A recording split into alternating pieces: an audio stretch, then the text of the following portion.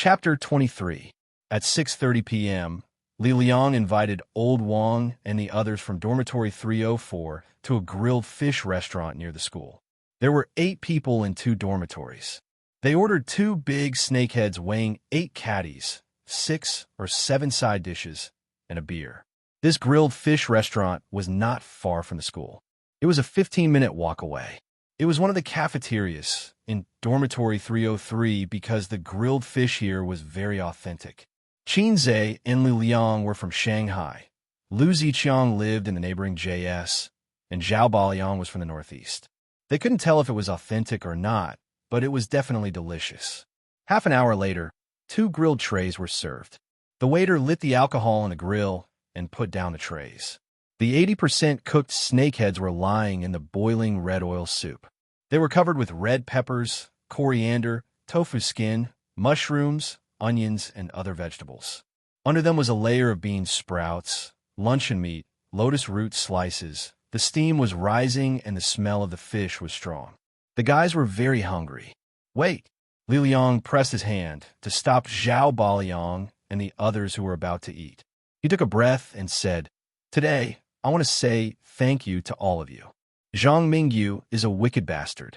It doesn't matter if he really came for Xianxia or not. In any case, the one who was hit was me. You guys can just swallow your anger. I was hit for nothing. When he said that he wanted to bet with a basketball, even I thought that we had no chance of winning. However, you guys didn't back down. In the end, you guys actually won. But I still don't want to thank you for that. I want to thank you for not accepting the money. I won't say too much. We were brothers in the past, and we will still be brothers in the future. If you have any trouble, just call me. I won't hesitate to do anything for my brothers." "You don't have to do anything for me," Old Wang said faintly. "I don't have money to go on a date with a girl. It's a big loss." Li Liang shook his butt and pinched his thumb and middle finger. He said softly, "I'll be waiting for you at any time." Xianxia and Zhao Baliang shuddered. They looked at each other and roared in unison, "2nd Battalion Commander, where is your Italian cannon?" Lu Ziqiang rolled his eyes and said, "Even my Italian cannon would go out of commission if I were to encounter such a monster." Xianxia ate until 7:30 p.m. and left early. He did not drink. His roommates knew that he had participated in the work, so they did not force him to drink. Otherwise, with such a hero standing there, they would not stop until he was drunk. Xianxia took the time to send a message to Qin Bao Bao.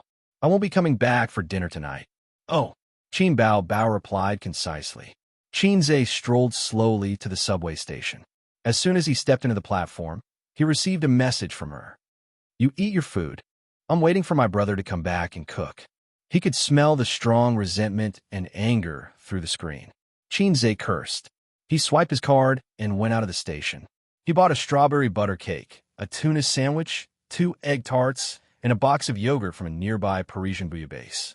He arrived home before 8 o'clock p.m. because it was only a 10-minute walk. He opened the door and entered the nearly 90-square-meter house. The porch light was not turned on, and the room light was not turned on. There was only a glass chandelier in the living room, and the sonorous music echoed in the empty and dim space. It was Qin Bao Bao watching a certain anti-Japanese drama. She sat cross-legged on the sofa, wearing casual shorts and a white vest. Her hair was tied up in a bun, and her forehead was smooth and clean.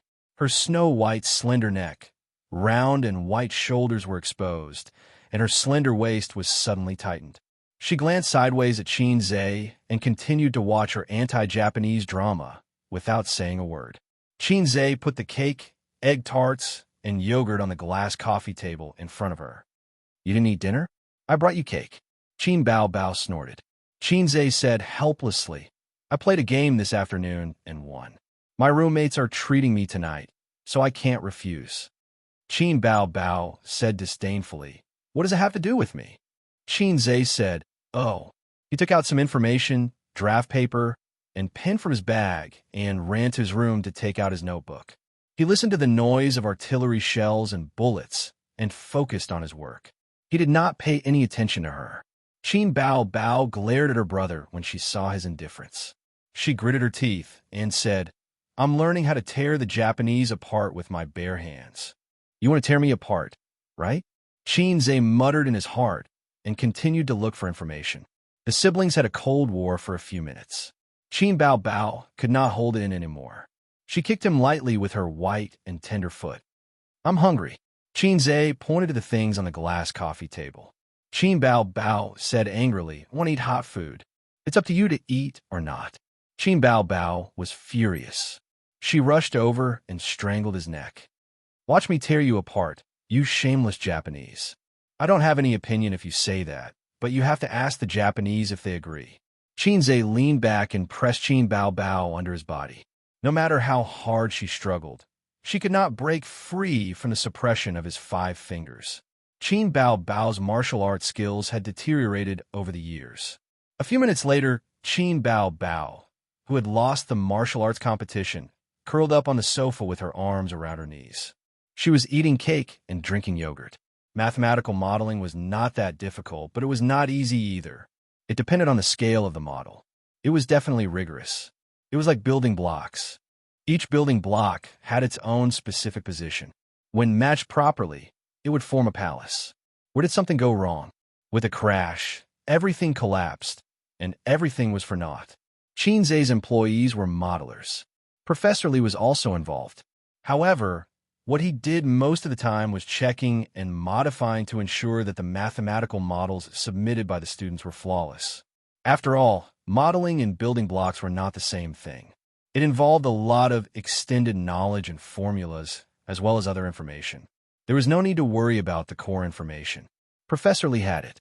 As for the general information, Xianxia had to look it up on the internet. Time passed, and the anti-Japanese drama entered the commercial break. Qin Bao Bao stretched and rubbed her well-proportioned and strong calves. She could not hide her tiredness.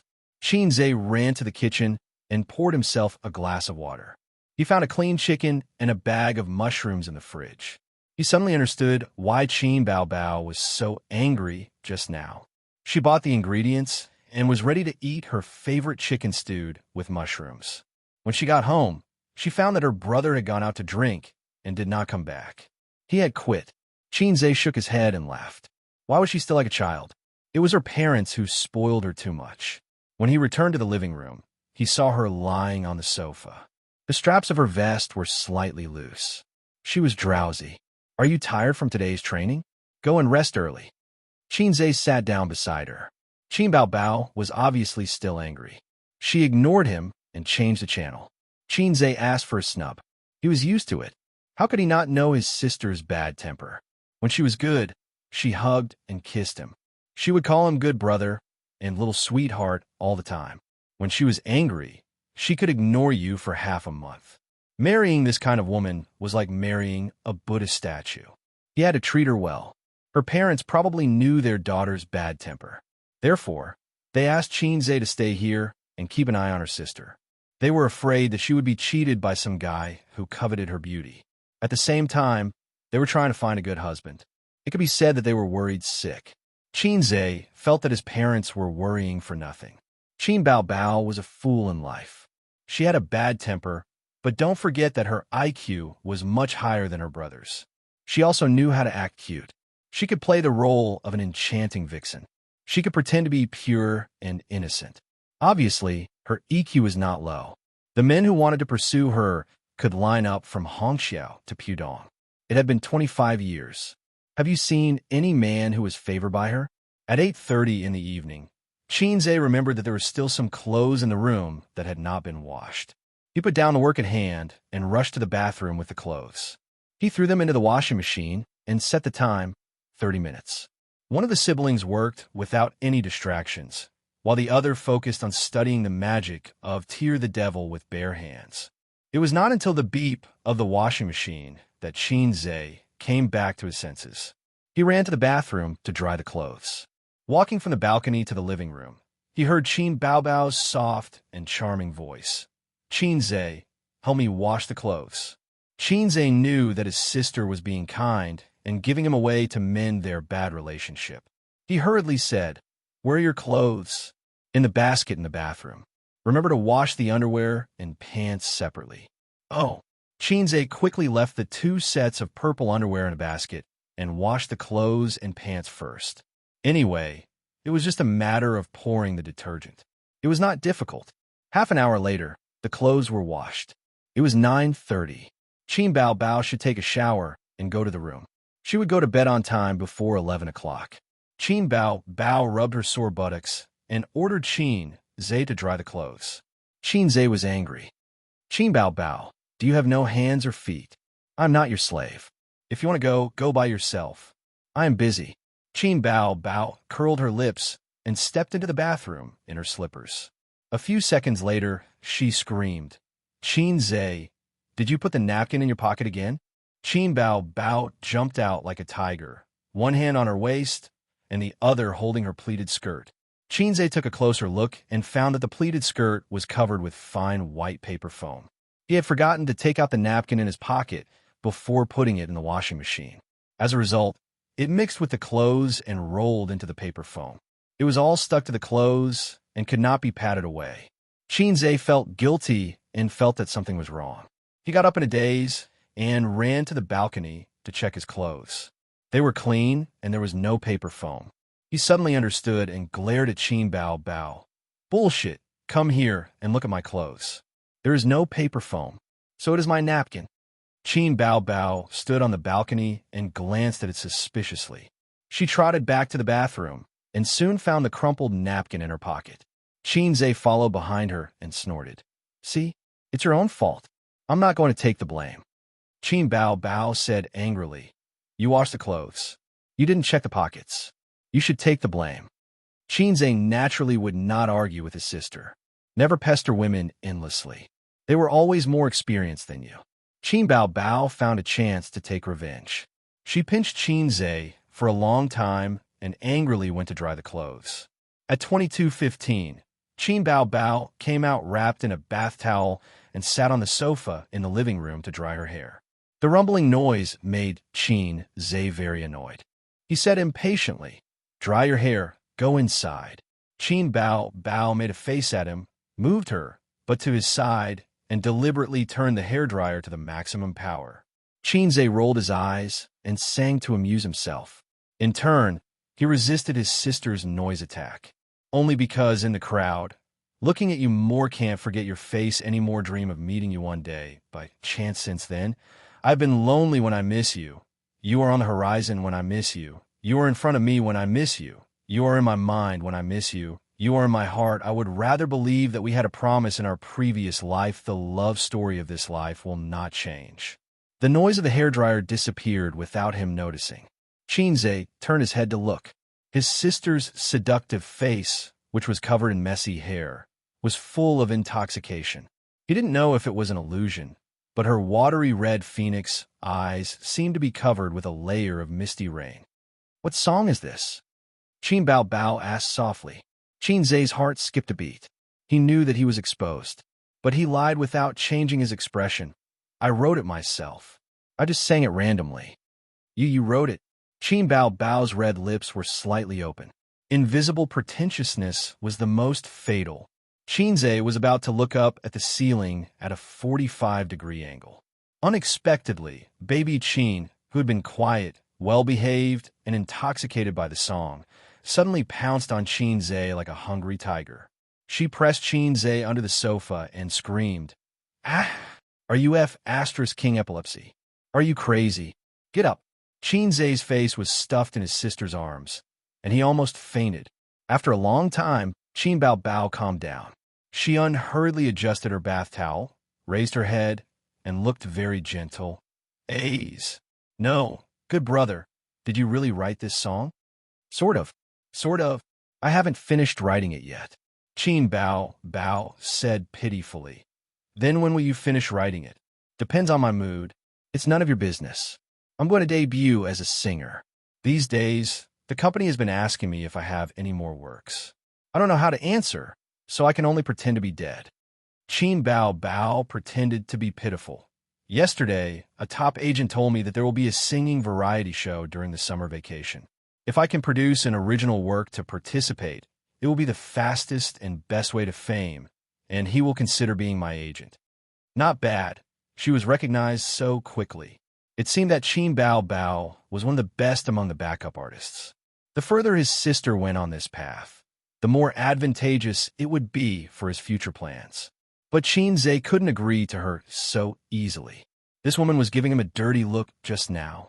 He needed to let her know what it meant to have a father as the leader of the son, a husband as the leader of the wife. Oh no, a brother as the leader of the sister. So, Qin Zhe was unperturbed. Teach me, teach me, teach me. Qin Bao Bao shook his arm with all her might, acting like a spoiled child. Qin Zhe twisted his neck. Ayaya, playing basketball today was really tiring. My shoulders are a little sore. I'll help you massage. Qin Bao Bao immediately understood. My legs are sore too. Qin Zhe enjoyed the massage from his sister's soft hands. I'll do it. Qin Bao Bao endured the humiliation. The soles of my feet are also very sore.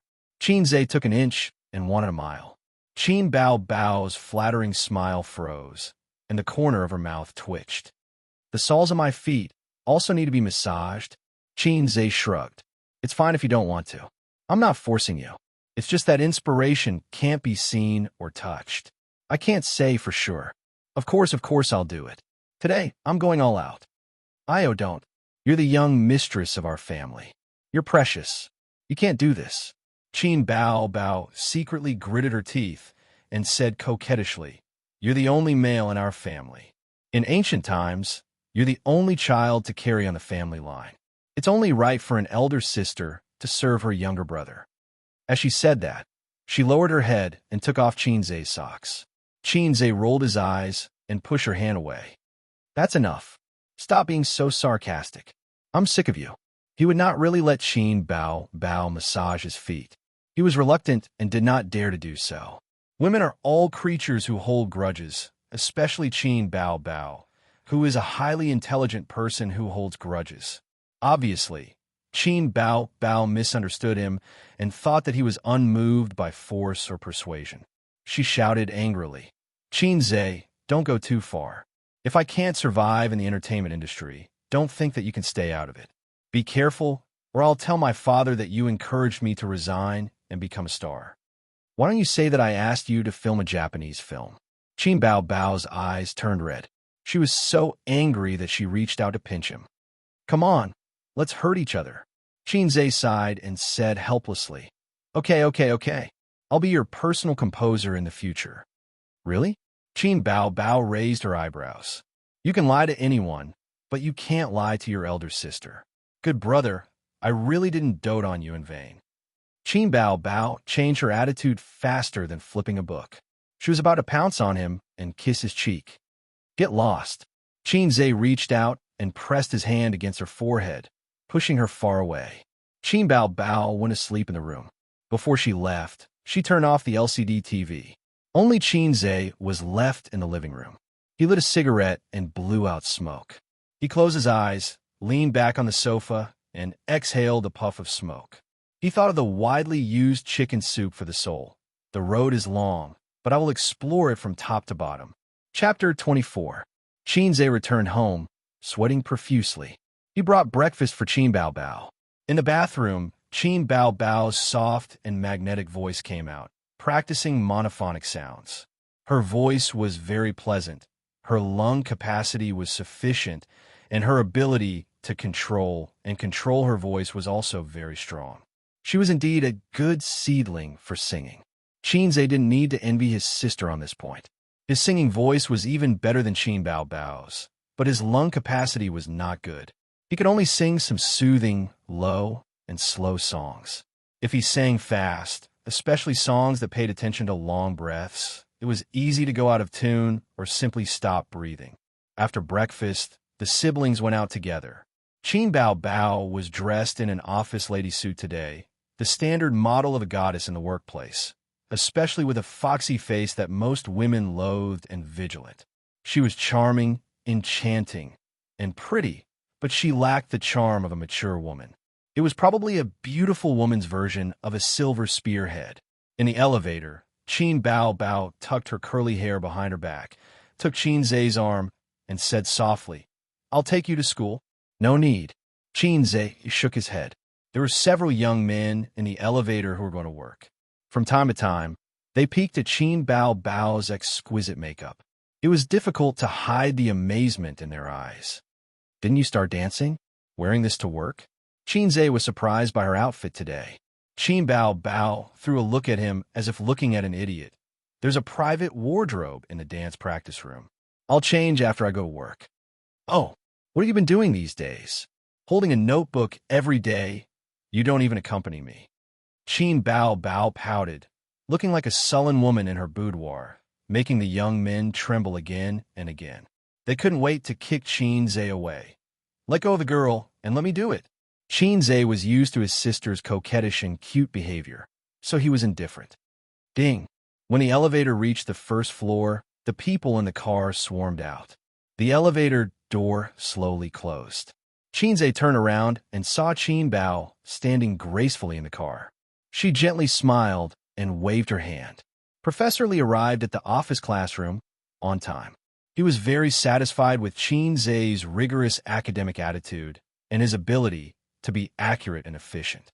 He praised him in front of everyone, but Qin Zhe always felt that his praise was empty and somewhat formal. After pondering for a while, he figured it out. From what Professor Li knew, Qin Zhe was his father's gunner. What kind of sincerity was needed to praise a gunner? At noon, she had arranged to meet her roommates at the entrance of the cafeteria for lunch. Qin Zhe arrived a little early and waited at the entrance. Students walked into the cafeteria in groups of 2s and 3s. He stood there for a moment and felt that the surrounding people, regardless of whether they were male or female, were looking at him strangely. He was all too familiar with this kind of prying gaze.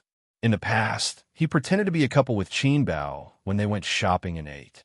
Whenever a man passed by, they would look at him with this kind of careful and undisguised gaze. Qin Zhe subconsciously looked to the side. Qin Bao was not there. Are they looking at me? There's nothing wrong with my face. I'm very normal.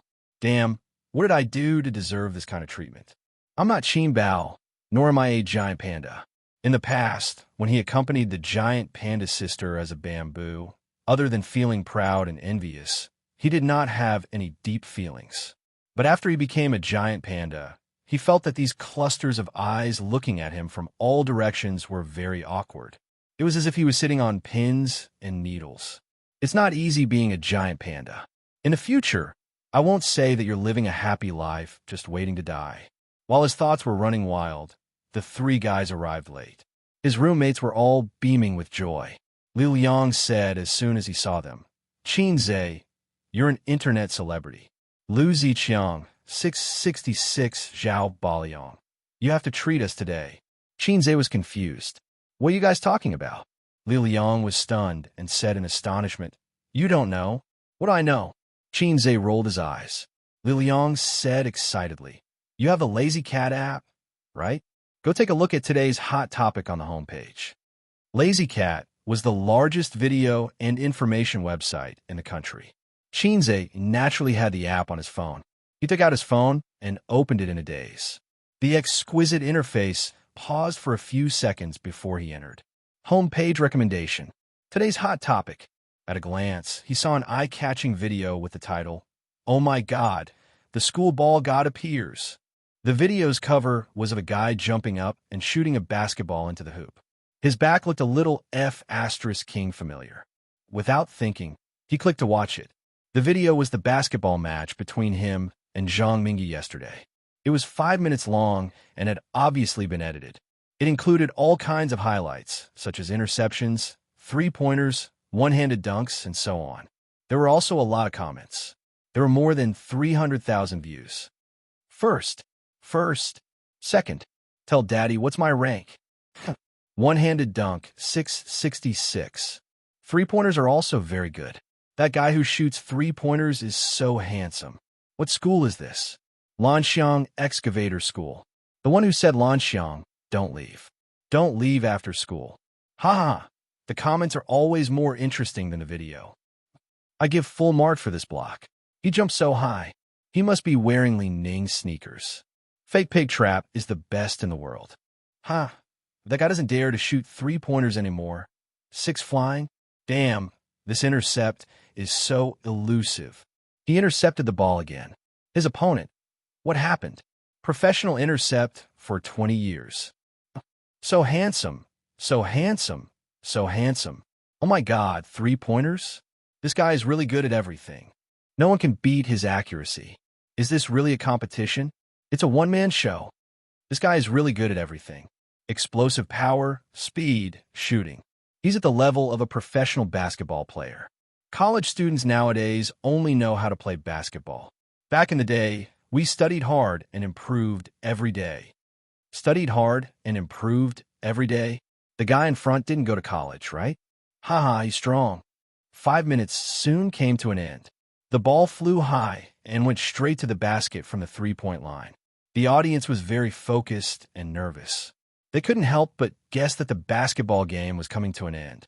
At this time, more than a dozen comments appeared on the screen. High energy ahead. The basketball hit the basket and bounced up high.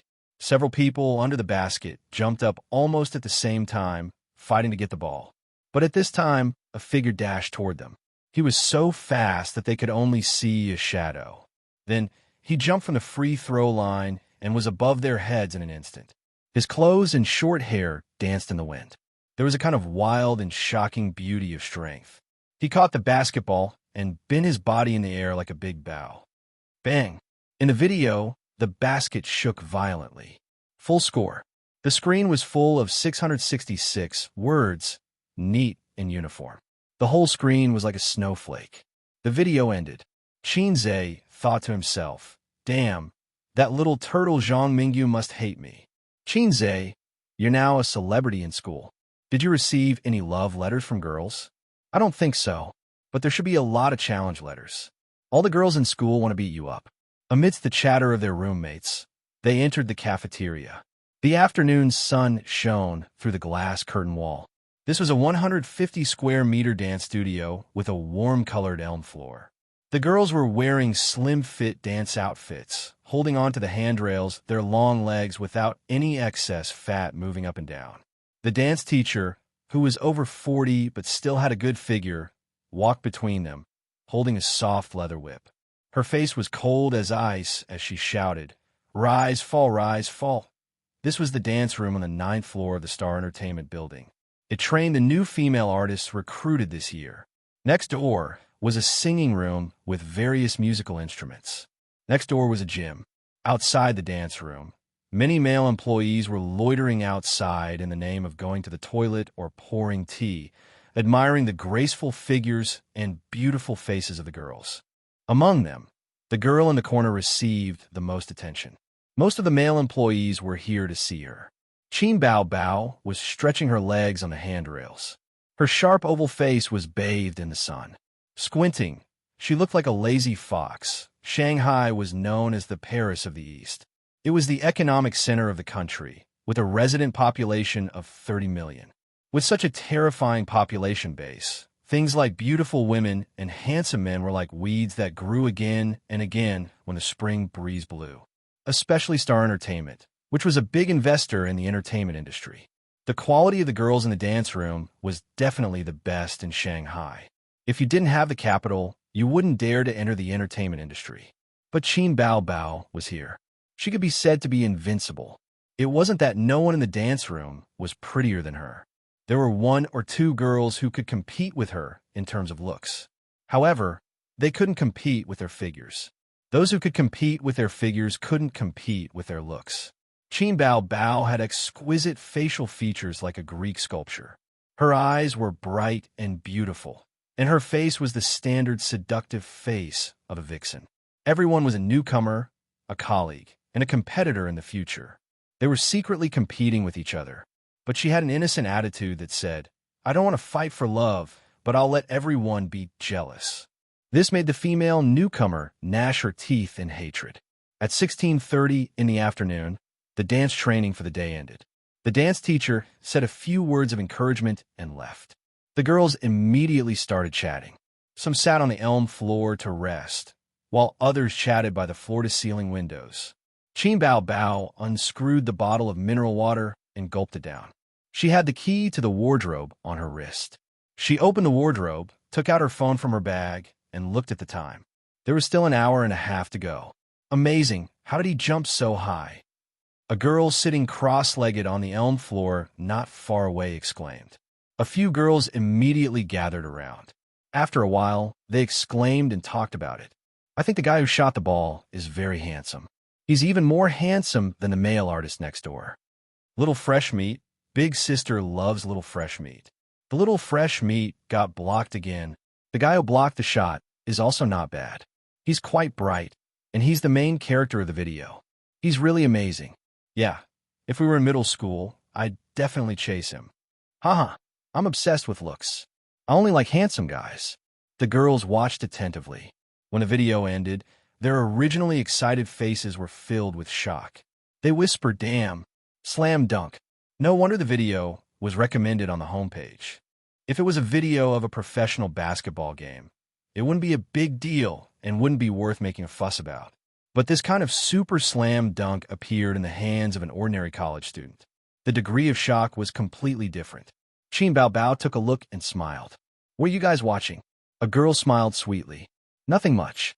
Today's focus on Lazy Cat is a college basketball game. There's a little fresh meat who's especially good."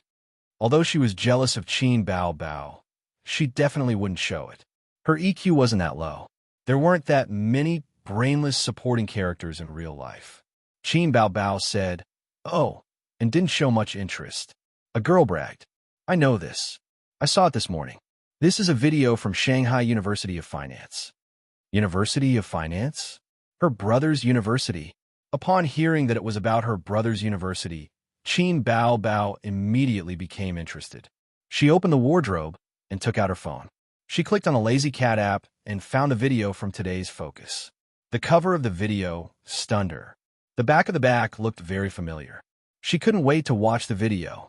5 minutes later, Qin Bao looked up from the video.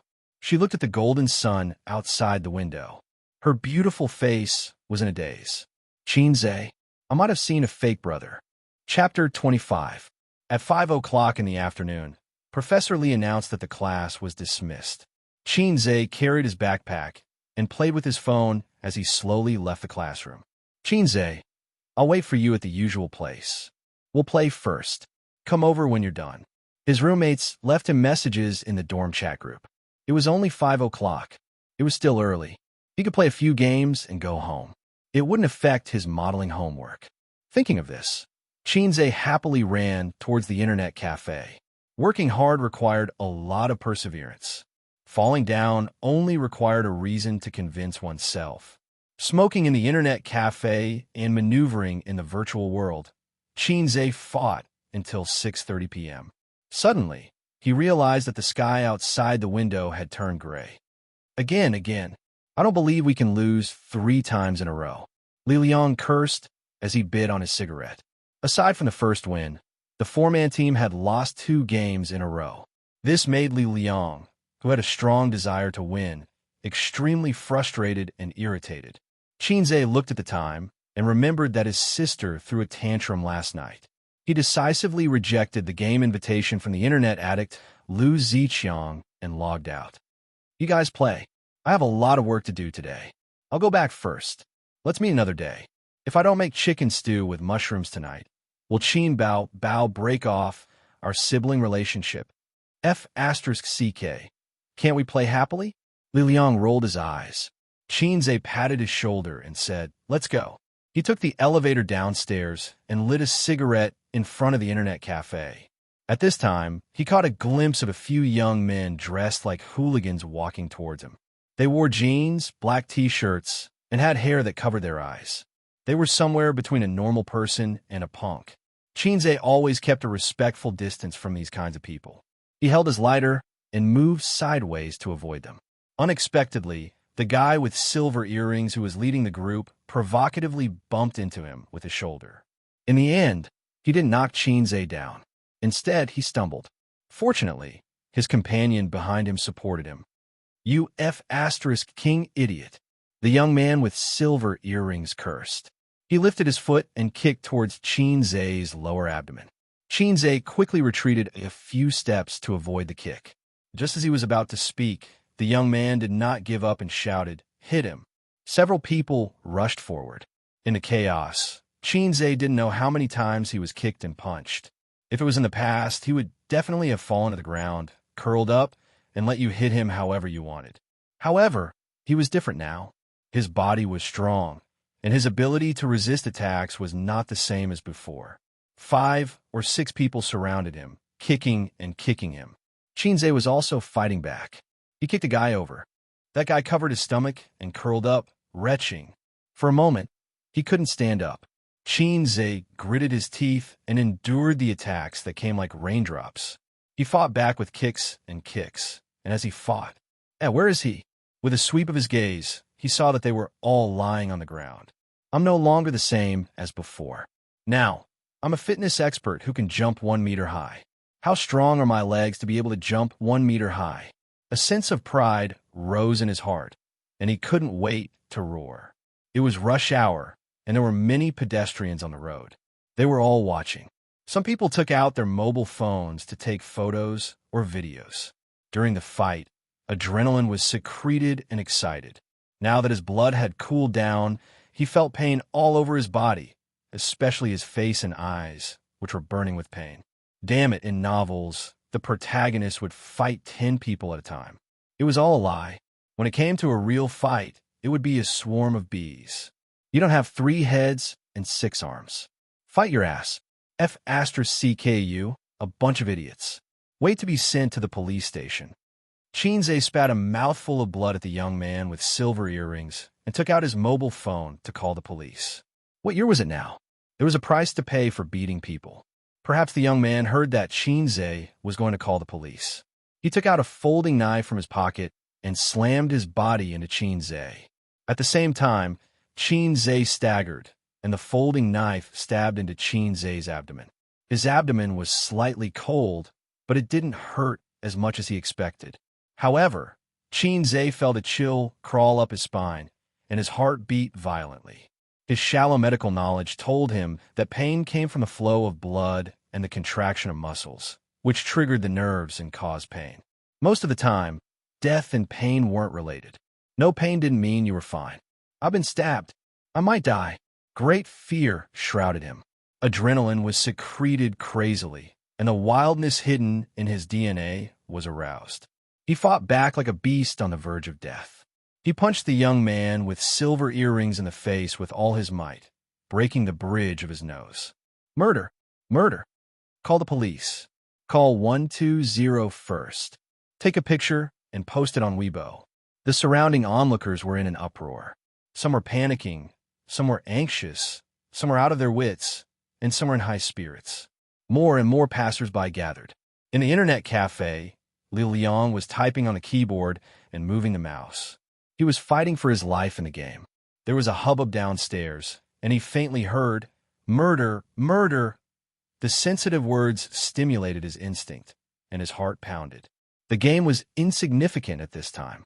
He threw the mouse away, rushed to the anti-theft window, and looked down. He saw Xianxia sitting on the ground immediately. His abdomen was bloody, and there were a few young people lying next to him. Li Liang's pupils shrank instantly, and a chill arose as if he had fallen into an ice cellar. He shouted, "Xianxia has been stabbed." Zhao Baliang and Lu Ziqiang, who were rushing from behind, felt their hearts sink. Their heads were buzzing, and fear, anger, panic, and many other emotions surged in them. Call 120. Call the police. Hey, Professor Qin. Xianxia has been stabbed in Shiyu Internet Cafe, not far from the school gate. The incandescent light illuminated a small room of more than 30 square meters. The walls were painted white, and there was a sofa, a TV, and a single bed. A faint smell of alcohol and disinfectant floated in the air. Xianxia was lying on the single bed with a pale face. He had changed into a blue and white striped hospital gown, and there was an 4 drip in his right hand. He was cooperating with a police comrade to make a statement. Old Master Qin sat on the sofa with a gloomy face. Not long ago, he was driving home. On the way, he received a call from a student saying that his son had been stabbed. The old master was furious at that time. He turned the steering wheel in a perfect arc. He didn't care about driving in the opposite direction or running the red light. and went straight to the school. The old master, who had always followed the rules, stepped on the accelerator to the end and the speed of the highway in the urban area. It took only 5 minutes to reach the scene of the incident and saw his son lying in a pool of blood. At this time, the ambulance just arrived at the scene. There were 2 hospitals near the university town, and it was only a few kilometers away. Xianxia was rushed to the emergency room for rescue. The old master was anxious outside. He caught Li Liang, Zhao Baliang, and Lu Ziqiang to ask about the situation. The 3 guys were also confused and said that they didn't know. They were playing games in the internet cafe when they heard someone shouting murder. When they went over to take a look, they found that Xianxia had been stabbed. Half an hour later, the doctor in the white coat came out of the suturing room. The old master's heart suddenly rose. He was afraid that he would say, "We have tried our best." His old Qin family would have no descendants. Fortunately, Xianxia was not destined to die. The doctor said that fortunately, the folding knife was a 5-centimeter knife.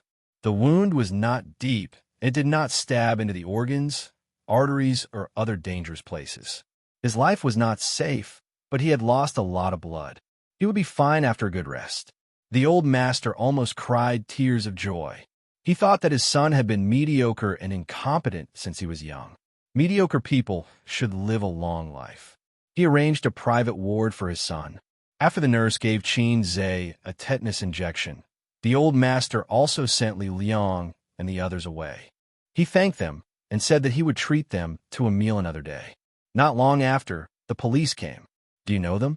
The police officer who took the statement was in his early 30s. He asked meticulously, "I don't know them." Xianxia's voice was weak. It was mainly because of the pain. The effect of the anesthetic had worn off, and the wound was so painful that the corner of his mouth kept twitching. Even breathing would pull the wound on his abdomen. The police officer took the statement seriously and asked, "How did you get into a conflict?" "I don't know. He inexplicably bumped into me.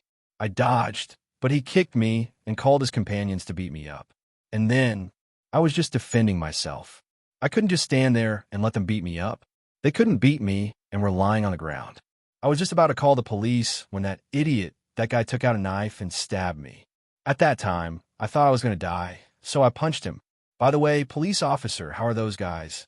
10 minutes later, the statement was finished. The police officer said, "The attacker has been detained at the police station. The person who stabbed you is in this hospital. His nose was broken by you, and now he is also under investigation. We will check the surveillance of the internet cafe. According to the injury report, if he caused minor injuries or more, we will charge him according to the law." The old master sent the police officer away and returned to the ward with a dark face. Xianxia said, "Dad, where's my sister? I asked her to pick up your mother. I asked her to stay here to take care of you tonight." The old master took out a cigarette. Suddenly, he realized that he was in a ward and put it back in the box. Xianxia laughed and said, "Dad, if you want to smoke, just smoke. Close the door and open the window. Light one for me too. Why are you smoking? You're already in this state and you're still thinking about cigarettes." The old master was addicted to smoking. Following his son's instigation, he closed the door, opened the window, and stood by the window to smoke. The old master took a few puffs and calmed down a little. However, he was still scared and angrily scolded Xianxia. "You're lucky this time. Next time, be careful and don't cause trouble everywhere. If you can't beat him, you can run. Why do you have to be so stubborn? Fighting is the most irrational thing. If you win, you'll go to jail. If you lose, you'll go to the hospital." Xianxia remained silent. He thought to himself, "I'm a modern version of Dou, okay? Who's causing trouble?"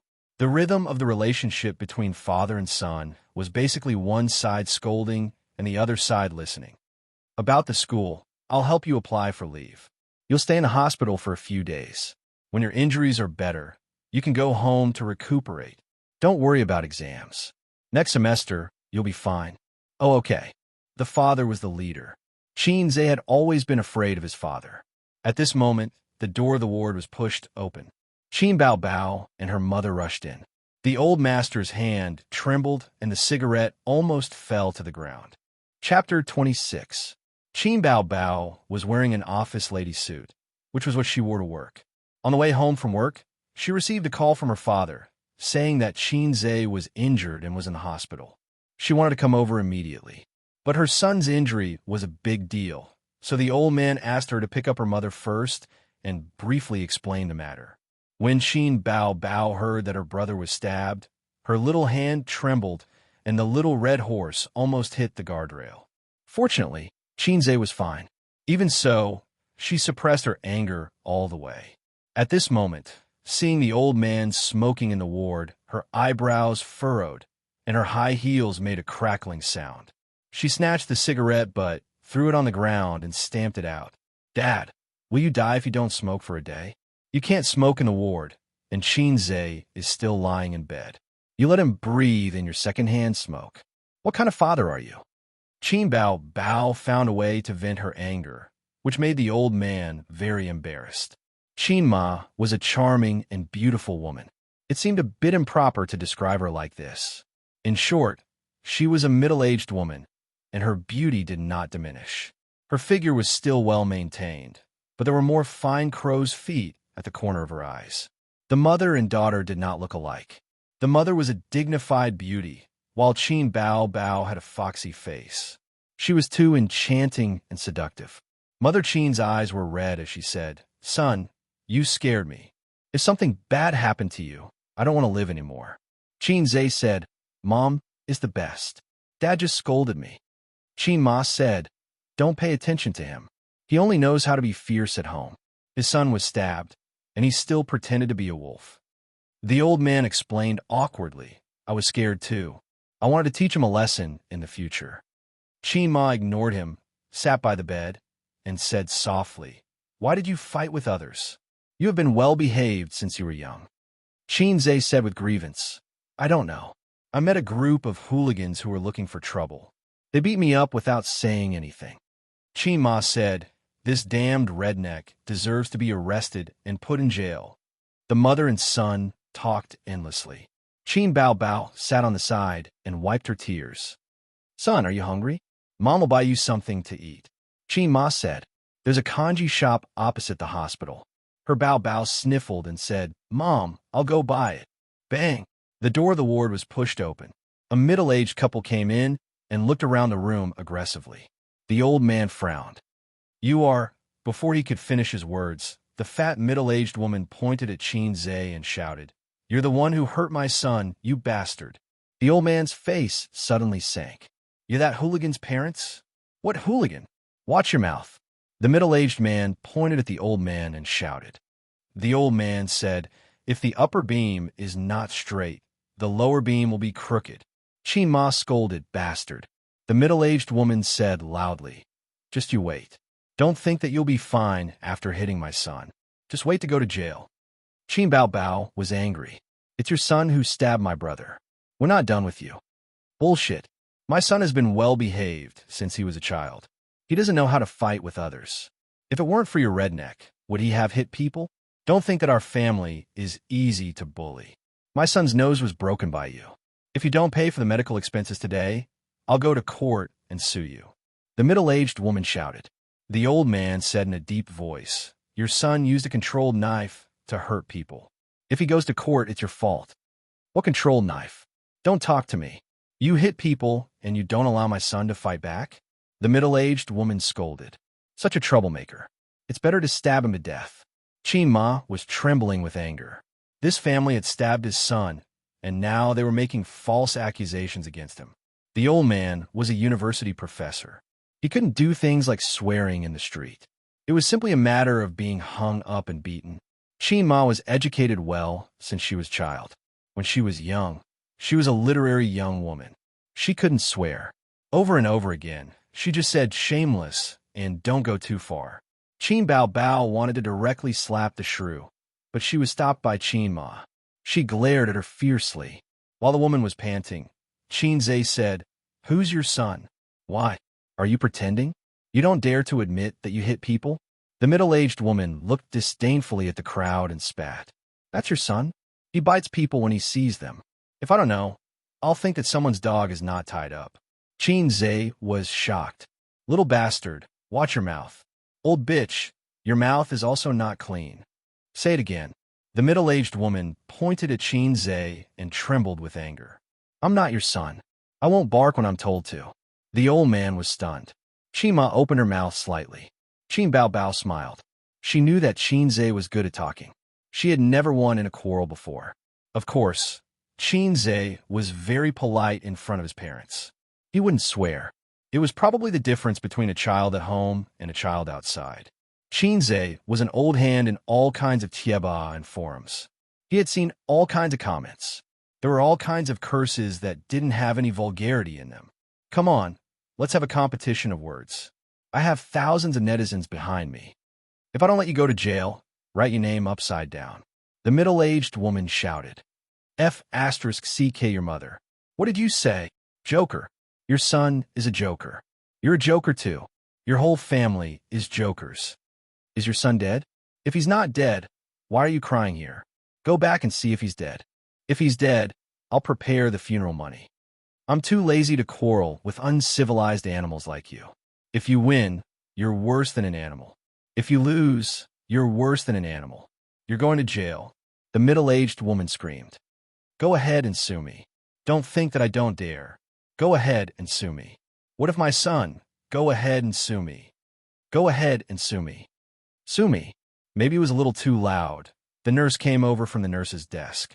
She knocked on the door and warned, This is the hospital. Go out and quarrel. The middle-aged woman obviously realized that her verbal skills were a level lower than her opponent's. Moreover, if she made a big scene, it wouldn't feel good to be surrounded by people.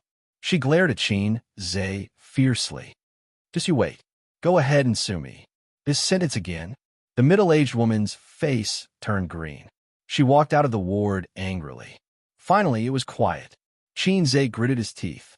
His abdomen was burning with pain. Then, he found that the ward was strangely silent. The old man and his mother looked at him blankly. They gave him the same feedback. So you're this kind of son? Xianxia's impression in his parents' hearts was steady, mature, polite, gentle, but a little useless. But there was always a difference between the children in their parents' eyes and the children outside. For example, some children would laugh and curse with their friends and scrupulously outside. Words like your sister, F***ck off, and F***ck off were endless. When they got home, they would try to say F***ck off to their old man. A big slap flew over.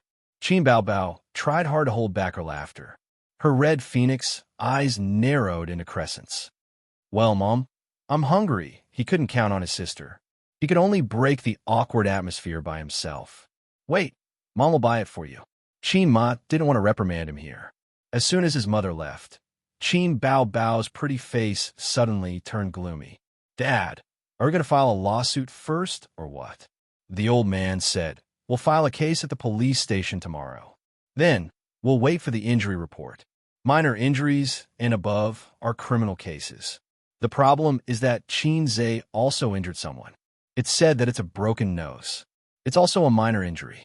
In such a situation, it's not suitable to pursue criminal responsibility. It's suitable for public security cases. The siblings looked at each other in dismay, dumbfounded. They only knew a little about the law. After listening to the old man for a long time, they only had one feeling.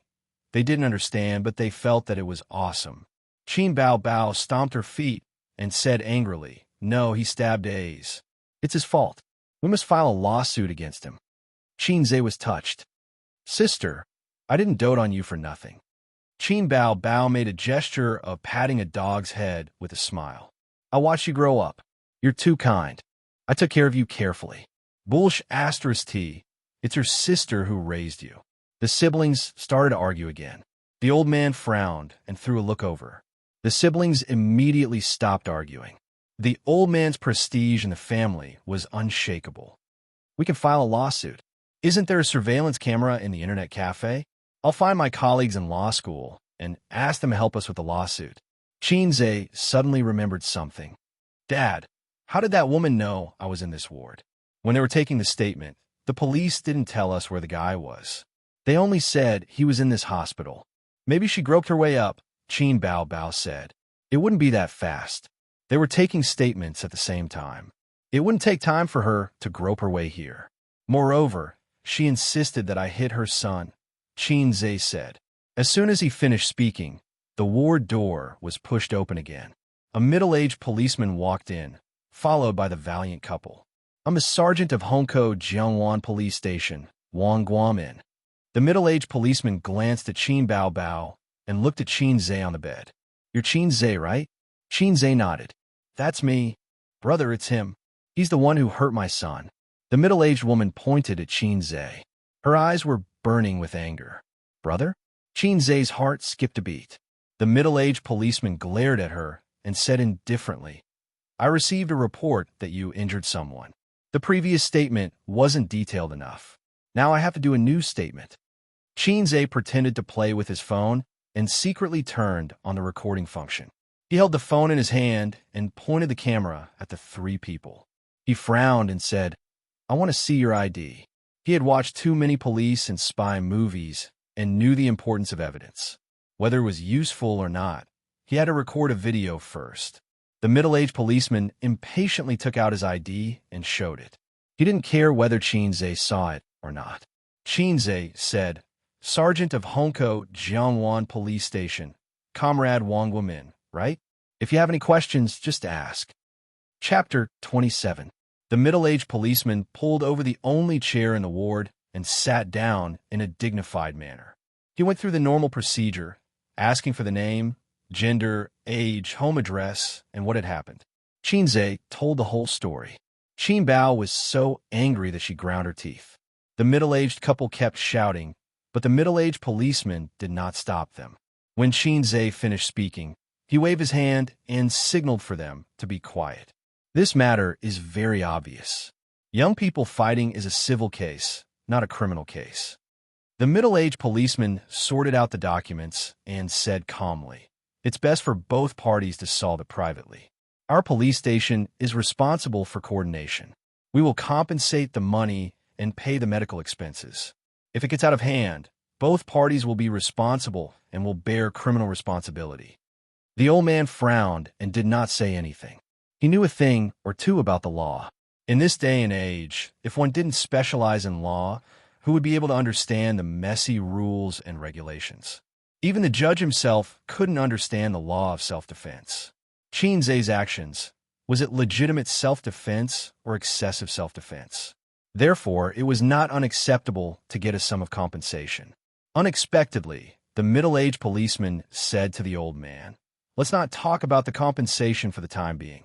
Go and settle the hospitalization and medical expenses of the injured first. The woman was already prepared. She immediately handed over a bill and ordered arrogantly, This is the 5,000 yuan that the hospital asked US to pay in advance. You can transfer this money to me first. The next sum is for you to pay for my son's medical expenses. By the way, Alipay or WeChat. Alipay your sister. Qin Bao Bao cursed directly. She was about to explode in anger. The old man's face darkened. Police comrade, what do you mean? It was obvious that their son was stabbed, but they had to bear the medical expenses of the assailant. The middle-aged policeman frowned. What do you mean? What do I mean? Your son injured someone and has to bear criminal responsibility. Do you want to put him in prison at such a young age? I'm thinking for your sake. Thank you so much. Qin Bao Bao sneered. How did you coordinate? The other party is not guilty for hitting someone. My brother is the victim. That's not for you to decide. You're a family member.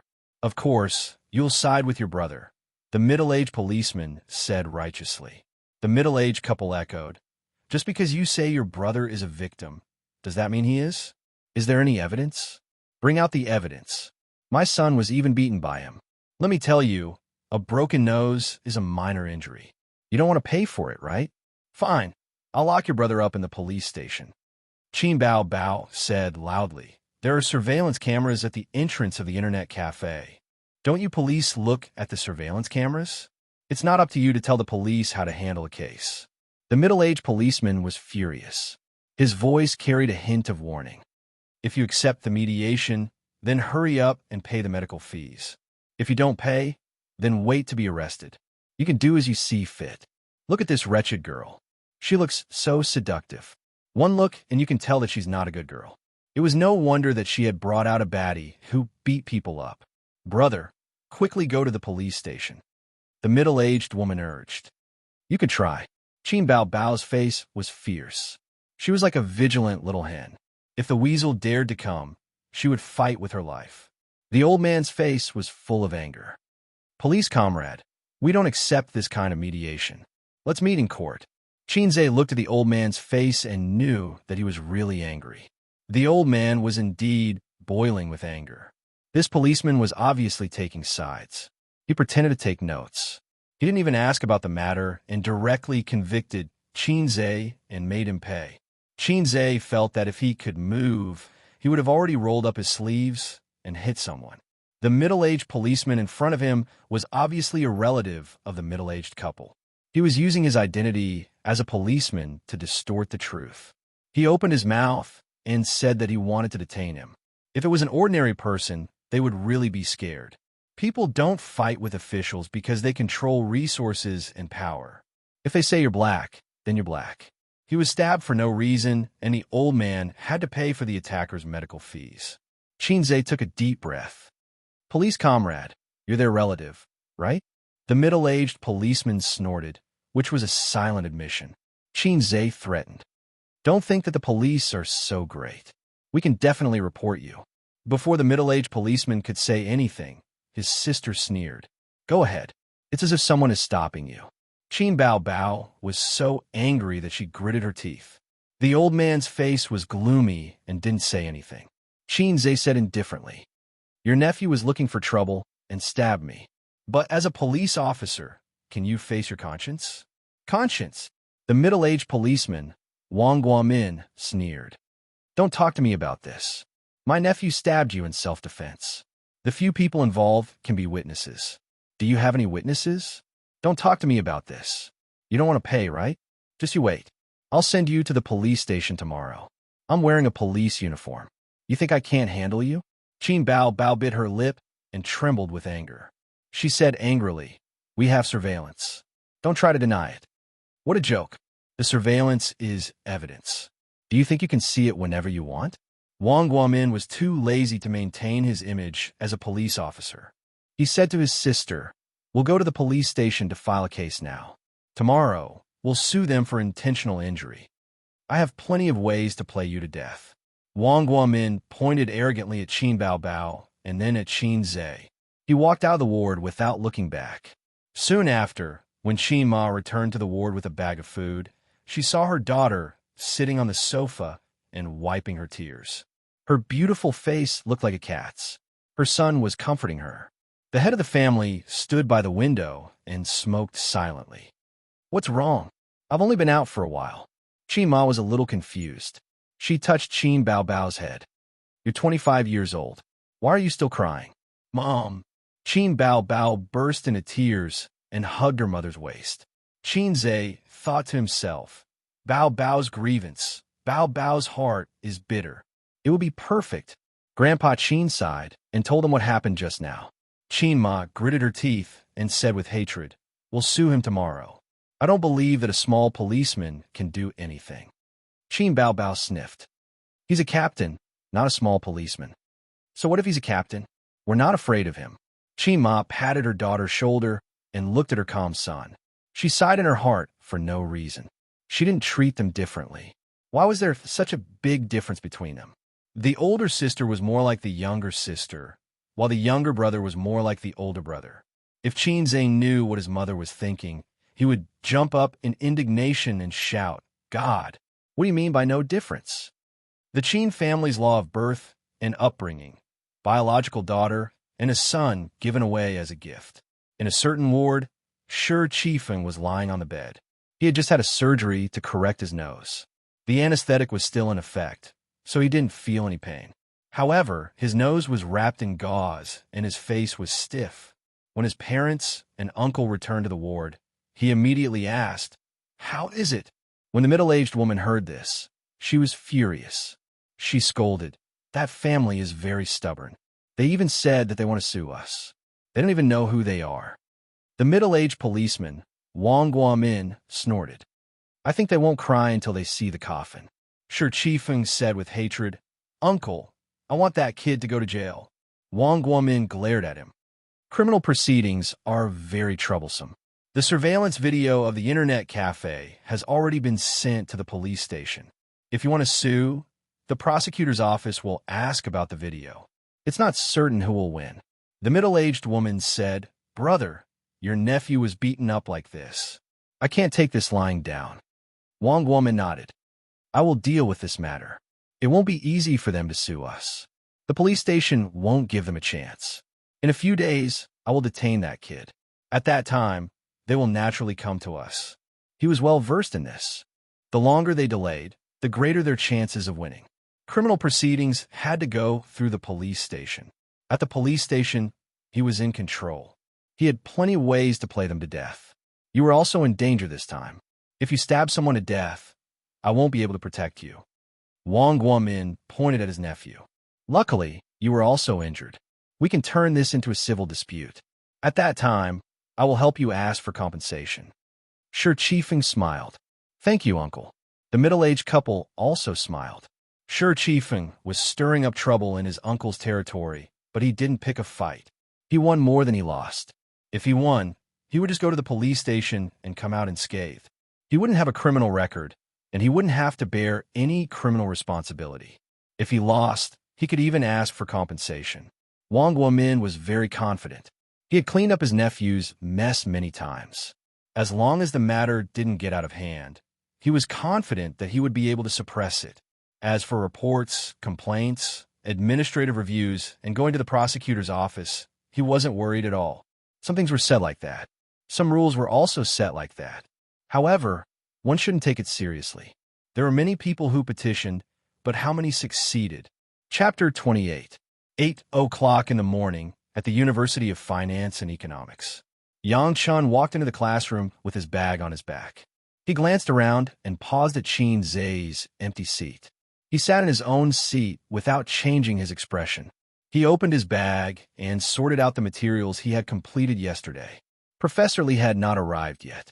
The atmosphere in the classroom was relaxed. The 8 members greeted each other and chatted. The girls talked about some entertainment news and gossip, while the men talked about current politics, criticizing the news, and national policies. Wang Xiu, who was wearing glasses, looked around. "Hey, Qin Zai didn't come today. He's late. He's only been here for a few days, and he's always late. He's connected. He doesn't care about this." "Who cares? Just do your own thing." Yang Chun did not express his opinion. His face was slightly pale as he nervously typed a message on his phone. Then his face was stiff, and he did not say a word. After a while, the phone vibrated slightly, and a message popped up. Yang Chun hurriedly picked up the phone and unlocked the screen. The other party replied, "My family has connections. I can settle this. Give me another 5,000. Yang Chun breathed a sigh of relief and smiled as if relieved of a burden. He transferred 5,000 to the other party on the spot. 5,000 yuan was gone just like that. It was still very painful to think about it, but if this matter was solved, he was willing to spend 10,000 yuan. Not long after, Professor Li came. He clapped his hands and said, "Qin Zai won't be coming in the future. Yang Chun, you will continue to be in charge of this group. He didn't do the calculations yesterday. You will be a little tired and help him complete them." Everyone looked at each other. Yang Chen's face could hardly hide his joy. He said loudly, "Professor, don't worry. This is my job. I will make up for Qin Zai's progress today. I will definitely not drag everyone down." Professor Li nodded with satisfaction. He had a public class this morning. He said a few words and left in a hurry. There were whispers in the classroom.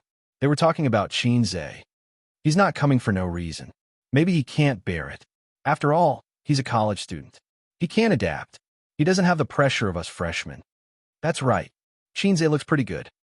After a few words, they no longer talked about this junior who gave up halfway. Qin Zai had only joined the studio for a short time, so he didn't have much interaction with them. Since he left, there was no need to make a fuss. They were freshmen. Most of the students in the same batch had gone out for internships. There weren't many who stayed in school. Even for them, they rarely paid attention to the campus forum. Otherwise, they would have known about Qin Zai's title of face-smacking king by now. The mentality of the current students and the freshmen were as different as heaven and earth. Xianxia woke up early in the morning, brushed his teeth, and washed his face. He ate the thick porridge that his mother had prepared for him and brought to the hospital. He could barely get out of bed, but if he moved too much, he would tear his wound. Because his intestines were injured, in order to reduce the burden on his stomach, the doctor said that he could only eat porridge at most once a day. The rest of the time, he could maintain his nutrition through intravenous drips. Shima was a good woman. She brought the porridge to Xianxia and said, "Aya, the quilt at home hasn't been dried for a few days. The floor hasn't been mopped for a few days. The express delivery I bought the day before yesterday is about to arrive. Son, you stay in the hospital and recuperate. Mom will go back and take a look." Xianxia lay alone on the bed, cold and lonely, watching the TV silently. Ding. Host, please note that the system's energy is insufficient. It will absorb the host's energy after 7 days. In his mind, a long-lost voice suddenly sounded. Xianxia was shocked. Didn't it absorb once last week? The system absorbs energy once every half a month on average. The system's voice was emotionless. Fuck, I'm now a disabled person. You're the system, yet you don't help me. You're even giving me a stab. You're shameless. Xianxia panicked. He could never forget the emptiness of masturbating 7 times a night. His current body couldn't withstand a second time. Xianxia was proficient in the elementary level of Chinese medicine. After the system gave him a stab, his wound would heal slowly. It might even leave a lasting illness, causing endless trouble in the future. Debts must be repaid. There's no electricity to recharge. It's natural. The system's voice sounded. What natural? Xianxia covered his face. I'm speechless. You really are a parasite. Host, don't worry. According to your current physical condition, the injury will be healed in 7 days. Really? There's no lying function in my program. The phone's ringtone sounded. It was the original ringtone that came with the phone. Xianxia ended the conversation with the system and picked up the phone. The caller ID showed Qin Bao Bao. Qin Bao Bao asked for leave today to deal with Xianxia's affairs with the old man. Hello, what's the matter? As expected, the police station didn't file a case. They insisted that it was a civil dispute. That bitch even scolded me and Dad. Qin Bao Bao's voice was filled with grievances. Xianxia didn't say anything. He listened to her ramble on. For example, the police station didn't issue a power of attorney for injury identification, and the procurator's reply, "The complaint has been heard. Please wait." Then it disappeared. In any case, he hit a wall. There's a video of you being stabbed on the internet, but Dad's colleague in law school said, because there's no complete video, it's difficult to use as evidence. It's probably taken by a passerby's mobile phone. It's not complete. The internet cafe surveillance video has been taken away by the police station. Qin Bao Bao felt wronged. The old man only smoked a pack of cigarettes in the morning. After hearing this, Xianxia was silent for a long time.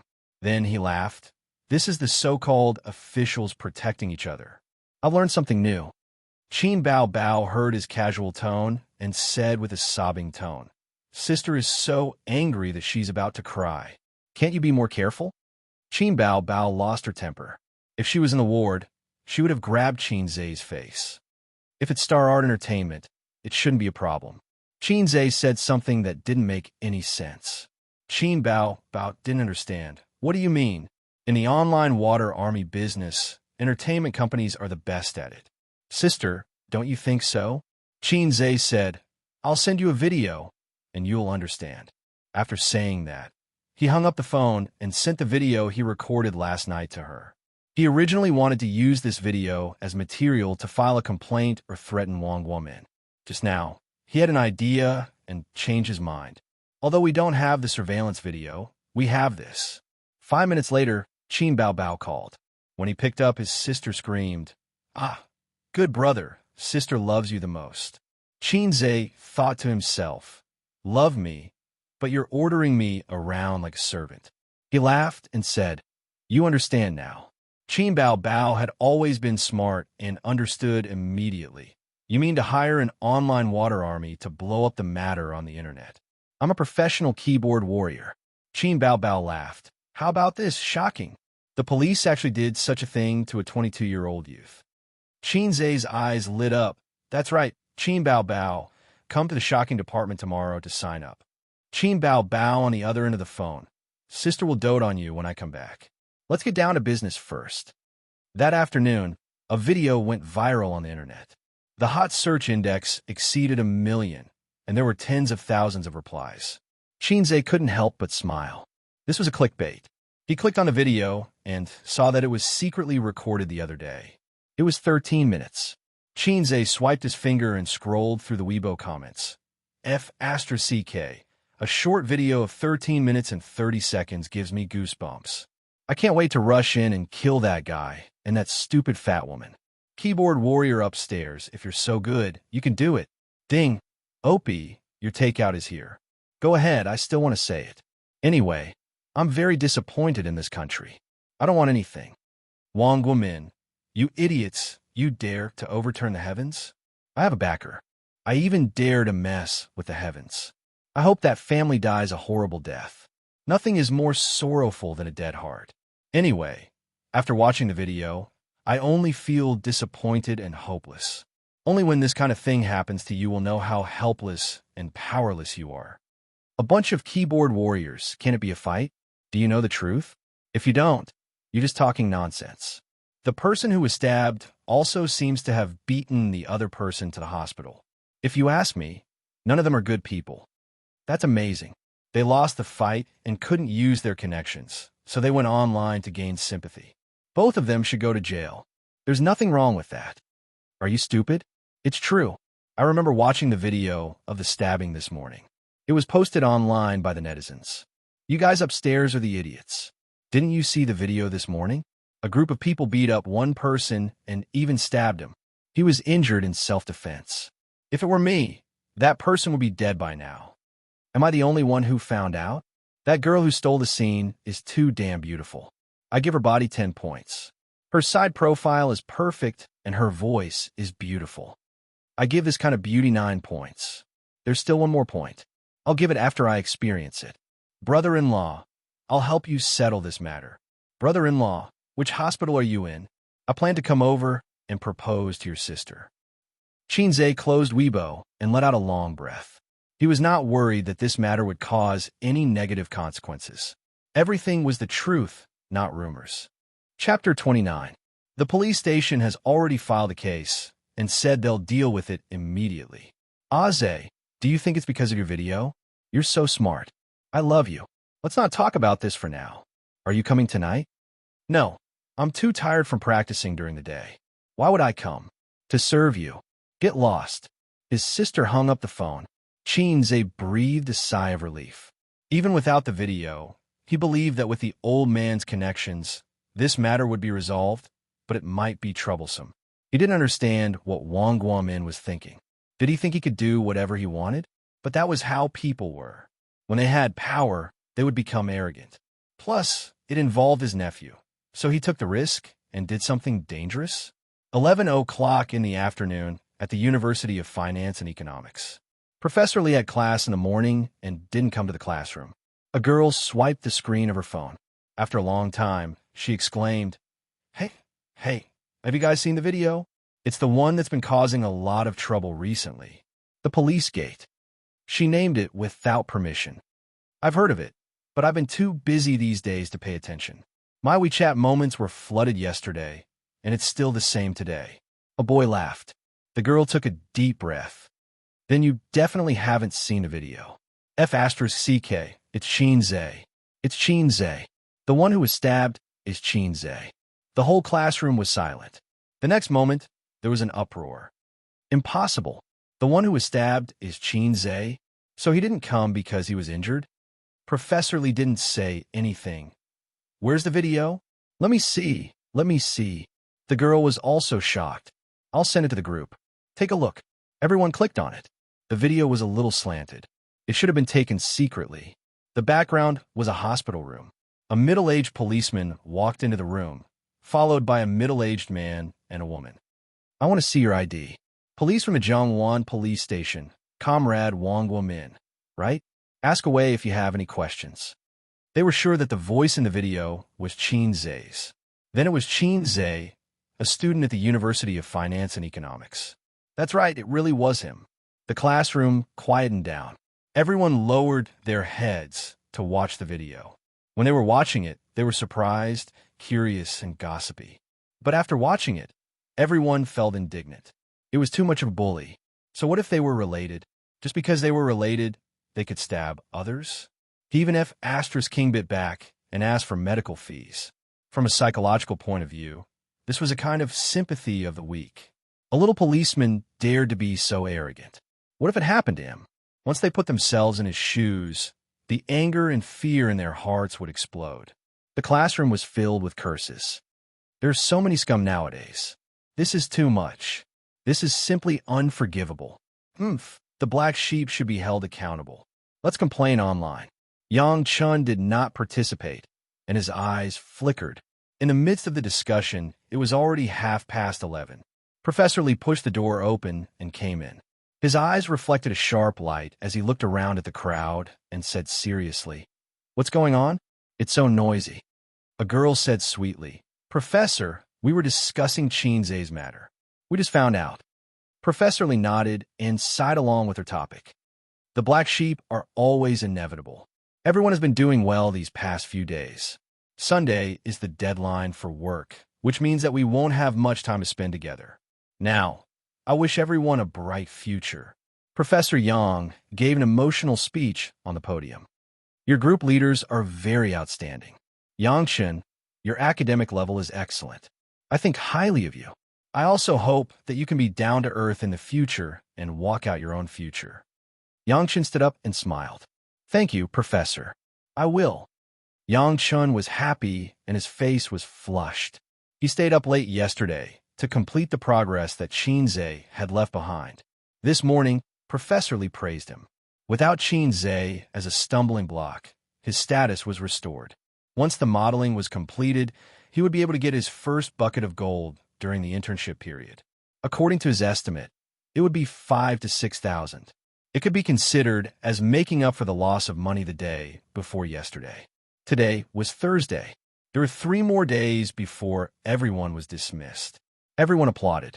Some were hopeful, some were disappointed. Professor Lee pressed his hand, and the teacher suddenly quieted down. He was about to say, "Everyone, go and eat." The door of the classroom banged twice. The lady with glasses, Wang Xiu, was the closest to the door. She usually acted as the gatekeeper. She got up and opened the door. When she saw 2 comrades in police uniforms, she was stunned.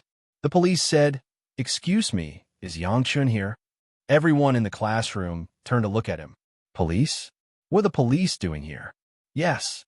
Wang Xiu turned around and looked at Yang Chun, whose face was pale. The 2 policemen walked into the classroom. The slightly older policeman took out his ID and said in a deep voice, "Yang Chun, right? Please show me your ID." Yang Chun took out his ID from his bag.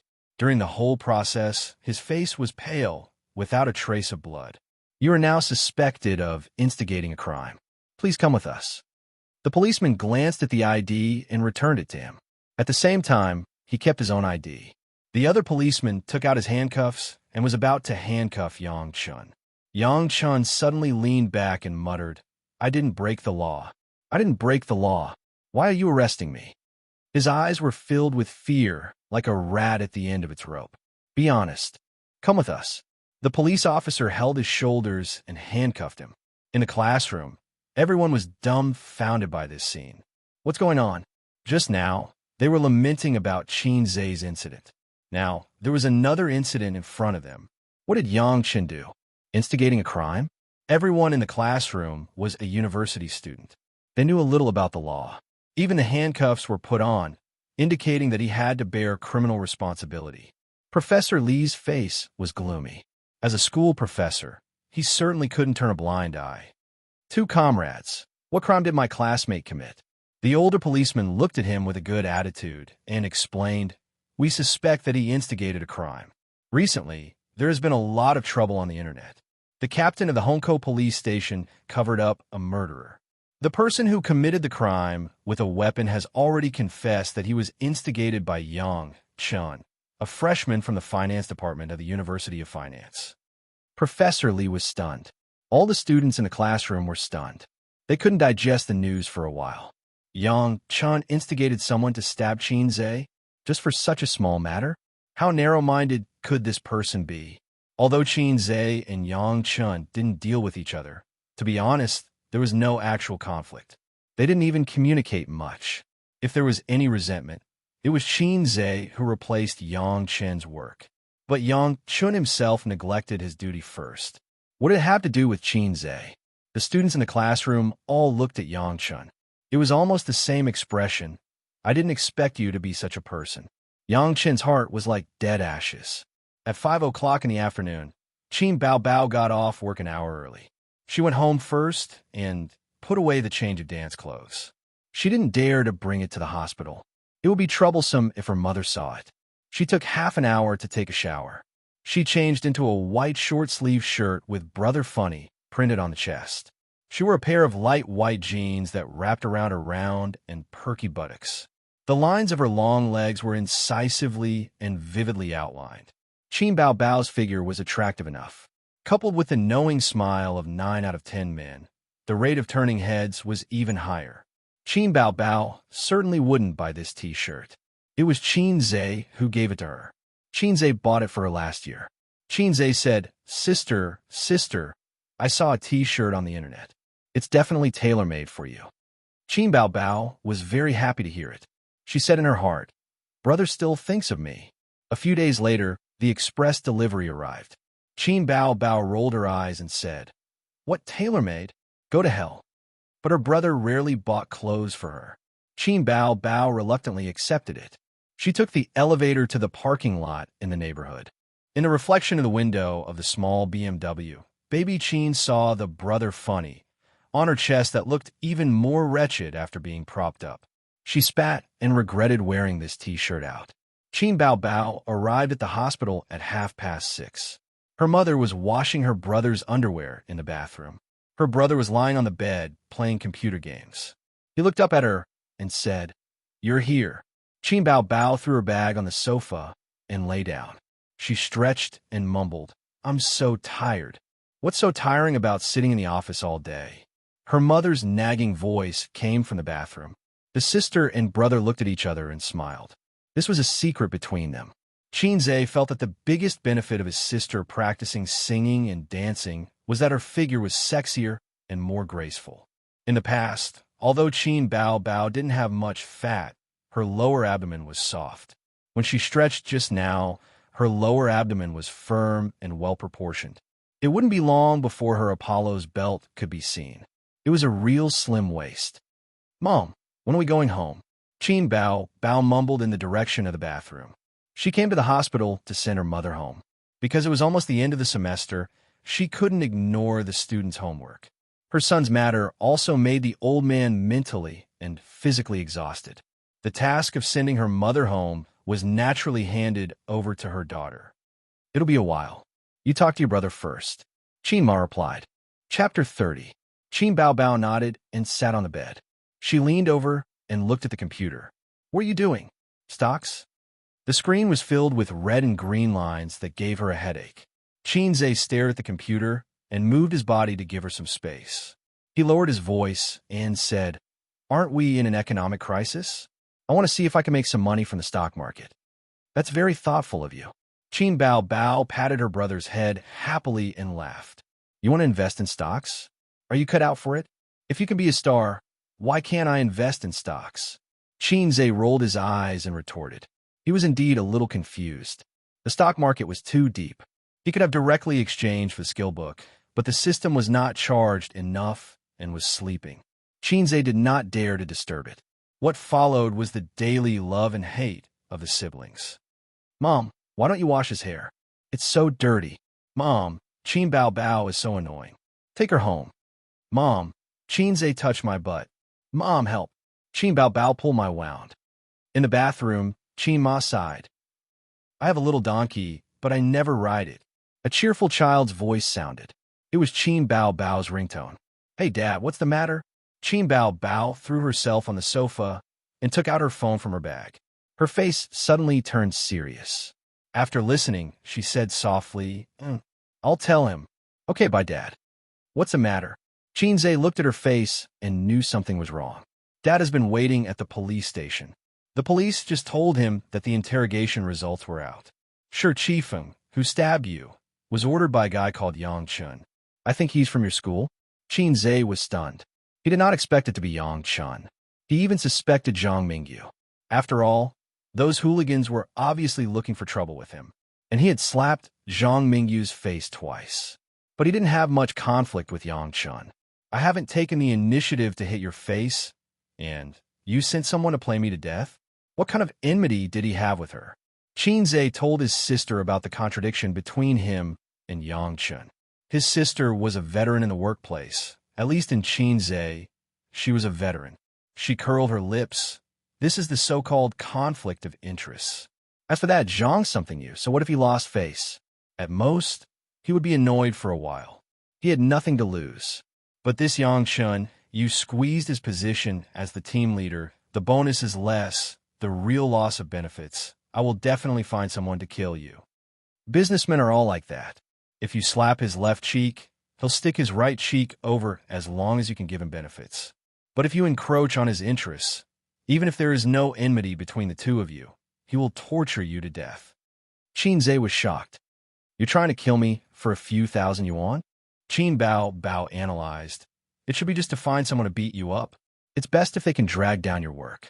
I didn't expect things to get to this point. Xianxia noted it down and learned from it. Thinking about how he was stabbed because of this small matter, he felt wronged. He helplessly said, "There are always unruly people who want to harm me." Qin Bao patted his head again and said, "Your Majesty, rest assured, this matter will be handed over to the country's father-in-law and Xianxia to deal with. We will definitely make those rebels disappear." Xianxia said happily, "My beloved concubine is considerate. Tonight, I'll flip your sign." Qin Ma just came out of the bathroom, holding his underwear. She coughed and laughed. "You guys, how old are you? You're still so childish." Qin Bao stuck out her tongue and made a face. At noon the next day, the Shanghai Public Security Bureau announced the results of the investigation on the official platform. Wang Guomin was expelled from the party and investigated for legal responsibility. As for Shi Chifeng and Yang, after receiving the injury report this morning, the procuratorate determined that they had minor injuries and filed criminal charges against them. Xianxia was injured, so he didn't need to appear in court. The old man was the party of the lawsuit. After dinner, the nurse came to apply medicine to Xianxia's wound. She said in surprise, "Your wound is healing very well. We can remove the stitches in advance." Xianxia's spirit was lifted. Can it be removed now? It's only been 3 days. Under normal circumstances, it would take 7 days to remove the stitches. Xianxia's wound was estimated to take even longer. The nurse thought for a moment. "I'll come again tomorrow. If possible, I'll let the doctor remove the stitches." The wound had already grown bright red and tender flesh. Xianxia also didn't feel as painful as yesterday or the day before. As long as he didn't press hard and didn't do strenuous exercise, there was basically no effect. The system said that he could recover in 7 days. It didn't lie to him. The reason why he recovered so quickly was estimated to be the credit of the Energy Cultivation Manual. In the evening, Qin Bao and the old man came to the hospital together. The elder sister wore an office lady suit today. Her hair was bright, and the ends were curled. She had the image of a white-collar woman in the workplace. Most likely, she deliberately brushed her presence in front of her parents. The old man told Xianxia the progress of the public prosecution case.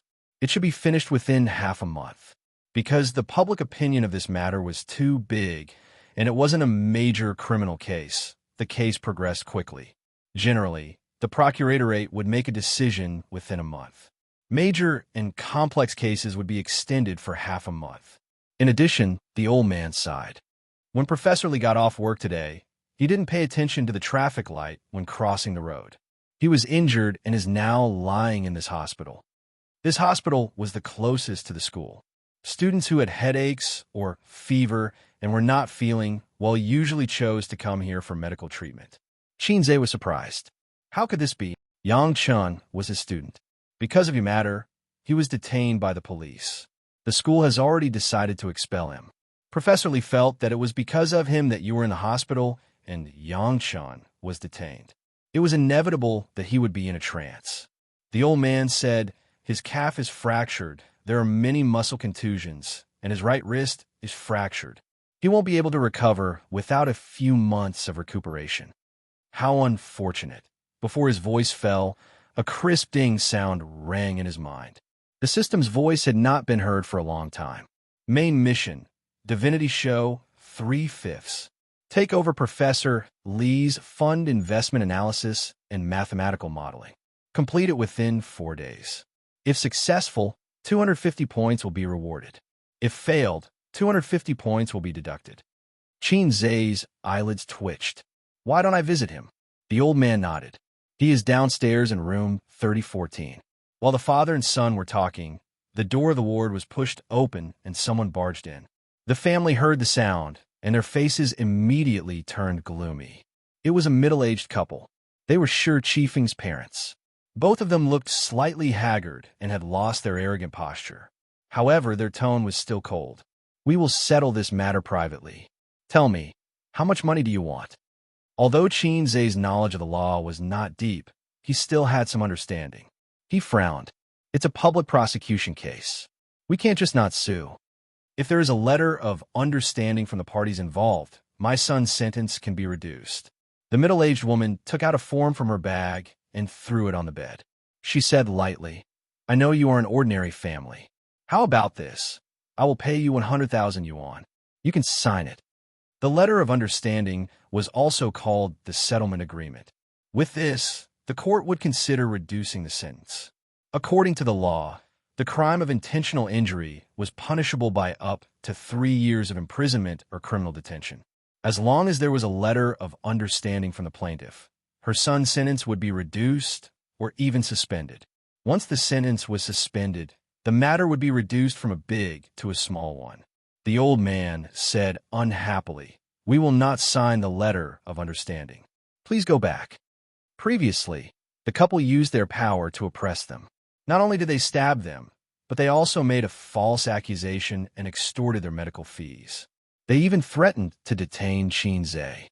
The 4 members of the Qin family had been holding back their anger.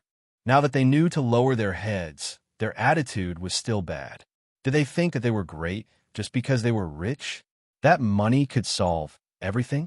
The middle-aged woman's face was furious as she sneered. You don't have enough money, right? All right, 150,000 yuan. Don't even think about it. 150,000 yuan is the limit. This amount is enough for your family to struggle for a year. Furthermore, your son is fine. He will be fine after lying in the hospital for half a month. Isn't it worth it? Qin Bao was so angry that she laughed and tore the agreement. She said lightly, Our family is indeed ordinary, but we don't lack this 100,000 yuan. As for my younger brother, he's the only child in the family. As his elder sister, I can't wait to dote on him. Now that he has been stabbed by your son, I don't want any money from you. I just want your son to obediently go to jail. We can forget about the agreement. If you can't take this lying down, you can try to appeal and see if the court supports you. Now get out of here. The middle-aged man growled, Don't go too far. My son is still young. You have to give him a chance to turn over a new leaf. Qin Bao directly cursed. F*CKU and turn over a new leaf. You son of a B*TCH.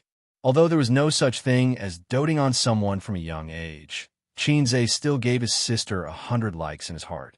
The middle-aged woman screamed and rushed forward to scratch Qin Bao's face. My brother's been harmed by you. You won't even let my son go. You bastards, I will fight with you.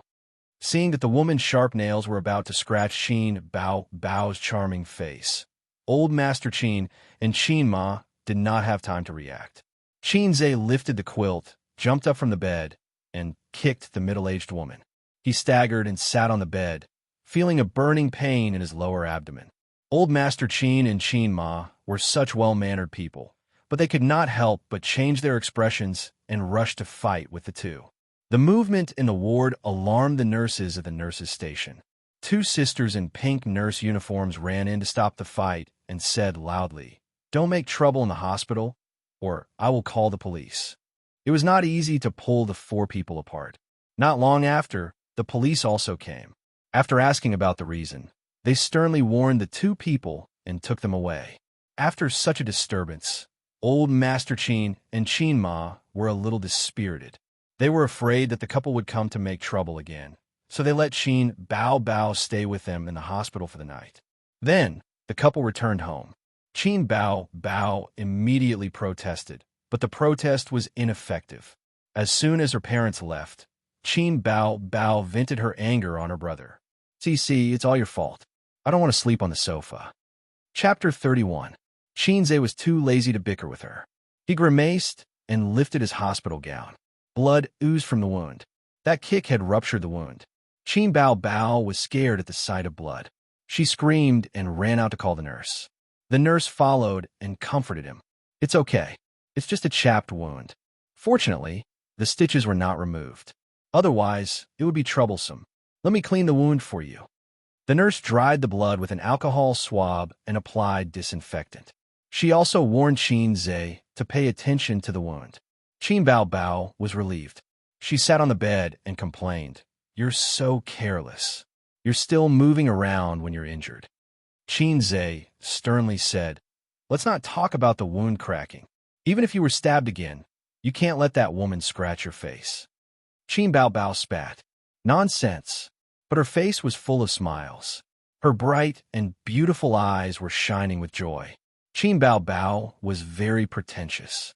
She deliberately said, "Is my face so important? Anyway, I can't get married." Xianxia said righteously, "My sister's face is more important than my life." Qin Bao immediately beamed. Xianxia was very good at coaxing women.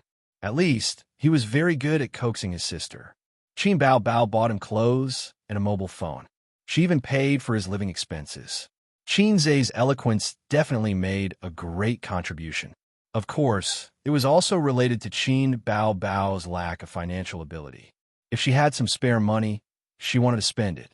She couldn't spend it herself, so she spent on her brother. Before going to bed at night, Qin Bao accompanied her brother to visit Professor Li downstairs. She didn't enter the ward. Instead, she waited outside.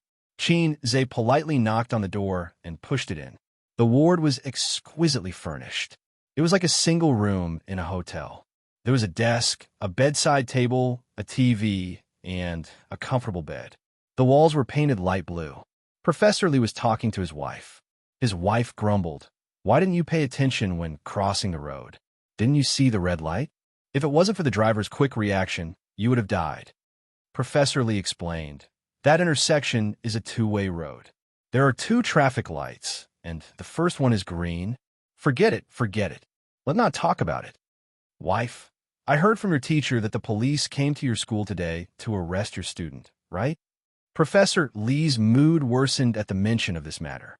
"I accepted a job from a private equity company. You know that.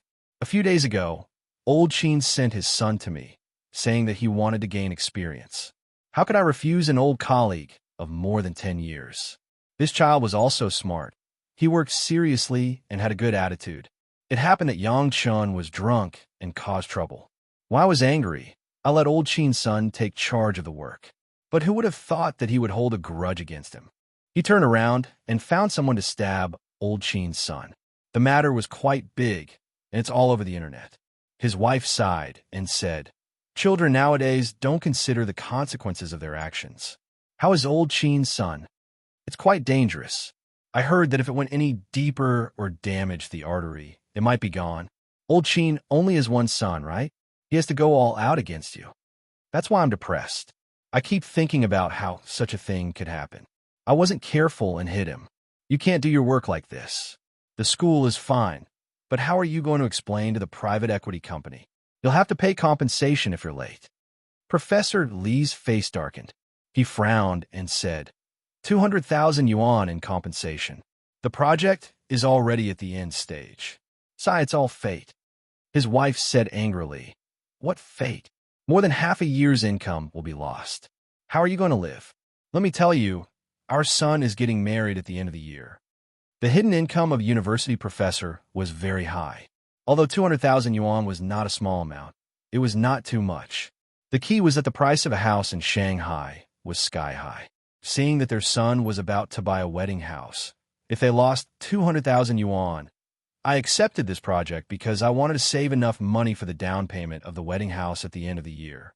If it doesn't work, we can mortgage the house we live in and borrow some money. There was a knock on the door, and the couple immediately stopped talking.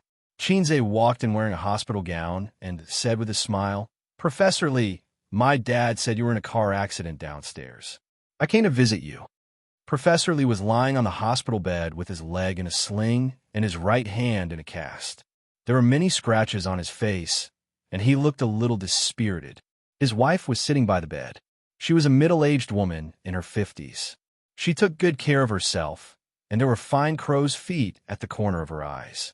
At first glance, she looked like a very graceful housewife. Professor Li was very happy, but he was not surprised. He knew that Xianxia was also staying in this hospital. "Xianxia, are you feeling better?" "I'm fine. The doctor will remove the stitches, and I can go home to rest." "I have to apologize to you about this." Professor Li sighed. "I know that, but I didn't expect him to be so impulsive." Xianxia sneered. "His heart is not right, and evil thoughts are easily born." Professor Li nodded. "That's right. He will be punished by the law. I'm also paying attention to your matter. If you go to court, you have a high chance of winning. Although you also injured someone, it was a legitimate self-defense." "My dad said so too." Xianxia sat down on the sofa and waved his hand, refusing the banana that Professor Li's wife handed over. "Annie, the doctor told me to eat less." The two chatted for a while, and Professor Li was a little sleepy. Xianxia was about to leave when he remembered something. "All right, Professor Li, you are lying in the hospital. What about the modeling?" This was one of the purposes of his visit. He wanted to sound out Professor Li and think about how to take over the modeling task. He was also afraid that Professor Li would think that he was too young to take on such a big task. Professor Li's wife was full of resentment. "What can we do? He looks like this. Do you expect him to get up and work? Pay for it. How much?" Professor Li sighed. When we signed the contract, it was written as 200,000 yuan. Xianxia was speechless. 200,000 yuan was not a small amount. In a third-tier city, it was enough for a down payment. "Professor Li, how about this? My injury is basically not a problem. If you trust me, can you give it to me?" Xianxia probed. He had the confidence to say this. After all, he had exchanged for knowledge in this field. It was not a problem for him to complete a complicated mathematical modeling on his own. At most, it would take some time. Moreover, this project was nearing its end.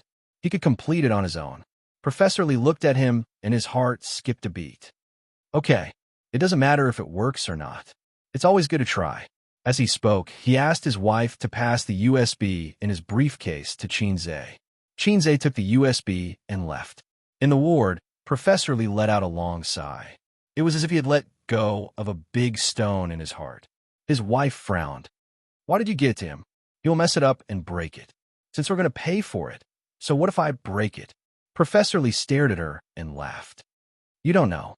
I'm not counting on him. I am counting on old Qin. A university student can't even understand the door. But old Qin can. It is much better for me to give it to him than to ask old Qin directly. Old Qin has been running around these few days. It is useless for me to ask him. But since my son has accepted the job, he will complete it even if he has to grit his teeth. There are only a few professors in the Department of Finance. It is also the end of the semester. Everyone is busy and might not be willing to help me. Also, time is limited. It will take time just to understand it. Then old Qin can understand it. His standard is higher than mine. A while ago, he helped his son as a gunman. He probably knows what I am doing. He will understand it in a day or two." Xianxia and his sister returned to the ward. It was raining heavily outside. The raindrops hit the windows and blurred their vision. The neon lights shone a dense curtain of water droplets. The world was filled with the sound of rain. Qin Bao wanted to go home, take a shower, and change into her pajamas. But when she saw the heavy rain, she was not happy to go back. She asked the nurse for a thin quilt and a clean hospital gown. Then, She took a shower in the ward's bathroom. Xianxia was alone in the hospital. He was very lonely. He said hypocritically, "Why don't you go back? I am fine alone." Qin Bao Bao felt sorry for her brother. She considered that the middle-aged couple was irrational. If they came back at night to cause trouble, her brother would not be able to withstand the torment. She said, "It is fine. It is fine." Xianxia lay on the bed and listened to the sound of water in the bathroom. He listened to the sound of the rainstorm outside the window. He turned on the computer, plugged in a USB flash drive, opened a folder, and looked at the abstract. It was dozens of pages long. This was the mathematical analysis of a fund investment. His grandfather was a professor in the Department of Finance. Xianxia also studied finance. He had a good understanding of some private equity companies in society. Private equity companies of a certain scale had their own professionals to build mathematical models and analyze investment projects. There was no need to find outside help. It could be seen that the private equity company that Professor Lee contacted was either small or a newly established company. Time passed. He spent half an hour and finally understood everything. The bathroom door opened. Qin Bao Bao walked out in a hospital gown and Xianxia's cotton shoes. She was drying her hair. "I thought you were giving birth in the bathroom." Xianxia glanced at her. It took half an hour to take a shower. He was done in 10 minutes. "Who are you giving birth to? Yours?" Qin Bao Bao rolled her eyes. She sat cross-legged on the sofa and continued to dry her hair. She complained, "I don't even have a hairdryer." "Don't use a hairdryer. It is not good for your hair. You are so annoying. You said the same thing when I dyed my hair." "I'm too lazy to talk to you." "All right. How do you know how to play basketball?" "I saw a video on Lazy Cat a few days ago." "The guy in the video was you, right?" Qin Bao Bao turned to look at him. He had a sharp oval face, bright red phoenix eyes, wet and slightly messy hair. He was so handsome that it made people's hair stand on end. "I forgot. Tell me what happened." "What do you mean what happened? Didn't you see it? So what if I know how to play basketball?" "Which guy doesn't know how to play basketball?" Xianxia tapped on the keyboard. "But your level is not normal. Do you think I don't know what you are?" Qin Bao Bao curled her lips. "Dunk? Can you jump that high? You have been a sports loser since you were young. Even a loser has dignity. Even a salted fish can turn over a new leaf." Xianxia turned his head and glared at his sister. "Qin Bao Bao, don't always look down on me. You can enter Star Art because of me." "AI. If you didn't mention it, I would have forgotten." "What's with writing songs? Did you really write them?" Xianxia's heart thumped. He thought to himself, "Did I really change too much recently?" You have 1,000 reasons to deceive your friends, but you can never deceive the people closest to you, because they know you like the back of their hand. In another 10 days, or half a month, you will be able to participate in music variety shows. If you succeed, you'll be a star. Wouldn't such a huge change be even more shocking? Compared to that, the songs I wrote are nothing. When Qin Bao Bao heard this, she was in a good mood. She smiled and said, "That's true." She succeeded in fooling him. The two chatted casually. When there was nothing to say, Qin Bao Bao lowered her head and played with her phone. Xianxia sat on the bed and built a model. Outside the window, the rain poured down. Inside the room, the TV was playing an ancient romance film. 10:30 at night. Qin Bao Bao rubbed her eyes and was about to fall asleep. "You sleep first. I still have work tomorrow. I will sleep later." Qin Bao Bao replied, "Oh." She wrapped herself in the quilt and lay on the sofa to sleep. 11:30 at night. Xianxia turned off his computer to relieve his bladder before going to bed. When he came back, he found that Qin Bao Bao had taken over his bed. "Why are you lying on my bed? Sleep on your sofa." Hey, don't play dead. Do you believe that I will pick you up and throw you out of the window?" Qin Bao Bao pulled the quilt and covered her head. She said coquettishly, "The sofa is not comfortable. I can't sleep. I am the patient. If I don't rest well, it will affect the recovery of the wound." Qin Bao Bao patted the empty space beside her. "This bed can sleep 2 people." Xianxia's bed was similar to a single bed in a hotel. There was no problem for 2 people to squeeze in. "Then bring your quilt over." Xianxia had no choice but to compromise. Qin Bao Bao protested, "That quilt smells. It hasn't been washed for a long time. I don't want it." After all, His sister was here to accompany him for the night, and she was slightly obsessed with cleanliness. Xianxia thought about it. Anyway, the bed was quite big. He could make do with it for one night. He lifted the quilt and lay down. Chapter 32. The torrential rain gradually stopped.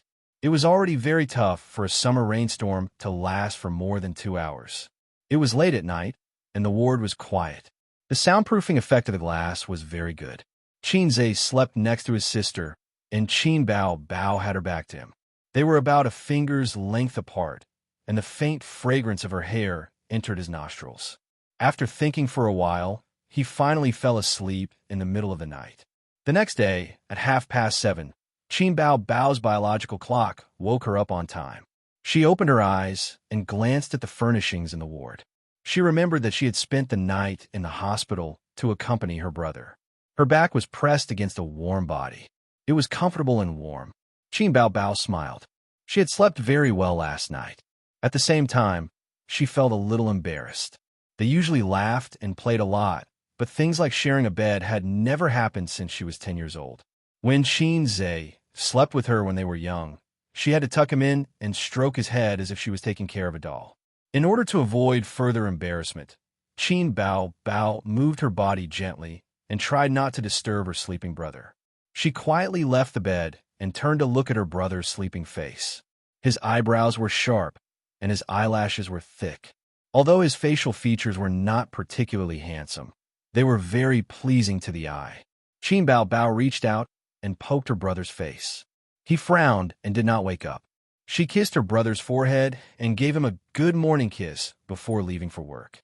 2 days later, Xianxia changed into a hospital gown and left the hospital with a laptop. He called his mother to explain the situation. The doctor said that his wound was recovering very well. After removing the stitches, he would be almost fully healed in a week. However, he had to remember to not do strenuous exercise for a month. Xianxia wanted to wave his hand and say, "That's for ordinary people. Sir, you have a cheat code. It's not ordinary." Xianxia's wound was not fully healed. It was not suitable for him to sit for too long, so he did not go to school and asked his father to take a long leave. At the end of the semester, he directly took exams. At home, he was tinkering with Professor Li's modeling. Studying and earning money were secondary.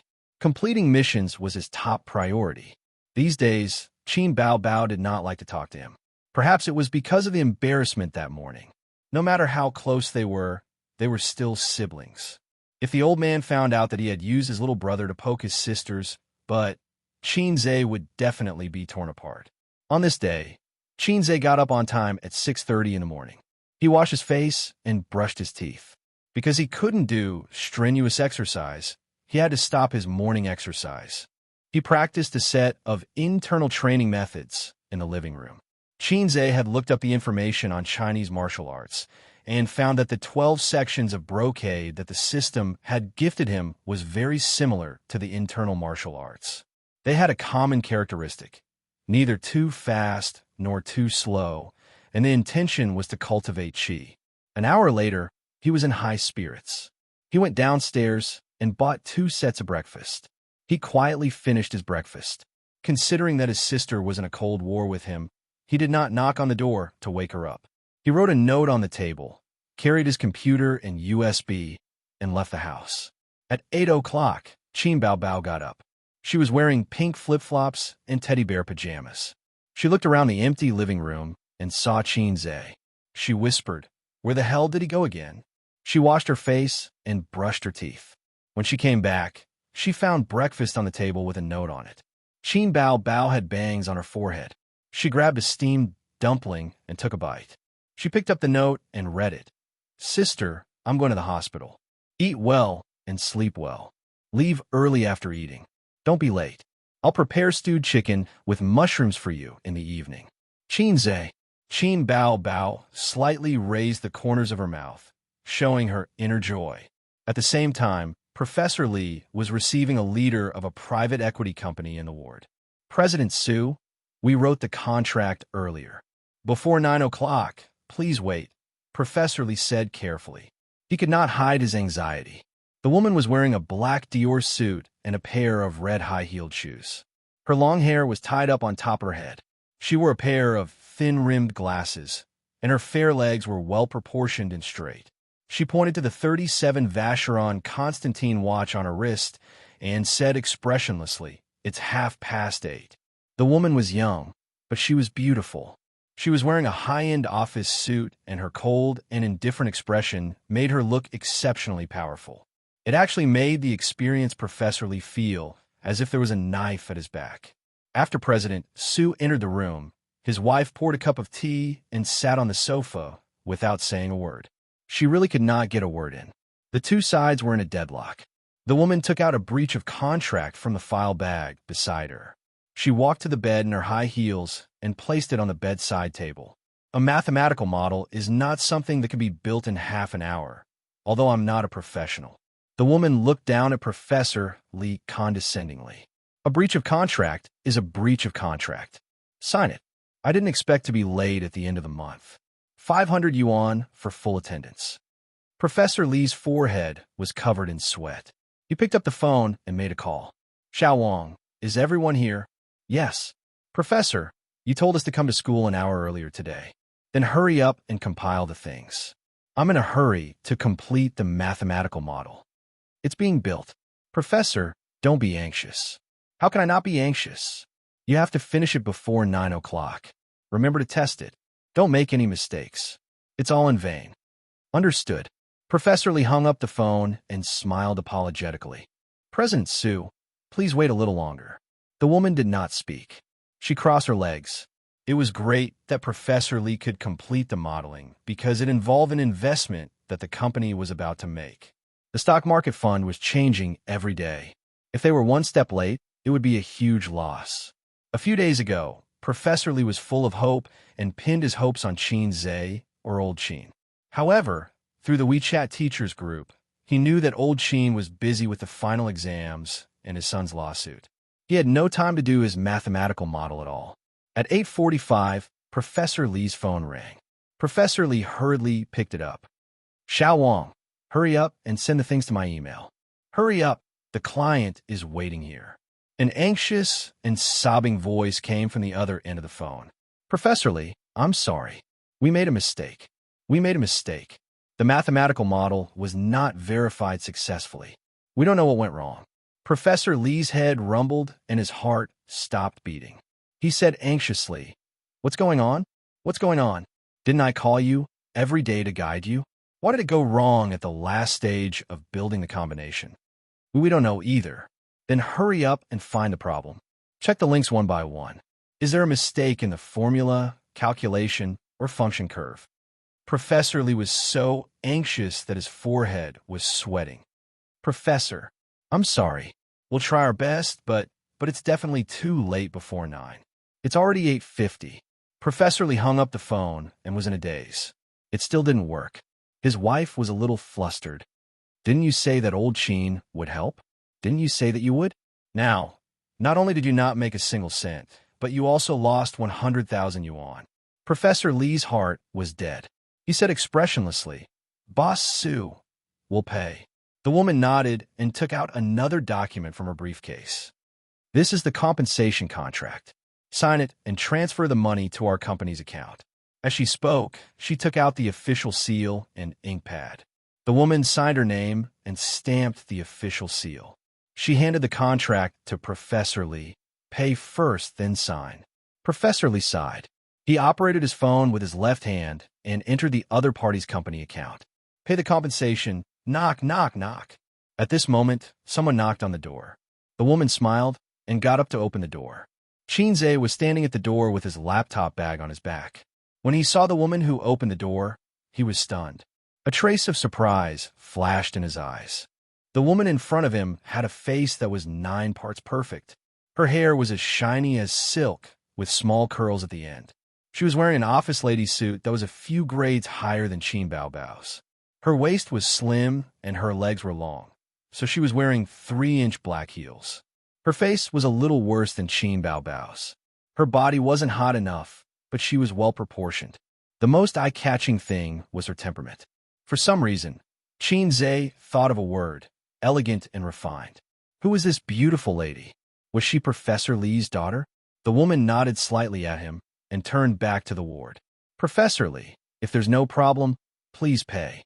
I'm in a hurry to get to work. The woman stood at the foot of the bed and urged. Xianxia followed her into the ward and greeted, Professor, I'm here. Professor Lee was about to pay, but he was stunned.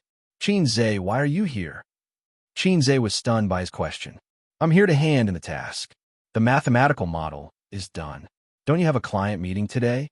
I'm not late, am I? Hand in the task. The mathematical model is done? Professor Lee looked at him blankly. The woman looked at him in shock. Chapter 33. The atmosphere in the ward was strangely quiet. Xianxia was confused. Is there a problem? Professor Lee, why do you look so confused? You said the mathematical model is done? Professor Lee could not believe it. Yes, I brought it here. Take a look. Your dad is busy, right? He's been busy for the past few days. Does it matter if my dad is free or not? Xianxia replied, Yes, my dad is quite busy. Then the mathematical model, I did it. Xianxia was full of smiles. Another chance to show off. When Professor Lee heard this, his hard-earned hope was instantly shattered. He forced a smile and said, You're too kind, but I've already promised to compensate you. But don't worry, I'll still pay you the salary you deserve. Professor Lee's wife elbowed him. Xianxia quickly said, Professor Lee, I really did it. Professor Lee turned his head and said to the woman, President Su, I'll transfer the money to you now. The woman glanced at Xianxia and said, Take it out and let me see. Xianxia could not figure out her identity and looked at Professor Lee. Professor Lee had a carefree attitude. Let's wait and see. Xianxia turned on the computer. The computer was not turned off and was in standby mode. The screen lit up a few seconds later. He inserted the USB drive and opened it. Then, he pushed the computer to Professor Lee. Professor Lee did not have much hope at first. He directly flipped to the last page and looked at the final calculation. Then, his eyes widened as he stared at the calculation. The woman asked, Is there a problem? Professor Lee did not answer. His left hand trembled as he moved the mouse and looked at the contents of the mathematical model after he was hospitalized. He deduced it over and over again in his heart. His excitement turned into calmness. No problem.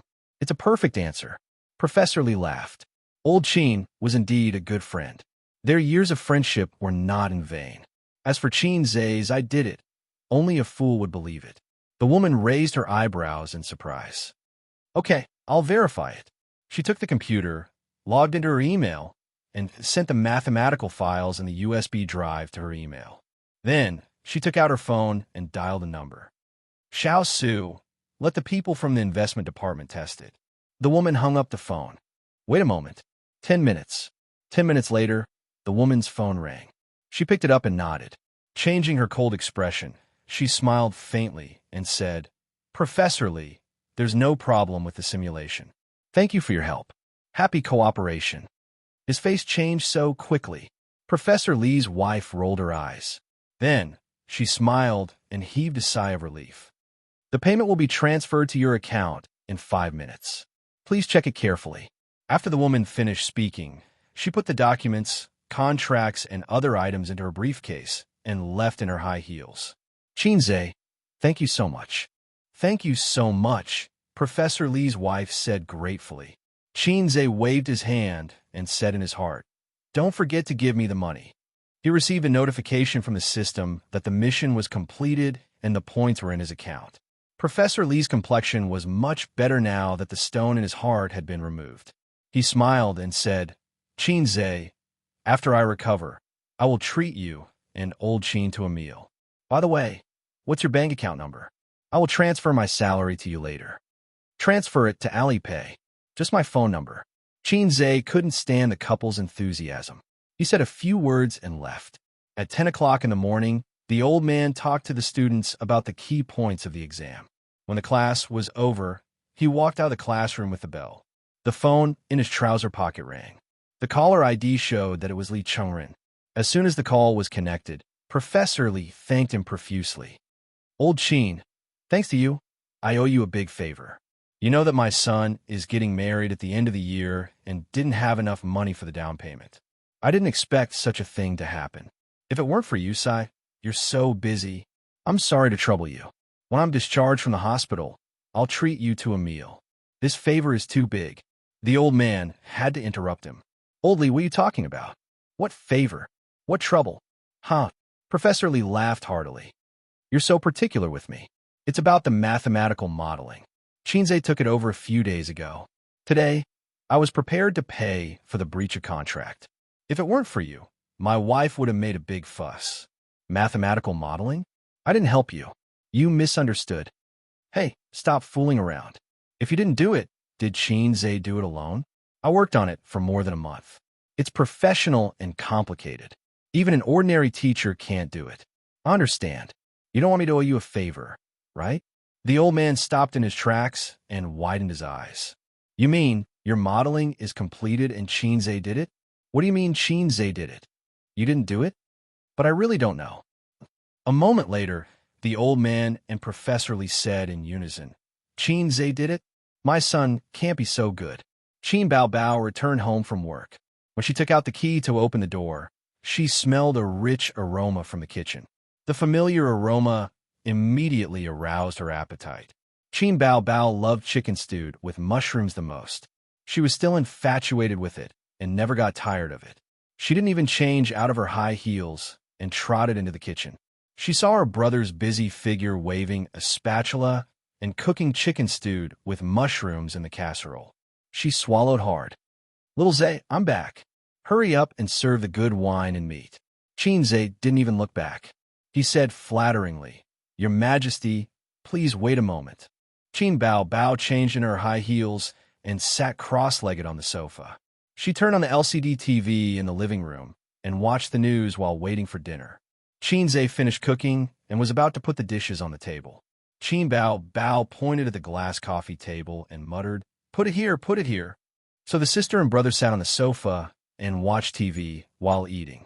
At home, they couldn't be so casual. The old man's rule was that they could only eat at the dining table. Xianxia hated dinner when he was a child because dinner time often overlapped with the broadcast of cartoons. Every time he ate, he had to show the courage of a warrior and sit on the bench. Over time, he developed an extremely strong willpower. Dinner was relatively simple. Chicken stewed with mushrooms, 2 vegetarian dishes, dry-fried green beans, and cabbage with garlic. Qin Bao Bao basically didn't eat. Her chopsticks were flying as she focused on her favorite chicken stewed with mushrooms. She screamed as the food was scalding while stuffing it into her mouth. Qin Bao Bao was watching a rerun of a music variety show. The stage was lit with alternating lights. The mentors were dressed in Gothic fashion, and the contestants were singing to their heart's content on the stage while the audience waved wave-like light sticks. This was the most popular variety show at the moment. Its name seemed to be I Am a Singer. Qin Bao Bao's cheeks puffed up, and she said vaguely, Look, this is the talent show I'm going to participate in during the summer vacation. Brother, wait for me to amaze the world with a single feat. Although Xianxia didn't pay much attention to variety shows, the second season of I Am a Singer was going to be recorded during the summer vacation. These days, the news was overwhelming. It was hard for him not to know. The singers participating in the show have a solid foundation. Can you do it? Xianxia questioned. Are you looking down on me? Qin Bao Bao glared at her brother. Xianxia reminded him, You have to be prepared to face the wrath of Dad and Mom if they find out. We'll cross that bridge when we get to it. We'll talk about it when the time comes. Qin Bao Bao's eyes were rolling. No one knew what she was thinking. Xianxia looked at his sister's drifting eyes, and his heart skipped a beat. Don't try to make me a scapegoat. Their phones rang. The siblings' ringtones were exactly the same. Both of them reached for their phones at the same time. Grandpa. Xianxia took out his phone and looked at it. The caller ID showed Grandpa. Qin Bao Bao immediately lowered the volume of the TV and leaned over. The call went through. Ace, have you eaten? I'm eating. Is your sister back? She's back. She's watching TV.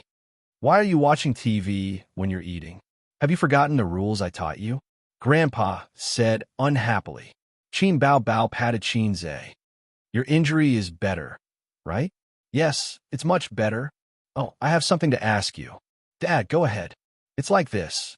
Today, Oldie called me and thanked me for helping him with his mathematical modeling. I told him that I don't know anything about mathematical modeling. I know a little about his modeling. It's very professional and complicated. So I'm wondering how you did it. Qin Bao Bao blinked. She didn't understand, but she felt that it was amazing. Qin Zhe leaned back and avoided his sister. He said calmly, I did it just like that. It took me a long time to understand it. It's quite difficult, don't try to fool me. Do you think I don't know your level? Qin Zhe was angry. Dad, I did it myself. It's up to you to believe it or not. What's with your attitude? You're getting more and more unruly. Qin Zhe cowered when Grandpa got angry. Dad, I did it. Who else could it be? Qin Bao Bao, do you think it's realistic? You're right, Grandpa muttered.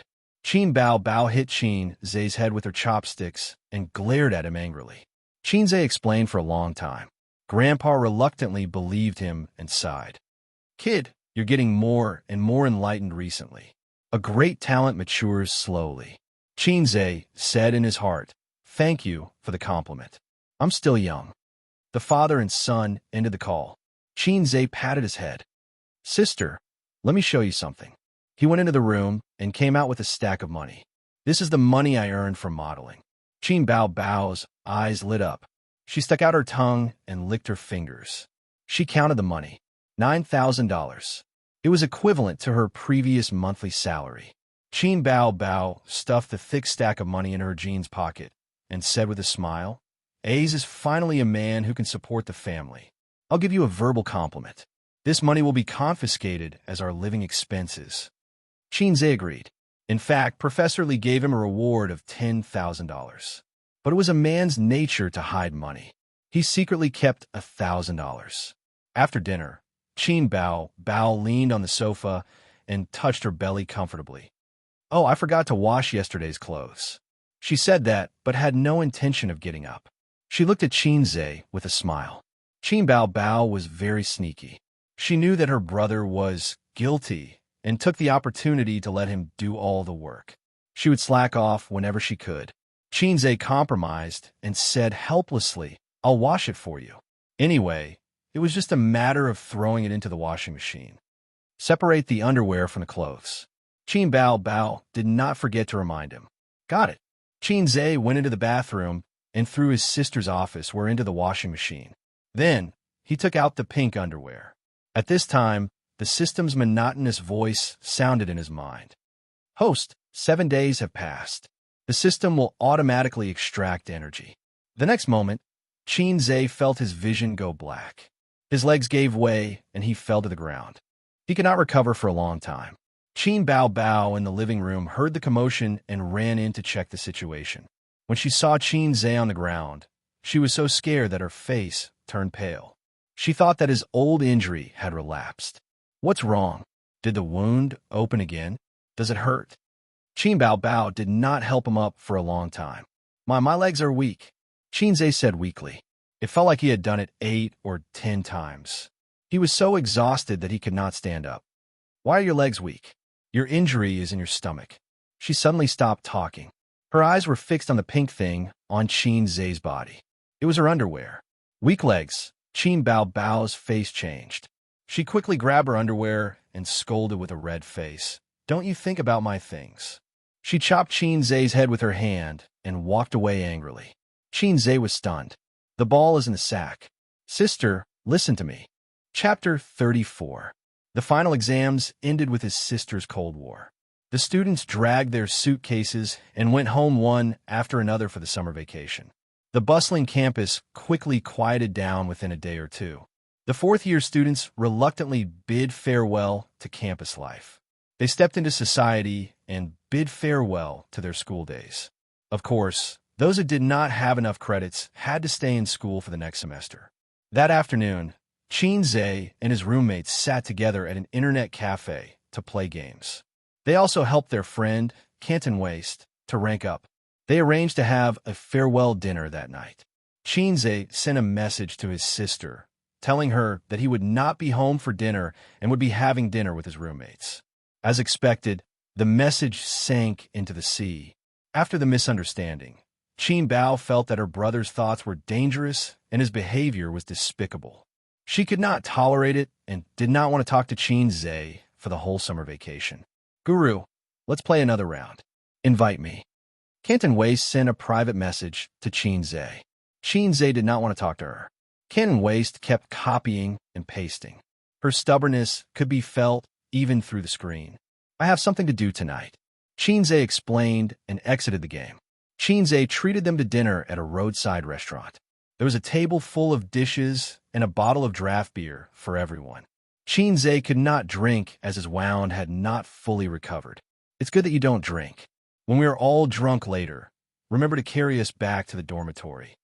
Li Liang laughed and clinked glasses with Xiao Baliang and Lu Ziqiang. Xianxia did not have much of an appetite. He lit a cigarette and puffed with his eyes closed. The four of them jested and laughed, but in their hearts, there was a bit of sadness and reluctance to part. There was still a year before graduation. After the internship, there was still a thesis defense period. However, everyone knew that it was short. After the thesis defense, they would go their separate ways. This semester could be seen as the end of their university life. Fortunately, Li Liang and Xianxia were locals in Shanghai. Lu Ziqiang and Zhao Baliang chose to stay in Shanghai during their internship. They did not rule out the possibility of taking root here. Time really flies. In the blink of an eye, I started my internship. In another blink of an eye, I will graduate.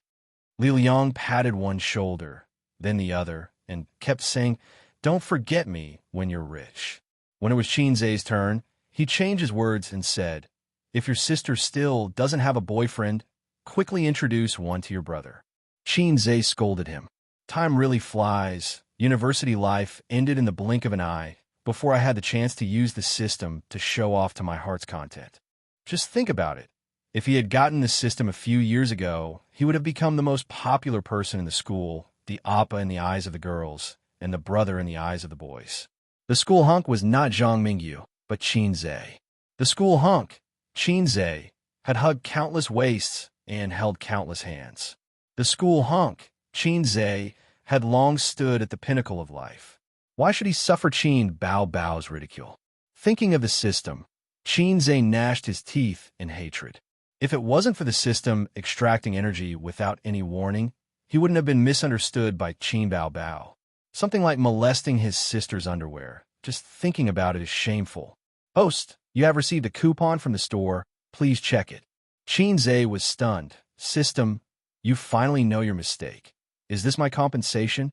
He clicked on the interface of the store. A fluorescent blue 3D projection spread out, and a coupon icon lit up in the upper right corner. "Host, you're the most unambitious host I've ever met." The system's voice was filled with exasperation and helplessness. My previous hosts, after obtaining me, were treated as if they had obtained a treasure.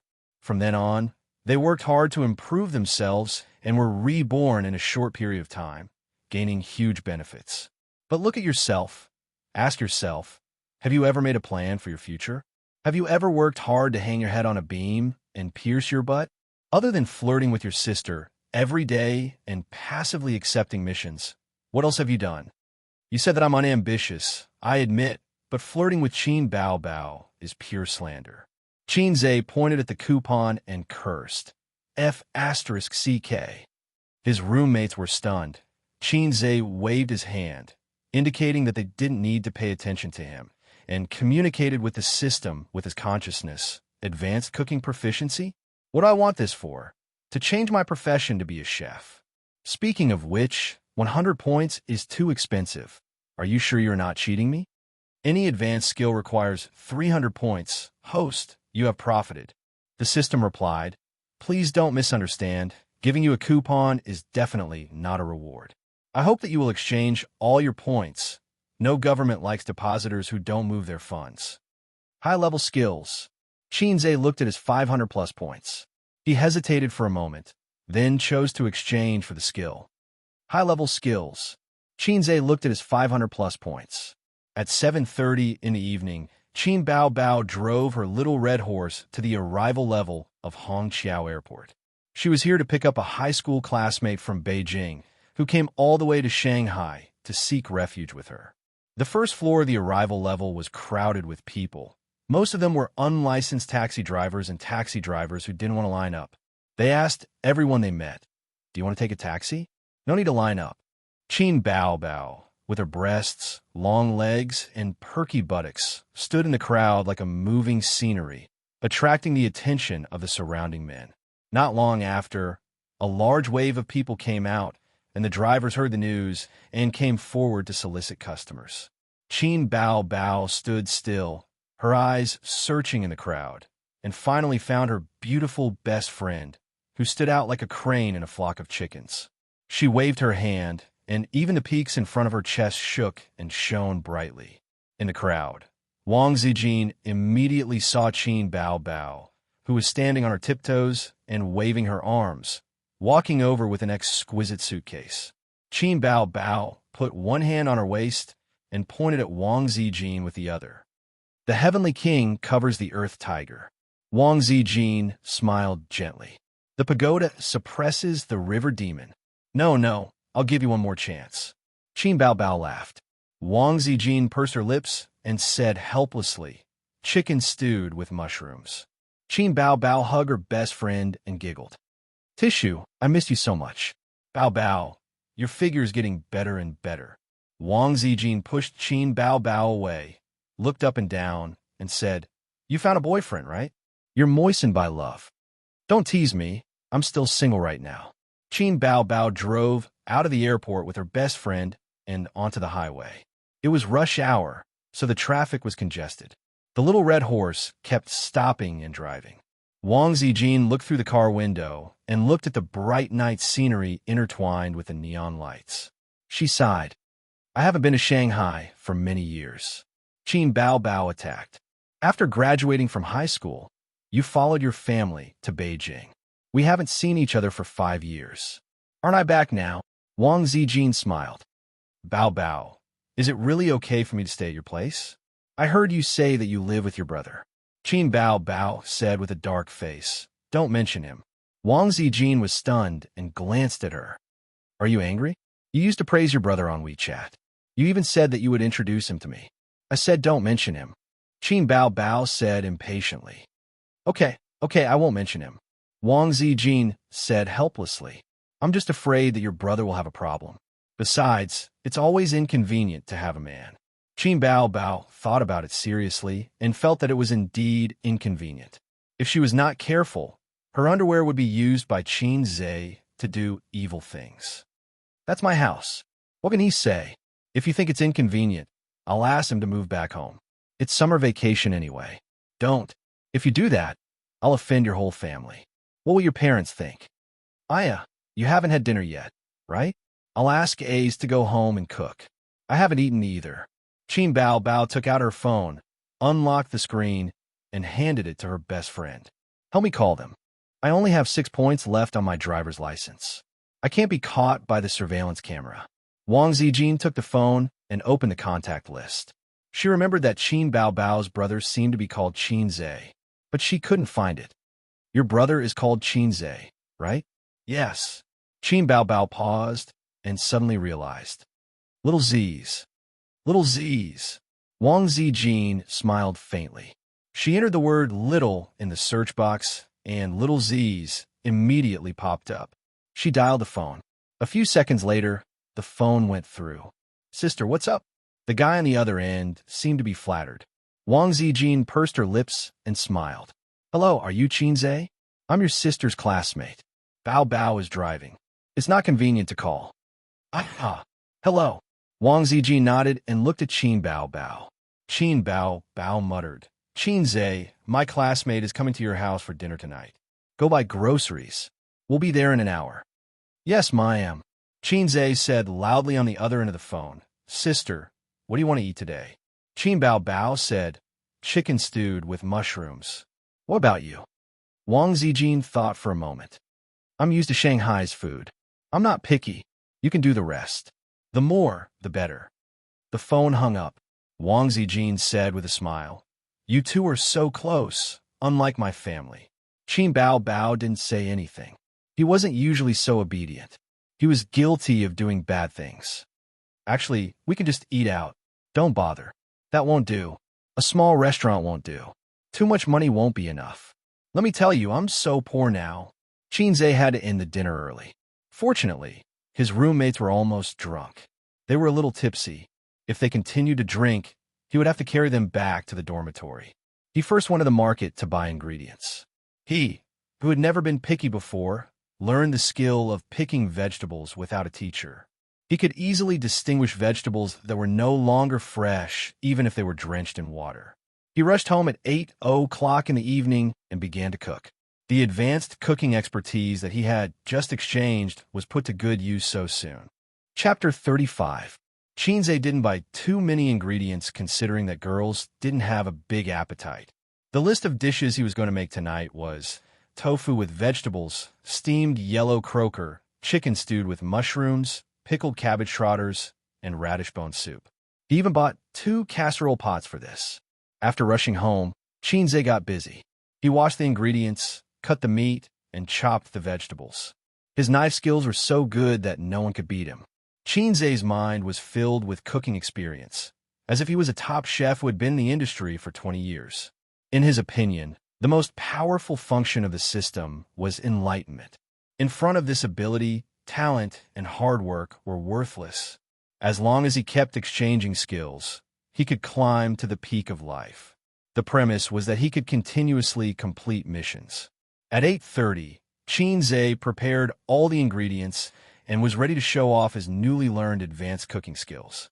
The sound of a key turning came from the door, followed by his sister's voice. Xianxia, you haven't made dinner yet, right? Not yet. I'm about to cook, Xianxia replied loudly in the kitchen. Then you don't have to cook anymore. We've already eaten. Qin Baobao's voice was crisp. Xianxia looked at the crushed tofu, minced meat, cleaned yellow croaker, and neatly cut radish. He suddenly had the urge to rush out and beat Qin Baobao up. Then I'll eat by myself. It doesn't matter. Xianxia wouldn't get angry with his sister, at least not during the Cold War. He walked out of the kitchen. His gaze swept past Qin Baobao and landed on the beauty at the entrance. Wang Zijin had a goddess-like long, straight black hair, a light blue short-sleeved shirt, and light white slim-fit three-quarter pants. Her figure was well-proportioned, but was very perky. She had a beautiful oval face, and her eyes were gentle and clear. She had the temperament of a lady from a respectable family. What a beautiful sister. Qin Baobao seemed to be dissatisfied with Xianxia's stunned gaze. She said unhappily, "This is my best friend, Wang Zijin. Her nickname is Tissue. She will be living in our house in the future. I don't know how long she will stay." Wang Zijin stood at the entrance and changed her white canvas shoes into thin cotton slippers. She smiled and said, "Hello, little brother. Please take care of me." When she smiled, she looked especially gentle and dignified. Her temperament was outstanding. "Hello, elder sister." Xianxia showed a gentle and humble smile. He searched through Qin Baobao's circle of best friend in his mind, but did not match up with Wang Zijin. "I've never seen you before," Qin Baobao explained. "She's my best friend from high school. She went back to Beijing after graduation, and we haven't seen each other for many years." Okay, you do your own thing. Zijin, let's go inside." Qin Baobao originally wanted to entertain Wang Zijin at home, but Wang Zijin had gastro problems and could not bear the hunger. Halfway through, she got off the highway and bought some jianbing to eat. Qin Baobao was greedy and bought one as well. In the end, she found that it was quite delicious. Thus, the two of them ate 2 jianbing each, and dinner was settled just like that. Since the two best friends met after a long separation, they had to catch up. They closed the door and chatted in the house. From simple to complicated, Xianxia's first dish was vegetable tofu. He crushed the vegetables, blanched them in boiling oil, added a little soy sauce and cooking wine, and stir-fried them for 2 minutes. Then, he poured the boiling oil on top of the bean curd, and a sizzling sound was heard. Xianxia mixed it evenly with chopsticks and tasted it. He was touched by his own cooking skills. The pickled cabbage trotters and steamed small yellow croakers were cooked together. One was in the pressure cooker and the other was in the steamer. The seasoning and other preparations were done. About 15 minutes later, the steamed small yellow croakers were ready. The fragrance of the fish filled the entire kitchen. Opening the lid of the steamer, the small yellow croakers were neatly lying in the wine-red soup. Xianxia sprinkled onions and garlic. He carefully picked up one with chopsticks and sucked gently. The small yellow croakers were left with only a skeleton. The unique fragrance of the fish filled his mouth, and the soy sauce and cooking wine removed the fishy smell. It was extremely delicious. Xianxia opened the steamer and put chicken stewed with mushrooms on the rack. This was one of Xianxia's specialties. Because Qin Bao loved it, he cooked it for her every now and then. But compared to today's chicken stewed with mushrooms, Xianxia felt that what he cooked before was not a dish, but garbage. The chicken was stewed until it was soft and tender. The mushrooms absorbed the rich soup, and the soup was soft and bright. The rich fragrance of the chicken was mixed with the fresh fragrance of the mushrooms. Not only was the meat flavorful, even the bone marrow was flavorful. Xianxia chewed the bones until they were mushy. At this time, the pickled cabbage trotters were ready. The pressure cooker spat out hot air. He opened the lid and poured the soup into the newly bought casserole. The stewed trotters were mushy. A layer of golden oil floated on the soup. The chopsticks easily poked a hole in the pig's skin. Xianxia tasted it. It was fatty but not greasy. It melted in his mouth, and he felt his taste buds explode. The pickled cabbage's appetizing effect made him salivate crazily. After the 4 dishes were done, the last dish was the radish bone soup. In the room, Qin Bao and Wang Zijin were wearing the same teddy bear pajamas. They were lying on the soft bed, playing with their phones and chatting.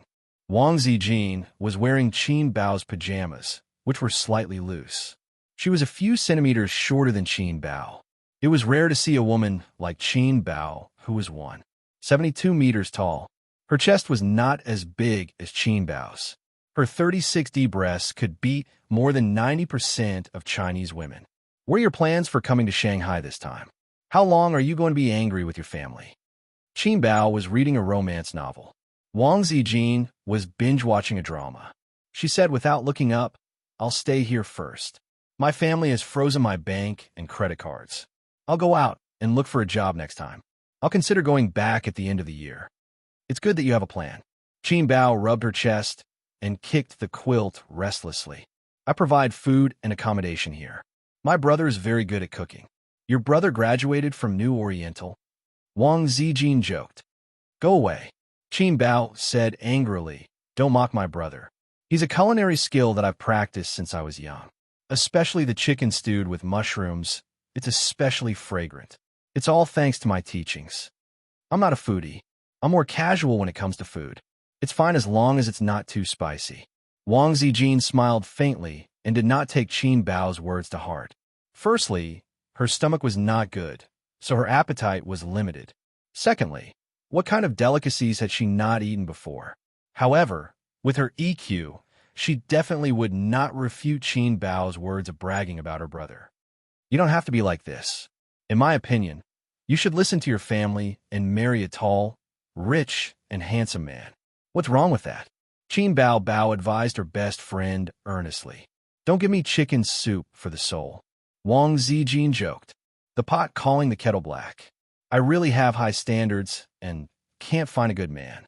But Bao, you don't have a boyfriend. I don't understand. You make it sound like I have low standards. Qin Bao was absent-minded for no reason. She whispered, I always feel that if I find a boyfriend, I'll regret it in the future. Regret? Wang Zijin was stunned. Did that mean she had no confidence in men? Was she afraid of meeting a scumbag? You'll regret it if you don't find one. Don't tell me you have a phobia of love. I've only heard of marriage phobia. Qin Bao shook her head. I don't know why. I just feel that I'll lose something. Aren't you lonely? I'm not lonely. I live with my brother. This is different. You know. I don't know. Anyway, I feel very happy living with him. I don't have to cook, clean, or wash clothes. It's so comfortable. When I'm unhappy, Ace will coax me. When I'm angry, I'll vent my anger on him. I like to see his angry but helpless face. Don't tell me you have a brother complex. Get lost. After a moment of silence, Qin Bao gently hummed the song, Invisible Wings. The melodious and ethereal melody was beautiful and pleasant to the ear. Wang Zijin listened for a while. She paused the TV drama on her phone and listened quietly. After Qin Bao Bao finished singing, she couldn't wait to ask, "What song is this? It's really nice, but I've never heard it before." When she mentioned this, Qin Bao Bao suddenly felt proud. She laughed and said, "Of course you haven't heard it. I haven't become a big star yet. How could you have heard it?" "What do you mean? You don't know. I was able to sign with Star Art Entertainment all because of this song." Qin Bao Bao winked. "My brother wrote this song for me." Qin Zhe wrote it. Wang Zijin was shocked. "He wrote the lyrics and the music. Your brother is an art school student? He's too talented. He'll be successful in the near future." Wang Zijin was half sincere and half flattering. Unfortunately, the horse hit the horse's leg. Qin Bao Bao's small foot lightly kicked Wang Zijin's perky butt. She said unhappily, "What art school student, New Oriental? My brother is a real University of Finance undergraduate. He's studying finance. Can someone who studies finance write such a good song? Why don't I believe it?" Wang Zijin wondered. "Since he's so talented, why is he studying finance? I remember you always tell me how weak your brother is and how he was criticized by father. I thought he didn't even get into university. Compared to me, of course he's weak." Qin Bao Bao sighed. "Maybe he really has talent in this area.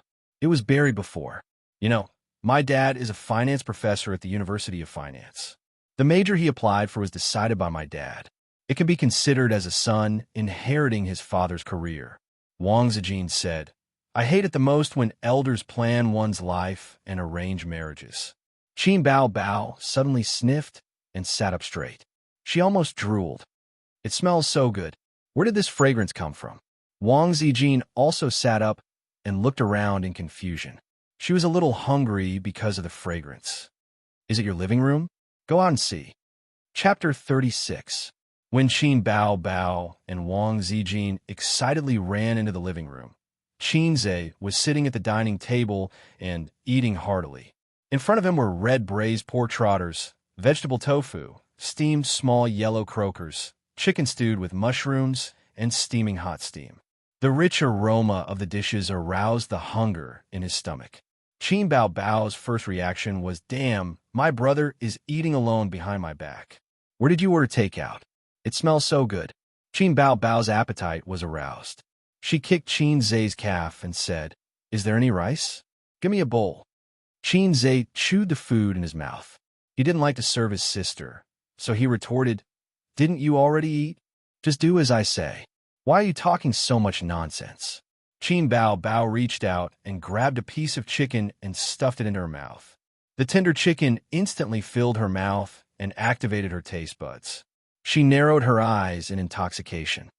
"This is chicken stewed with mushrooms? This taste, this texture, it's simply amazing. Is the chicken stewed with mushrooms I used to eat fake?" Qin Zhe got up reluctantly and went to the kitchen to get her rice. "Qin Zhe, give me a bowl too." "No, half a bowl is enough." Wang Zijin sat down, but her upbringing was obviously much better than Qin Bao Bao's.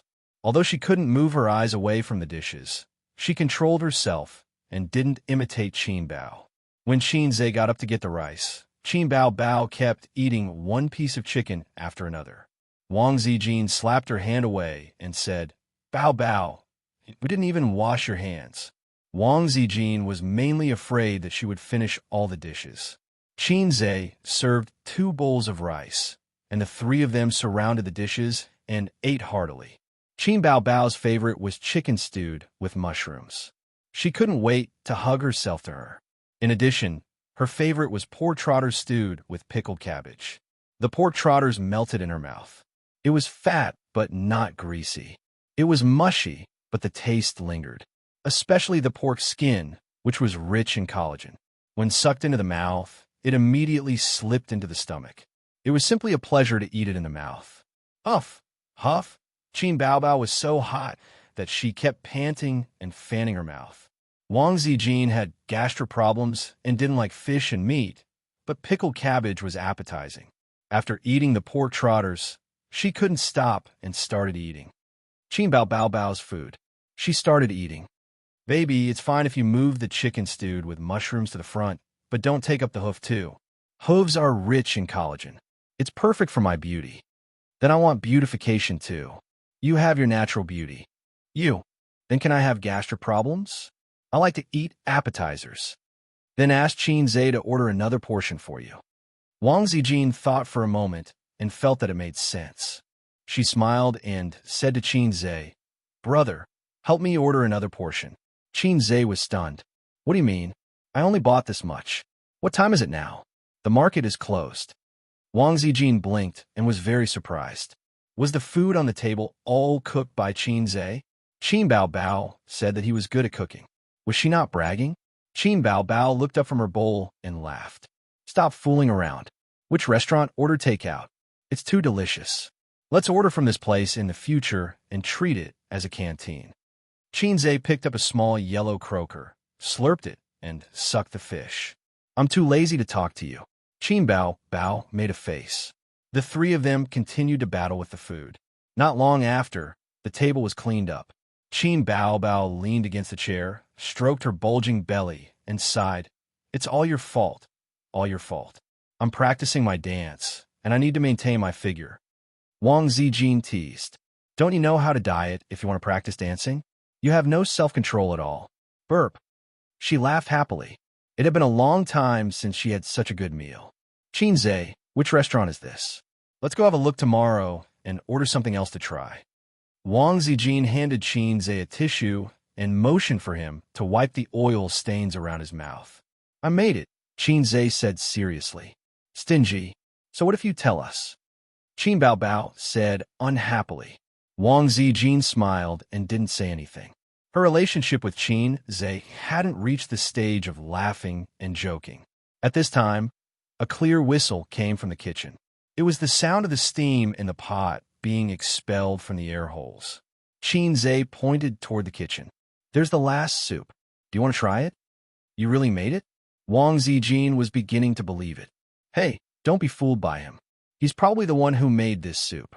Qin Bao Bao curled her lips. "Do you think I don't know how good he is? You can drink it if you want. I can't drink it anyway." Wang Zijin shook her head and smiled. "Then I won't drink it either. I'm full. Drink it or leave it." Qin Zhe put on a pair of insulated gloves, took out the radish bone soup, and placed it in front of him. The radish had been stewed to a pulp. The bone was still attached to the meat. The soup was milky white with a layer of glistening oil. Qin Zhe ignored his two sisters and filled a bowl for himself. There was only a little salt in the soup.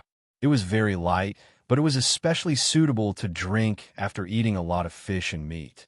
Moreover, it was fragrant and moisturizing. It had the freshness of the radish and the rich aroma of the bone. As a meal soup, Qin Zhe wanted to give it 99 points. 1 point less because he didn't want to be arrogant. Wang Zijin smelled the rich aroma and couldn't help but fill half a bowl for herself. She held the bowl and blew on it before taking a small sip. At this moment, she felt her calm taste buds become active again.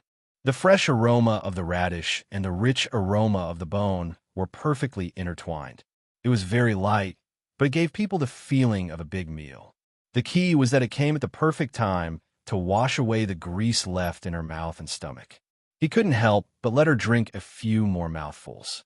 Wang Zijin burped in an unladylike manner and said in surprise, "I want to drink another bowl. Is it that good?" Qin Zhe's soup cooking skills are just SOSO. He's not half as good as my mother. Qin Bao Bao's face was full of "I don't read much, but you can't fool me" expression. She also filled half a bowl for herself and took a small sip. Her almond-shaped eyes suddenly lit up. "Qin Zhe, you ordered takeout again, right?" "Crazy," Qin Zhe muttered and buried his head in the soup. Qin Bao Bao gulped down a mouthful. "I'll drink another bowl too." There wasn't much soup, only 4 or 5 bowls. The three of them had a bowl each, and the soup was almost empty. Wang Zijin said with a smile, "Qin Zhe, I'm the guest. Can you let me drink the rest of the soup?" Qin Zhe held the spoon and was about to add more soup for himself. He glanced unhappily at his sister's beautiful best friend. He had only drunk 1 bowl. "You have a weak stomach. Eat less." Qin Bao Bao snatched the spoon from his hand, scooped the last bowl of soup into her own bowl, and drank it with a smile. Wang Zijin pursed her lips and glared at her, looking very unhappy. Qin Bao Bao completely ignored her best friend's little eyes. She put on a fake smile and reached out to twist Qin Zhe's ear. Ace, I believe that you cooked all these dishes. Are you happy? Qin Zhe dodged sideways. Happy? Stretch your head over here. Whoever stretches his head out is a fool. Qin Bao Bao was furious and rushed over. I suspect that you have secret culinary skills. You're guilty of a heinous crime. I'm going to twist your ear off to make a dish with wine. Qin Bao Bao screamed after she finished speaking. Qin Zhe grabbed her hands behind her back and turned her body around. She was pressed against his thighs and could not move. Qin Bao Bao, have I given you too much sunshine and too much water these days? You're so bright that you're about to burst into flames. The flood is about to destroy the Oriental Pearl Tower. Qin Zhe, let go of me. My stomach is full. It's so uncomfortable. Say you're wrong. I'd rather die than give in. Spit out what you ate. My good brother, Zijin is watching from the side. Give me some face. Wang Zijin looked at the two siblings making a scene. Her smile was gentle, and her eyes were gentle. At 10:30 p.m., Qin Bao Bao wandered around the living room, taking food for herself. Qin Zhe was sitting on the sofa with the computer in his hands. He was looking at the key points of the class sent by Grandpa Qin via email. They were all topics that might be tested. In the bathroom, Wang Zijin was taking a shower. The sound of water splashing could be heard. Qin Bao Bao walked while raising her legs. What do you think of this bestie of yours? Qin Zhe asked back. What do you mean? Everything. Qin Zhe commented. Her external beauty is impeccable. Her internal beauty needs to be examined. To be honest, it's rare to see such a beauty. After saying that, he saw Qin Bao Bao staring at him with her hands on her waist. He hurriedly added, except for you, sis. Qin Bao Bao did a twisting motion and asked, how about I introduce her to you as your girlfriend? Qin Zhe was so shocked that his hands trembled. Are you testing me? I swear that I've never had any thoughts about her. Qin Zhe thought in his heart. She was afraid that he would do something indescribable with her underwear again. Qin Bao Bao said seriously, don't you like this kind of gentle and generous girl? She doesn't have a boyfriend yet. Pausing for a moment, a look of disdain appeared on her face. Sis, I'm trying to divert the trouble so that you won't use my underwear to do that again. Qin Zhe was unable to refute, and he was too lazy to refute. Qin Bao Bao changed the topic. However, Zijin doesn't like you. There are so many people chasing after her, but she doesn't even look at those crazy bees and butterflies. Well, anyway, in your eyes, I'm a good-for-nothing brother who can't get a wife. Qin Zhe was already used to being slandered by her. Qin Bao Bao lost in bickering again and again. She was so angry that she trotted over and kicked Qin Zhe. She quickly retreated to a safe place and looked at him provocatively. What's the background of your bestie? Qin Zhe closed the stock trading software and ignored his sister's provocation. Instead, he started to talk about Wang Zijin. Qin Bao Bao was still very familiar with her. She was a gentle and generous girl and Qin Zhe's ideal partner. Qin Bao Bao tilted her head and pondered. She's from Beijing. Her parents seem to be civil servants. That's all I know. Why? Can't you wait to get to know her? I think your bestie must be from a good family. I can't find fault with her speech and behavior. The key is that she asked me to serve her rice just now. What can serving her rice mean? Use the IQ that you're so proud of. Think about it. If you went to someone else's house, would you have a clear conscience and ask them to serve you rice? Qin Zhe analyzed. She's completely used to having food served to her. What does it mean? There must be a nanny at home. It makes sense, Qin Bao Bao said with a smile. Then she looks down on you even more. Quickly beg me to help you matchmake. To be honest, Qin Zhe was tempted. But considering that his sister would only hinder him in this aspect, he silently dismissed the idea of roping in Qin Bao Bao. Besides, Wang Zijin was beautiful, but Qin Zhe had a great immunity to beautiful women since he was young. There was no possibility of love at first sight. The character of this beautiful sister from Beijing still needed to be observed. Chapter 37. The next day, 6 o'clock. After the summer vacation, Xianxia pushed back his morning exercise schedule from 5:30 to 6 o'clock. Life doesn't need to be so fast. In the bathroom, the sound of water splashing and teeth brushing could be heard. The door was half closed. Xianxia didn't even need to guess. It was Wang Zijin in the bathroom. Qin Bao Bao was a lazy person who wanted to spend as much time as possible with the quilt. She said, "Women get old easily if they don't get enough sleep." Sitting in the living room, he opened the points exchange store and flipped through the various categories. His current points were 400 points. It was enough to exchange for some small skills, but it was not enough to exchange for a skill from the system. For example, stock trading was a big subject. It was divided into technical analysis and fundamental analysis. It required a wide range of knowledge and involved the knowledge of many industries.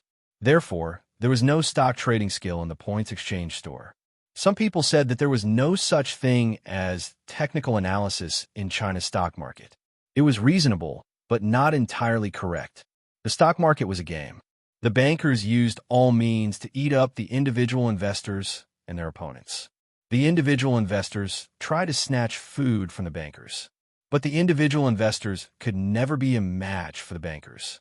For example, the bankers could buy information and promote good news to attract the individual investors. Then, they would sell their stocks at a high price. The individual investors who fell into the trap were called takers. In addition, there was an invisible mastermind behind the scenes manipulating the stock market. The mastermind was invincible. It dominated the stock market and made a lot of money.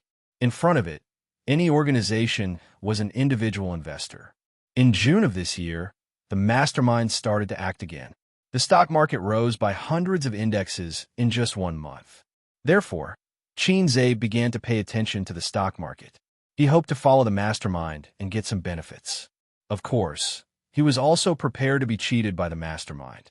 Xianxia had a special feeling about the stock market. The Qin family once had a difficult period.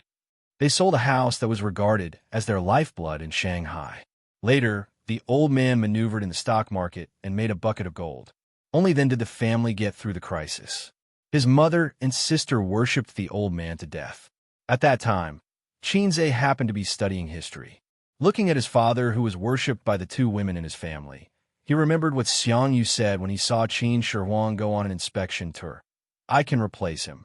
Wang Zijin came out of the bathroom and saw Xianxia sitting on the sofa in a daze. She was also stunned and greeted with a smile. "Up so early?" "I woke up early to exercise and saw Sister Zui washing her face and brushing her teeth, so I sat down and waited." "Are you going out for a run too?" Also, Xianxia and Wang Zijin looked at each other and smiled. "Let's go together." Xianxia led Wang Zijin to a nearby park. At 6:30, the sky was bright and cars were speeding. The people who got up early for work had already gone out. Wang Zijin was wearing white sportswear. Her long black hair was tied into a ponytail. She looked energetic and had a towel around her neck. Xianxia was wearing cheap sportswear that cost 100 yuan. Qin Bao Bao bought it for him during the store promotion. "We only have an hour." Xianxia turned his head and smiled. Wang Zijin stared at him and blinked curiously. "Why?" "Because after 7:30, the park is the square dancing aunties territory." Wang Zijin couldn't help but laugh. 5 minutes later, they ran into the park and jogged along the winding stone path. Half an hour later, Xianxia stopped. Wang Zijin also stopped. She tilted her head and laughed. "Can't." Xianxia smiled. He remembered a saying, "A man can't say no. Even if he can't, he has to do it." Of course, he wouldn't say such old-fashioned and vulgar words. It would make him look bad in the eyes of girls. However, there were many immature men who liked to show off in front of girls.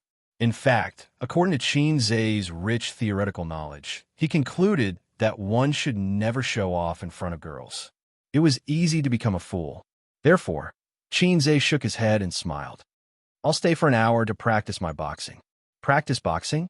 Wang Zijin stared at him suspiciously for a while and said, "Oh, then I'll run by myself."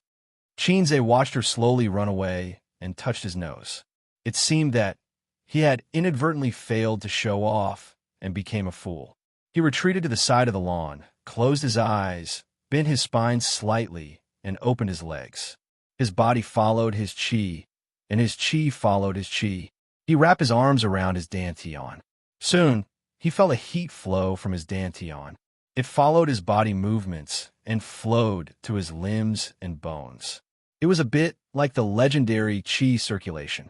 According to the Energy Cultivation Manual, 1 hour of exercise a day was enough. More than that wouldn't be beneficial. The principle was like studying. Studying hard might not be good.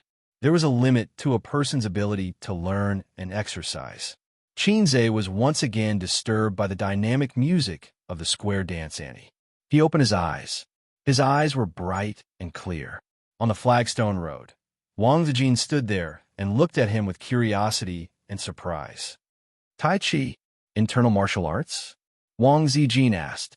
Xianxia pondered for a moment. It's internal martial arts, not Tai Chi strictly speaking. It's not any school. I'm just fooling around. I don't believe you, Wang Zijin said without giving him face. When I was young, I had a bad stomach. Whenever I exercised, I would vomit.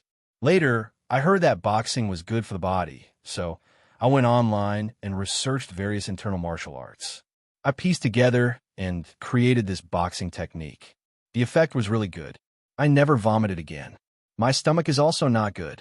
Wang Zijin's eyes were shining. Can you teach me?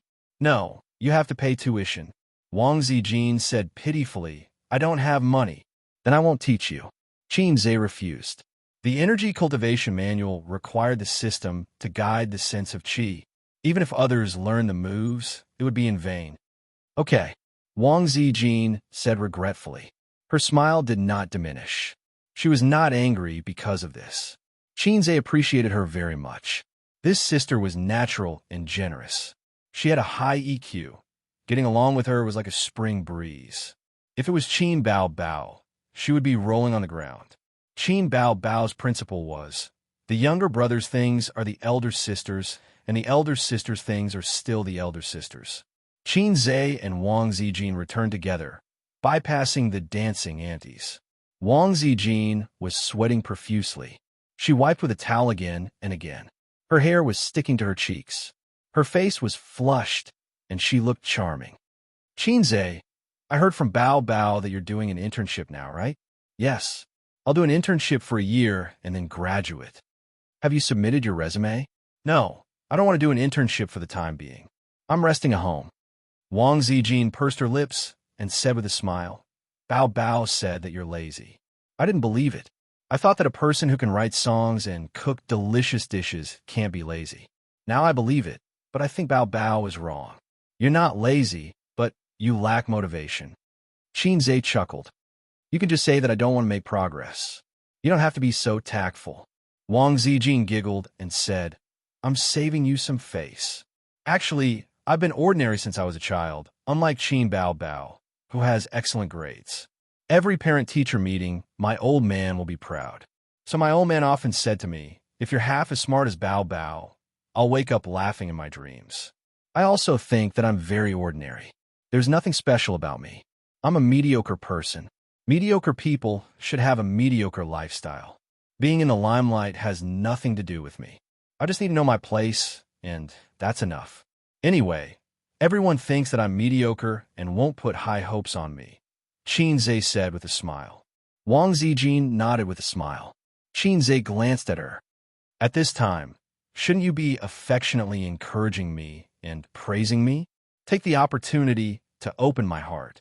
My best friend's younger brother has a crush on me is such an interesting plot.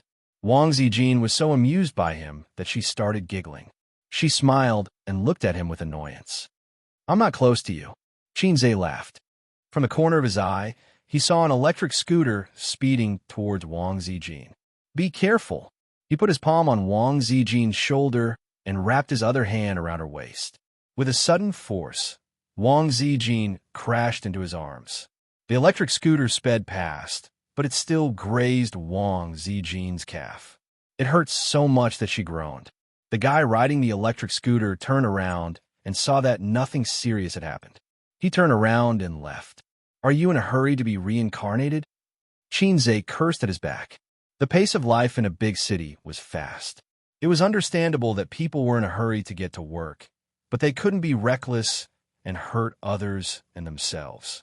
Shanghai subway had been built for so many years, and there were often accidents because people were in a hurry. Later, safety railings and glass doors were added to the platform to improve the situation. Xianxia helped Wang Zijin sit down on the side of the road. Xianxia pulled up her trousers, revealing her white and tender calves. Her skin had been scraped, and dark red blood was seeping out. Xianxia breathed a sigh of relief. "It's okay. Apply some iodine, and it will heal in 3 to 5 days." After that, he scolded, "If he hurt you, I'll beat him up." Wang Zijin gently pulled down her pants and smiled. "My best friend's younger brother hasn't had a crush on me yet, and you're already thinking of making my sister's best friend fall in love with me. You've seen through it." Xianxia laughed. In his heart, his understanding of Wang Zijin went up another level. She was generous, decent, friendly, not shy, not overly reserved, and could take a joke. Why was it said that she was not overly reserved? It was not that she was not reserved. She was still reserved. She did not let Xianxia touch her calf. Xianxia took a detour and bought a bottle of iodine for Wang Zijin. Wang Zijin paid for it herself and did not give Xianxia a chance. They bought soup dumplings, soy milk, and youtiao from the breakfast shop. When they returned home, Qin Bao had already woken up. Seeing the two of them coming back together, she was puzzled. "Where did you two go?" "Jogging." Wang Zijin smiled and put the breakfast on the table. She turned around and went into the bathroom to take a shower. Chapter 38. Xianxia came out of the shower, bare-chested and wearing a pair of big pants. His body was strong but slightly thin. There was no excess fat. His abdominal muscles were already formed.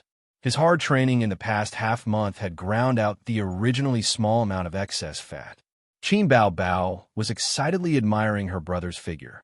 She clicked her tongue and said against her heart, "What's so great about having a few pieces of meat? Who are you showing off to?" Her eyes lingered, looking again and again. It was like a man squatting in the cafeteria to evaluate the girl's long legs and thin waist. Women would also appreciate a man's figure. Xianxia held his breath, making his 8 abdominal muscles more obvious. He said proudly, "I'm showing off to you. Do you still remember our agreement?" Qin Bao Bao pretended to be at a loss. "What agreement? Did we make an agreement?" "Damn, I knew you would go back on your words." Xianxia rolled his eyes, drying his hair while walking to the room. Wang Zijin smiled and asked, "Bao Bao, what agreement?" Qin Bao Bao curled her lips and whispered, "I made a bet with him. If he has abdominal muscles, I will cook for a month. But I can go back on my words at any time, and he can't do anything to me." "You siblings are really interesting." Wang Zijin laughed cheerfully and immediately said with jealousy, "Is good body hereditary in your family? You and Xianxia have such good figures. You're also very good." Qin Bao Bao chewed the fried dough sticks. "I'm very fat. If I don't exercise, I can gain 5 pounds in a month. I really envy people who don't get fat." When Xianxia finished his meal with his 2 sisters, it was already 8:30 p.m. He saw Qin Bao Bao still wearing her pajamas and slippers. She stood there motionless, so he asked, "Is today the weekend?" "No, Friday." Qin Bao Bao replied. "Then why don't you go to work? Look at the time." Xianxia immediately reminded and urged his sister to hurry up and get ready for work. These years, he was both a brother and a father. If he did not care about Qin Bao, she would sleep until noon. "There's no hurry." Qin Bao Bao waved her hand domineeringly. "Let's talk about something after we're done eating."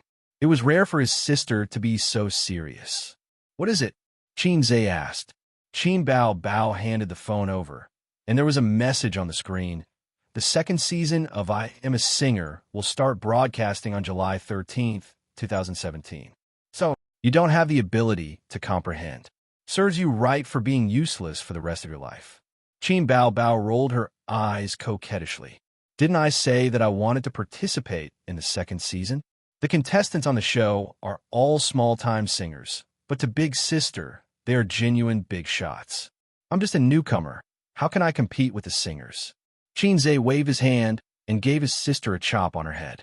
He said impatiently, "F***, If you have something to say, just say it. For the first time, Qin Bao Bao did not fight with her brother. She pouted and said, "So my main promotion is original. I promised the company that I will compose and write songs myself, and the company decided to invest resources to support me. Since I want to write songs, inspiration is very important. It doesn't matter if I'm late or not." "You're really looking for trouble." Qin Zhe covered his face. "Hey, Qin Bao Bao, where do you get your confidence from? You dare to boast about anything." Qin Bao Bao narrowed her eyes and smiled. "Don't I still have you? Besides, I don't have to write all the songs myself. After all, no matter how talented a singer is, it can't be mass-produced. The company's intention is to see my performance after the competition. If I gain a lot of popularity, they will arrange a composer for me. Of course, it will be announced to the public that I will write the songs. Then you can write slowly." Qin Zhe shrugged, got up, and walked to the room. Qin Bao Bao grabbed him. "You have to write that song today." Wang Zijin listened for a while and interrupted, "Invisible Wings? Yes, that song is very nice." Qin Bao Bao turned her head and said, "Not that song. He still has a half-finished song. It's very nice." Wang Zijin's eyes suddenly lit up. Qin Zhe wanted to refuse because he did not exchange for that song. The system had a rule that songs that were tried out could not be spread in any form or for any reason. And a song was about 30 points. Ding. Main mission, Divinity Show, 4/5 helped Qin Bao Bao complete the legend. 70 points will be rewarded for success.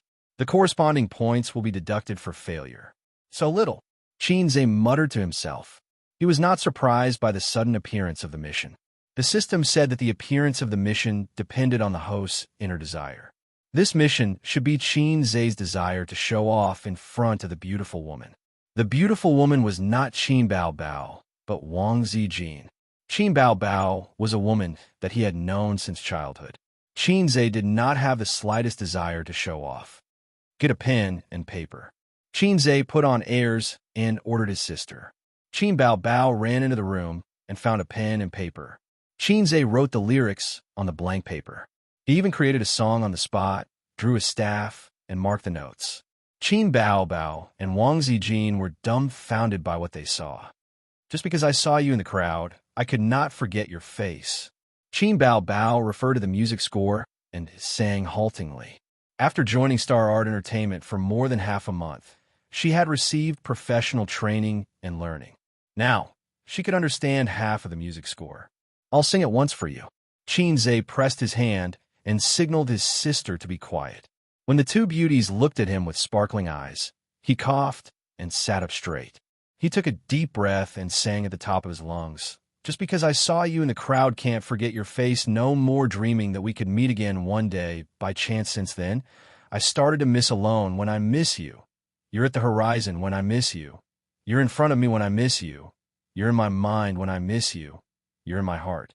The clear and low voice floated slowly in the hall, making people feel a faint sense of melancholy and affection. Qin Zhe's singing was not bad. The key was that his voice was pleasant and his breath was long. It was very suitable for singing. Qin Bao Bao was no longer an ignorant person. Comparing the music score, she could tell that he made a few mistakes in the details. However, it did not stop her from being surprised. It was not her brother's singing, but the song. It was too damn good. Wang Zijin clapped.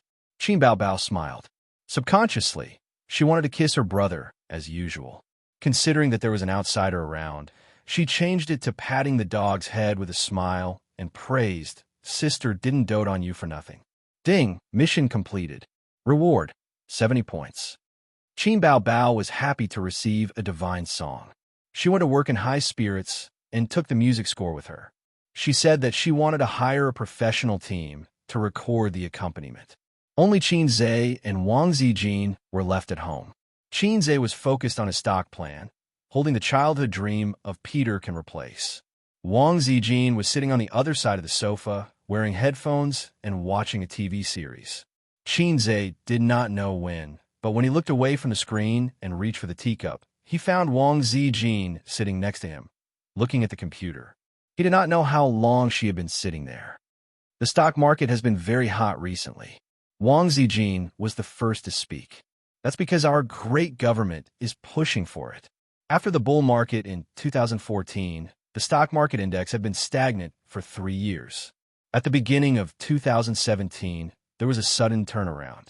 In half a year, the stock market index rose by 50%. If you pay attention to the news, you will notice that whatever industry the news says is good, that industry's stocks will rise steadily. Even a fool will know that the person behind the scenes is promoting. Xianxia said with a smile, "These are all my father's words. I'm just offering Buddha with borrowed flowers. Don't laugh if I'm wrong." Wang Zijin raised the corner of her mouth. "You want to take the opportunity to make a fortune? That's an idea, but I don't have the money." Xianxia laughed. "Miss Wang, why don't you invest?" Wang Zijin said pitifully, "I'm not a Mississippi. I'm also very poor. I'm here to rely on you and your sister." Xianxia smiled. "Bao Bao keeps complaining to me that she doesn't have money. Is she trying to chase me away?" Wang Zijin asked. "If Qin Bao doesn't want you to move in, she has 100 ways to make you give up before you come to Shanghai. We really don't have money. Don't you know her? She spends as much as she earns. When she has a stable job, her situation is still good. But she gave up her bright future and resigned to become an artist. Her monthly salary is 3,000 renminbi. She's miserable. So, to escape poverty and become rich, you have to help your sister." Xianxia was stunned for a moment. He suddenly understood. "Sister Ziwei, you've been talking for so long. So, you're just digging a hole for me to jump into. You're trying to persuade me to support her." Yes. Wang Zijin was exposed, but she was not embarrassed at all. She went along with the topic. "Bao Bao, you know how to write lyrics and compose music. You're beautiful and good at singing. You're a perfect partner. But why are you so against her entering the entertainment industry? It's not me who's against it. It's my family. So I'm against it. It's called political correctness." Xianxia had plans to use his sister as a pawn. At the same time, he was afraid that his grandfather would be furious if he knew the truth. He was in a dilemma and hesitated. Besides, the entertainment industry is very complicated. There are all kinds of unspoken rules. If a small star wants to make a name for herself, she has to sleep her way up. Damn, with Qin Bao Bao's beauty, in less than 2 years, she'll become a black fungus. "Go away." Wang Zijin hit Xianxia. She was half angry and half angry. "How can you talk about your sister like that?" At 7 o'clock in the evening, Qin Bao Bao called. "Xianxia, don't burn the stove tonight. Let's go to karaoke." "Karaoke my ass."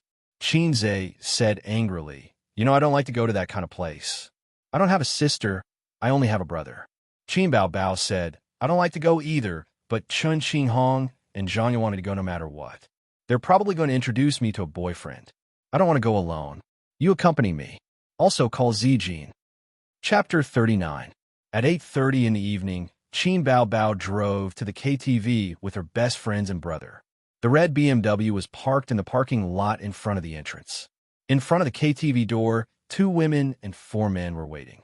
They stood under the changing neon lights and chatted casually. The 2 men were a little far away, talking and smoking. Xianxia knew most of Qin Bao Bao's best friends.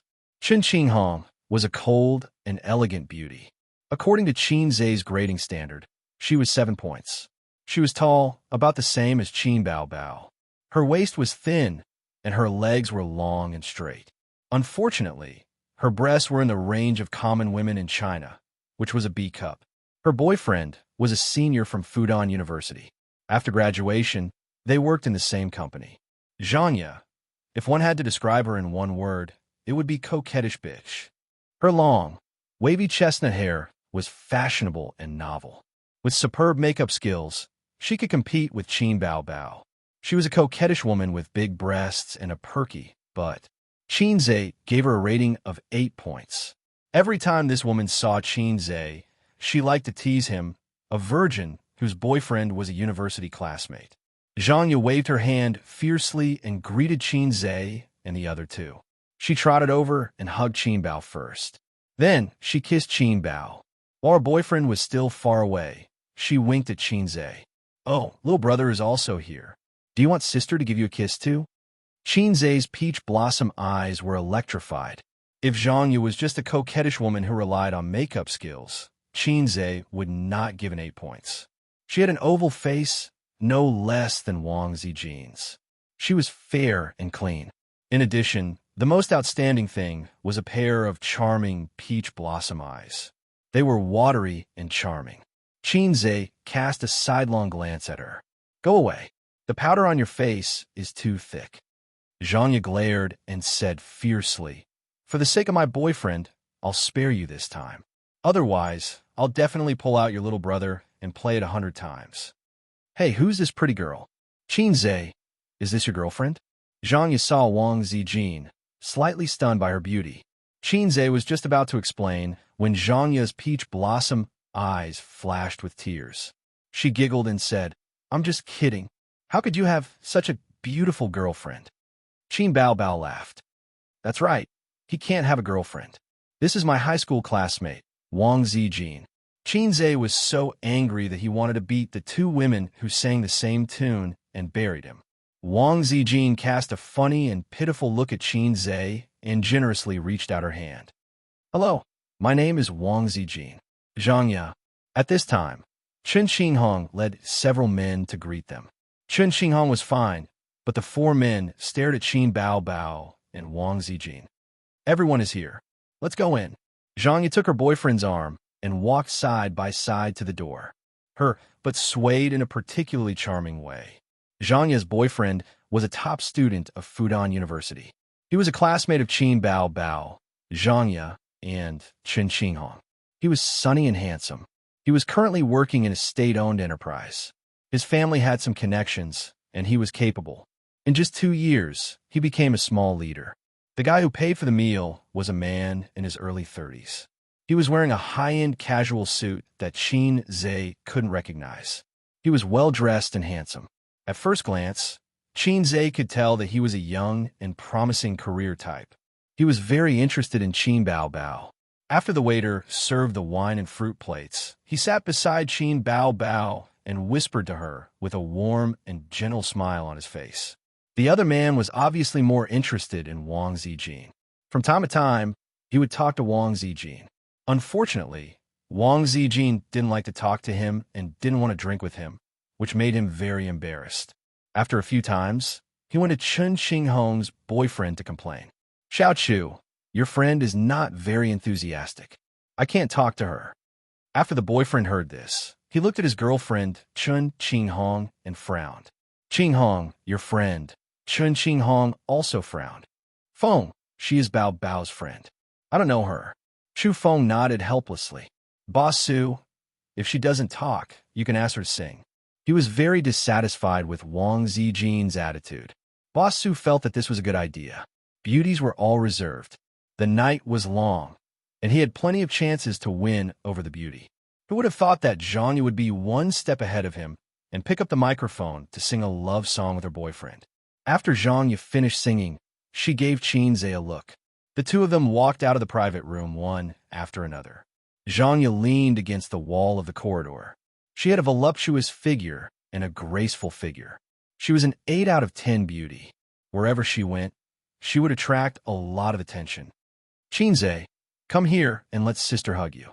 I haven't seen you for half a month, and you have become more handsome. I regret that I didn't do you on Bao's birthday." Xianxia smiled charmingly. "I was wondering why you kept forcing me to drink that day. So it was because you were ambitious." Xianxia took out a cigarette and threw one to her. He also took out a lighter for her and lit one for himself. "Where are your cigarettes?" "Good girl." Xianxia puffed. "Cheng doesn't allow me to smoke. I have been holding it in for so many days." "Who is Cheng?" "My boyfriend." "Oh, if you didn't say it, I would have thought it was some random cat or dog." Xianxia was not angry at all. She said coquettishly, "He is a cat or dog. You are my heart. Women should smoke less." Xianxia flicked the ash with his finger. "Who are the two idiots inside? Are they the boyfriends you introduced to my sister?" "The one pester your sister is called Li Zemin. He is one of the leaders of Chu Feng's company. He saw your sister at a party, and since then, he has been obsessed with her. The singing was organized by Chen Xinghong, or rather, her boyfriend. They are matchmakers for your sister and please the leaders. It is the best of both worlds. Xianxia exhaled a smoke ring skillfully. Qinze smiled and did not comment. Sister is old. It is not a bad thing to know more men. Picking men is like picking goods. It is too simple. How could she shop around? I forgot the other name. I think his surname is Su. He is a small leader of a public fund. He has business dealings with Chu Feng's company. The two of them chatted while smoking. Among Qin Bao Bao's close friends, Xianxia was the closest to Qinze. To be honest, Qinze used to like her. Later, he found out from Qin Bao Bao that Xianxia was taken. Qinze was aggrieved. Damn, you still flirt with me when you have a boyfriend. That was why Xianxia was a flirtatious bitch. But she was not a real bitch. At least, she had said countless times that she would hook Qinze to her bed, but her actions were zero. Qinze and Xianxia returned to the private room. Chen Qinghong held the microphone and sang. Her voice was not bad. On the other side, the guy called Li Zemin was sitting next to Qin Bao Bao. He was almost sticking to her. Qin Bao Bao drank her wine. She was very bold and did not notice his gradually bold actions. Qin Bao Bao liked to sing karaoke. On one of her birthdays, she pulled Qinze to the karaoke. Just the two of them, she could sing from night to morning. Compared to Li Zemin's irresistible force, Chairman Su was still hitting a wall. Wang Zijin smiled gently. She was neither close nor distant. You talked to her for a long time, but she only replied half a sentence. Bao Bao, let's sing a song together? Li Zemin took advantage of the alcohol and reached out to put his hand on Qin Bao Bao's shoulder. He really liked Qin Bao Bao. Ever since he met her at the party, he was shocked and wanted to hook up with Qin Bao Bao. Qinze waved his hand and pulled Qin Bao Bao up. You go sing a song. I'll drink. Qin Bao Bao drank until her eyes were blurred. She did not forget to remind him. Don't drink too much. Your body is not good. Qinze said in his heart, my body is good. Li Zemin stared at Qin Bao Bao's hot and graceful figure, especially her round and perky butt. After a long time, he retracted his gaze and glanced at Qinze, who was drinking calmly. He laughed and said, young man, there's wine and food. Just eat and drink. Don't disturb me. He expressed his dissatisfaction with Qinze's actions just now. Singing is singing. Don't touch me. Qinze rolled his eyes, as if there was a cold light shooting out. Li Zemin looked at Qinze carefully and said with a slightly disdainful tone, Qinghong said that Bao Bao does not have a boyfriend. I understand. You're also one of her pursuers. What does your family do? A rich second-generation heir? Looking at your outfit, you don't look like one. What rich second-generation heir? Allah is an ordinary person. Qinze replied in local dialect. A local. Li Zemin's lips twitched. Have you graduated from university? No. Li Zemin sneered. Young man, when you enter society in the future, you will know how to write the words know your place. I guarantee that after 3 years in society, you will not even dare to speak to Qin Bao Bao in an occasion like today's. Why? Qinze's interest was piqued. Inferiority complex? Li Zemin put on a fake smile and said, think about it yourself. Don't think about Qin Bao Bao. I like her very much. Of course, I won't say things like don't pester her in the future. But you really can't do it today. If you don't like it, you can leave. Li Zemin did not know Qinze's identity because no one introduced him to him. Qinze's attributes as a passerby were not self-deprecating. Chen Qinghong had a cold personality and would not take the initiative to introduce him. Xianxia would not do it either. Li Zemin was not her boss. The two beauties' boyfriends did not know Qinze either. Everyone thought that he was a friend of either Qin Bao Bao or Wang Zijin. If Li Zemin knew that Qinze was his brother-in-law, he would kneel down and beg for an alliance. Chapter 40. Qinze didn't like this Li Zemin very much. He wasn't sure if he was young and promising, but he was full of youthful vigor. A villain holding a weapon and shouting nonstop. This was the kind of person he was referring to. Listen to what he said. I like Qin Bao Bao very much. Don't even think about it. In another 3 years, you won't even dare to say anything in such an occasion. What kind of person was he? A gold collar was already the limit. Did he really think he was the king? Qinze threw a mocking and disdainful smile at Li Zemin and turned to look for Wang Zijin to drink. Wang Zijin's stomach was not good, so she didn't drink. She poured a cup of black tea, and the two talked and laughed. This time, Qin Zhe offended both Li Zemin and Chairman Su. But Qin Bao Bao's singing attracted everyone's attention. Her voice was soft and magnetic, and she was very talented in singing. She also received professional training for more than half a month. Her singing skills were already at a higher level. Even Qin Zhe felt that his sister recognized her and looked at her in a new light. Li Zemin only hated that it wasn't a duet with a love song. Otherwise, he would definitely sing with Qin Bao Bao. Qin Bao Bao sang a classic old song. There was a line in it, "Love makes me dizzy. You make me fall deeper and deeper." Li Zemin felt that it was talking about him at this moment. After the song, the whole hall applauded. Qin Bao Bao's face was red, and the corner of her mouth was smiling. Her phoenix eyes were shining, and she was very happy. "Well, just treat it as a rehearsal before I go on stage. I'll sing to my heart's content tonight." Chu Feng came over with a beer and handed it to Qin Bao Bao. He smiled and said, "Bao Bao's singing is amazing. Our chairman Li is also good at singing. Why don't you two sing together?" Qin Hong quickly sing. Qin Bao Bao took the beer, but refused to sing together. "My voice is tired. I'll take a break." Qin Hong looked on coldly. She didn't try to matchmake or object. She had already seen that Qin Bao Bao didn't like Li Zemin at all. It was just that Li Zemin was their boss, so she couldn't refuse. Her boyfriend, Chu Feng, was very eager to cater to his superior's mentality. The first thing to do in the workplace, please your boss. What else could she say? Even if they couldn't date, they could still be friends. Li Zemin said disappointedly, "Then I'll sing one by myself to get a feel for it." What should we sing?" As he spoke, his gaze lingered on Qin Bao Bao's beautiful face. Qin Zhe was immediately disdainful. As a virgin, he knew that whether a woman was the best or not, the most important thing was her figure, followed by her face. Singing unparalleled under the heavens, Chu Feng flattered. CEO Li's Unparalleled Under the Heavens is amazing. The original singer's voice is good, but the momentum is not enough. CEO Li's singing is domineering and full of momentum. When CEO Su heard this, he quickly smiled and said, "I'm not bragging. There was once when I went to sing with CEO Li. Once I let go of my voice, I was really good." There was indeed a domineering feeling of the student surpassing the master. Li Zemin was in a good mood. He held the microphone and said modestly, No, don't kill me with your flattery." Chu Feng grabbed the microphone and said, "CEO Li, I'm really not trying to kill you with flattery.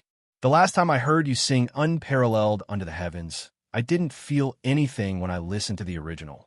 Your singing level is comparable to a professional. If you don't believe me, you can sing it for everyone." Xianxia laughed and said, "You two are doing crosstalk." She was glared at by her boyfriend.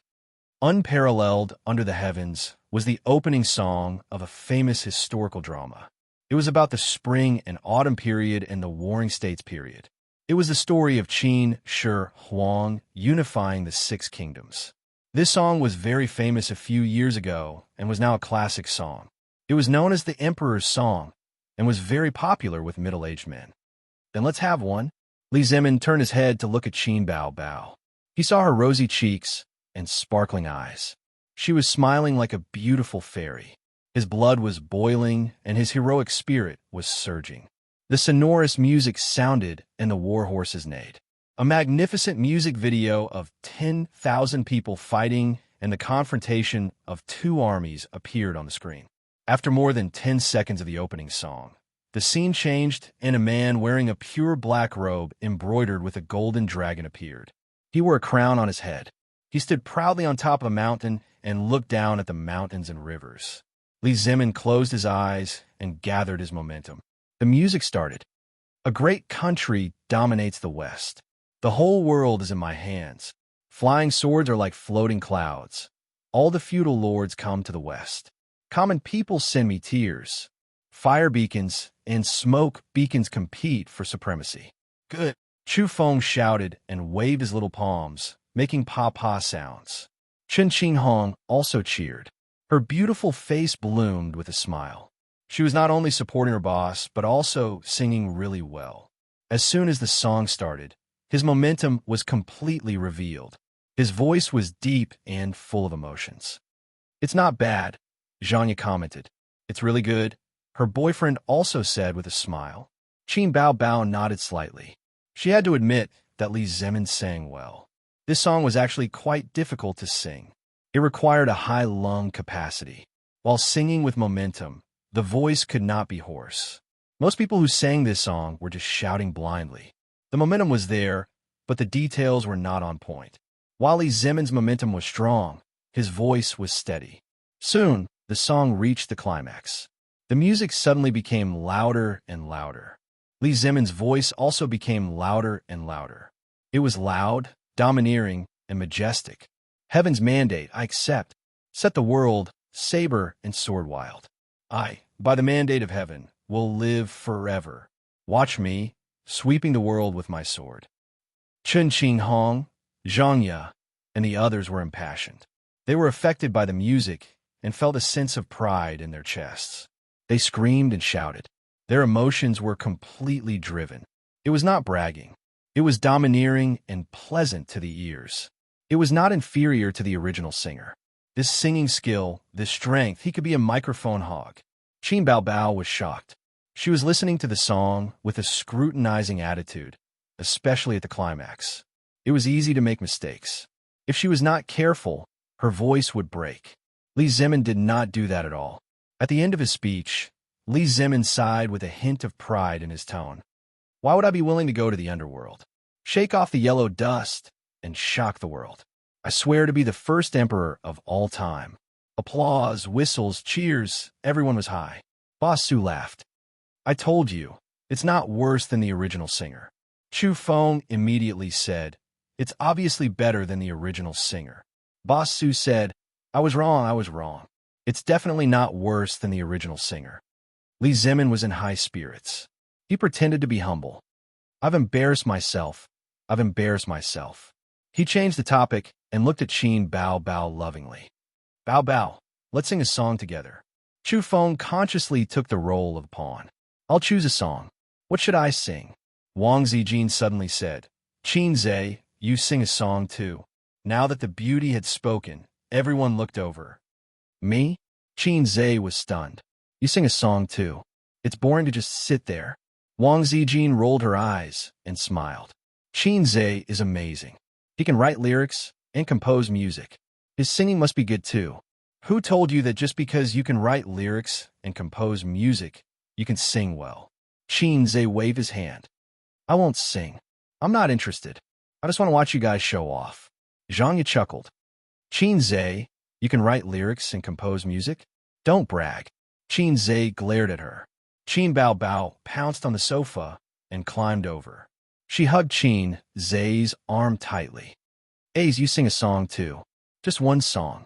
I'll give you a kiss as a reward." Qin Bao Bao had drunk a lot of wine and was excited. She didn't have any scruples when she did things. She didn't care about anything else and gave Qin Zhe a kiss on his cheek. Li Zemin's face darkened. Qin Bao Bao was his goddess. Who could tolerate his goddess kissing another man? "Young man, you can write lyrics and compose music? That's rare. Do you want to sing a song now?" Qin Zhe did not answer. "Forget it. We're just here to sing. Let's just take it as a joke." "Young man, what song do you want to sing?" Qin Bao Bao said protectively, "He can write songs." It would have been better if she did not say anything. Once she opened her mouth, Qin Zhe got even angrier. "Bao Bao, I don't believe it. Is your friend also a songwriter?" Li Zemin snorted. "I don't want him to write lyrics and compose music on the spot. If he can sing unparalleled under the heavens again, I'll be convinced." Chu Feng immediately said, "Mr. Li, you're right. Who would dare to embarrass themselves in front of you?" Mr. Su said, "That's right. Young man, you should sing your own song. At least it'll be a novelty." Qin Zhe still did not say anything. Wang Zijin gave him a disappointed look. "I'm just joking with everyone. I'm just saying that I'm a songwriter." Qin Zhe's calm face suddenly bloomed with a fake smile. "I just wrote a song a few days ago. I'll sing it for everyone." A moment ago, the system sounded in his head. Ding! Mission prompt, Divinity Show, May 5th. It's time to show your real skills. Come on, brave host. What bullshit mission prompt? Come on, brave? Come on. There wasn't even the basic details of the mission. But Xianxia knew what he was going to come on because he did a small experiment. Wasn't the trigger condition of the mission related to the desire in his heart? He didn't say anything just now because he was suppressing himself and increasing the desire to slap his face in his heart. Then the mission really came. The results of this small experiment showed that Xianxia could affect the mission to a certain extent. I can suppress myself and indirectly trigger the mission. Xianxia held the microphone and walked in front of the big screen. Wang Zijin and Qin Bao Bao gave each other a high five and revealed a fox-like smile. Bao Bao, my provocation worked, right? Not bad, not bad. I'll give you a verbal reward. But what if Xianxia doesn't sing well? It'll be embarrassing. Who cares? Isn't your brother just a shield for your sister? If you don't like Li Zemin, just say it. It's not good to say it. After all, Qing Hong is my sister. I have to give her face. Miss Wang, you don't know the ways of the world. The two of them tacitly set up a trap for Xianxia. Li Zemin picked Unparalleled Under the Heavens again and asked Xianxia to sing. The sonorous music sounded. Everyone sat on the sofa and listened to Xianxia sing. Li Zemin was calm and composed. He had put in a lot of effort to sing Unparalleled Under the Heavens. All these years, whenever he went to karaoke, he would always pick this song. As long as he sang this song, he would immediately become the center of attention and be in the limelight. In his opinion, Xianxia was simply overestimating himself by competing with him in this song. To use the internet's popular saying, asking for a slap in the face. The prelude music ended. The song began. Xianxia closed his eyes and sang along with the music. Along the gentle curves of the mountains and rivers. The central plains of love, the north and south of the Yangtze River. In the face of ice and snow, the wind and rain. Cherish the golden years that the heavens have given me. Li Zemin was stunned. Xianxia was stunned. Chu Feng was stunned. Qing Hong was stunned. Qin Bao Bao was also stunned. Wang Zijin blinked and looked at Xianxia, who was singing at the top of his lungs.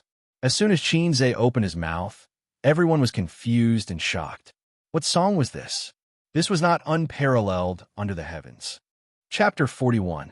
Qin Bao Bao suddenly sat up straight and listened to his singing, memorizing the lyrics.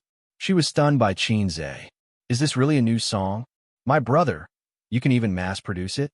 The song Xianxia sang was called Borrow 500 More from the Heavens. She had heard it in the song list in the store. The system said that it was a song collected from a parallel world. The song required 30 points, but listening to it was free. The reason was simple. How would she know if the song was good if she didn't listen to it? Li Zemin provoked him to sing Unparalleled Under the Heavens. Xianxia laughed in his heart. So what if it's an emperor's song? You can sing well, so what? I have a song here, so I'll take it out and compare it with you. Xianxia's voice gradually became louder and louder. A man with courage. Why should he be afraid of danger? My heroic spirit will not change year after year. A man with bitterness and sweetness. Good and evil separate. For the tomorrow in my dream. Watch the iron hooves trample over thousands of miles of mountains and rivers. Xianxia turned around and reached out his right hand as if he was holding something. His voice rose again, and he sang passionately. I'm standing on the cusp of the storm, holding the sun and moon spinning. Qin Bao Bao shuddered. Wang Zijin's hair stood on end. Xianxia's face became abnormally red, and she had goosebumps. Li Zemin was dumbfounded and looked at Xianxia as if he had seen a ghost. This song didn't deliberately promote dominance, but in the lyrics and in Xianxia's singing, it was everywhere. I'm standing on the cusp of the storm, holding the moon spinning. But as an emperor, was it enough to be domineering? Li Zemin was domineering, but he didn't sing the real charm of Unparalleled Under the Heavens. Blood drowns the world, peace and happiness. I really want to live for another 500 years. A man with courage. Why should he be afraid of danger? My heroic spirit will not change year after year. A man with bitterness and sweetness. Good and evil separate. For the tomorrow in my dream.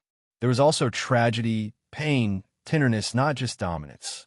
Do I really want to live for another 500 years? Qin Bao Bao stood up excitedly. Her breathing was rapid, and her blood was boiling. Qin Zhe was originally facing the screen, but at this moment he suddenly turned to face everyone and gripped the microphone tightly. Watch the iron hooves trample over the rivers and mountains for thousands of miles.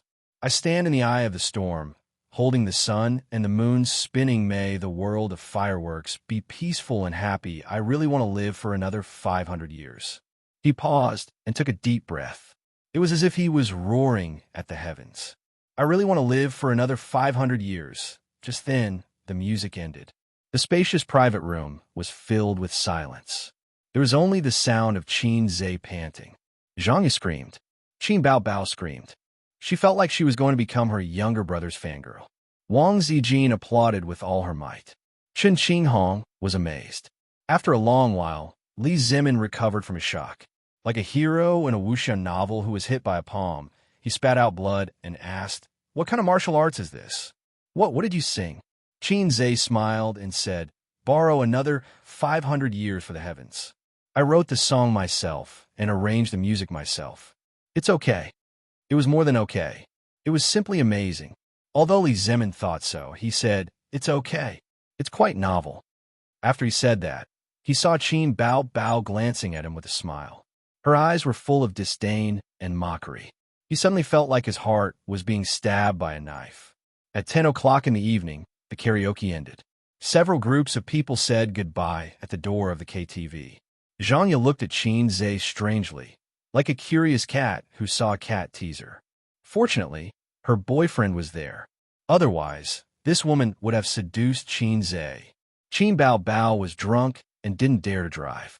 Wang Zijin drove for her. The siblings sat in the back seat. Qin Bao Bao's face was red. Her head was leaning on Qin Zhe's shoulder, and she was a little delirious. Qin Zhe closed his eyes and rested. He recalled the moment of excitement in the private room. The charm of a song was that it could stimulate emotions. It could make people excited, sad, or hot-blooded.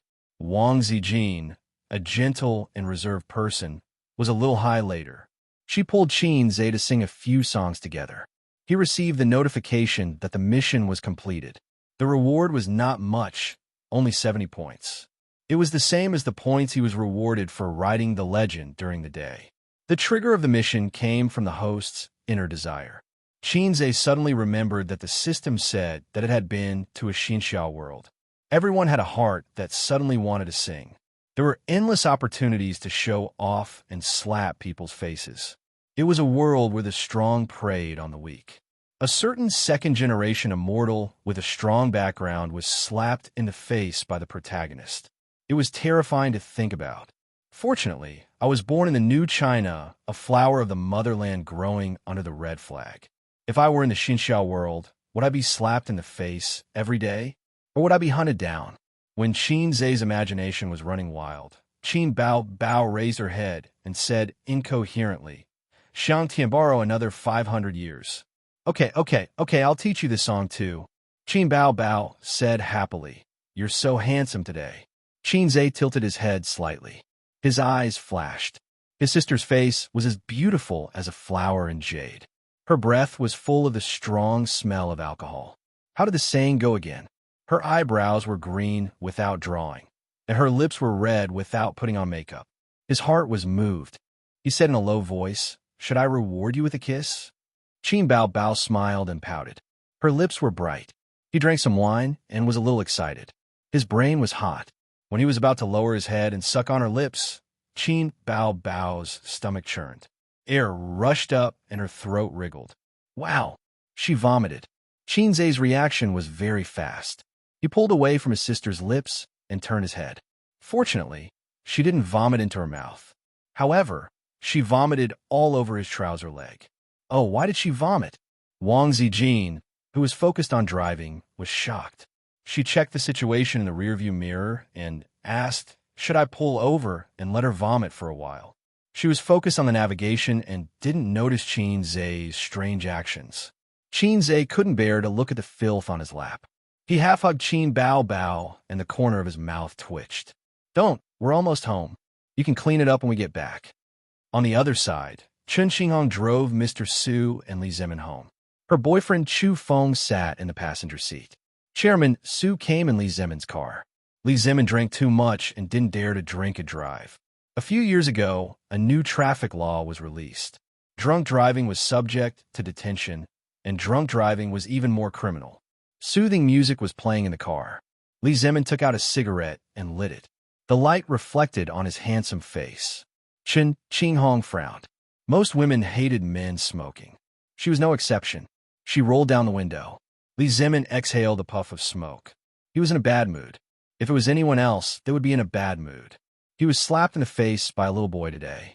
A slap in the face was nothing. He was in his early 30s and was a senior executive in a company. His EQ and ability were not bad. His willpower was not so weak. However, it was different to be slapped in the face in front of his goddess. Qin Bao didn't have a good impression of him in the first place. Now, his hope was even slimmer. There was no harm without comparison. Chu Feng looked at his boss's expression from the rearview mirror. He was good at reading people's minds. He comforted him.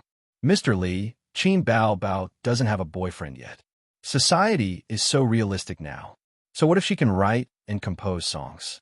Can she make a living? Li Zemin sneered. She can make a living. Something like talent will be exhausted one day. Moreover, it's not stable. Qin Bao is blind if she doesn't choose an outstanding man like you. Li Zemin smiled bitterly. It was not easy to pursue beauties, especially a beauty like Qin Bao. She had many suitors. It was always the case that the first to act would get something. Chu Feng rolled his eyes and said, "It's the weekend in 2 days. How about this? Let Xinghong ask her out for a meal." Mr. Su clapped his hands and said excitedly, "It's this weekend. Let that Wang Zijin come too. It's my treat, my treat." After a pause, he laughed. "No problem, Xinghong." What else could Xinghong say? Mr. Su was a big client of the company, and she was in charge. If she said no, the deal in her hands would be gone. She squeezed out a smile. "I'll try." Li Zemin added, "That Xianxia, right? Don't let him come." "Why?" Chen Xinghong was stunned. After saying that, her boyfriend glared at her. Why would he come and disturb Mr. Li and Qin Bao's friendship like today? Chen Xinghong looked at her boyfriend in shock. Xianxia is her brother. I can't stop this. Li Zemin was stunned. He flicked the cigarette, but out of the window and closed the window. He asked impatiently, "The wind is too strong." "What did you just say?" "Xianxia is Qin Bao's brother." Li Zemin asked again, "Biological brother?" "Yes, they both have the surname Qin. If they're not biological brothers, then what are they?" Li Zemin only felt that the depression in his chest was swept away. He was filled with joy and rejoiced. His fighting spirit was reignited. "I have to criticize you. Xinghong, he's Bao's brother. You didn't even introduce him to me." "Oh, after drinking for half a day, I don't even know who he is." Li Zemin was beaming with joy. Chen Xinghong asked curiously, "Chu Feng, why didn't you introduce him to Mr. Li?" Chu Feng was stunned. "Xianxia is Qin Bao's brother?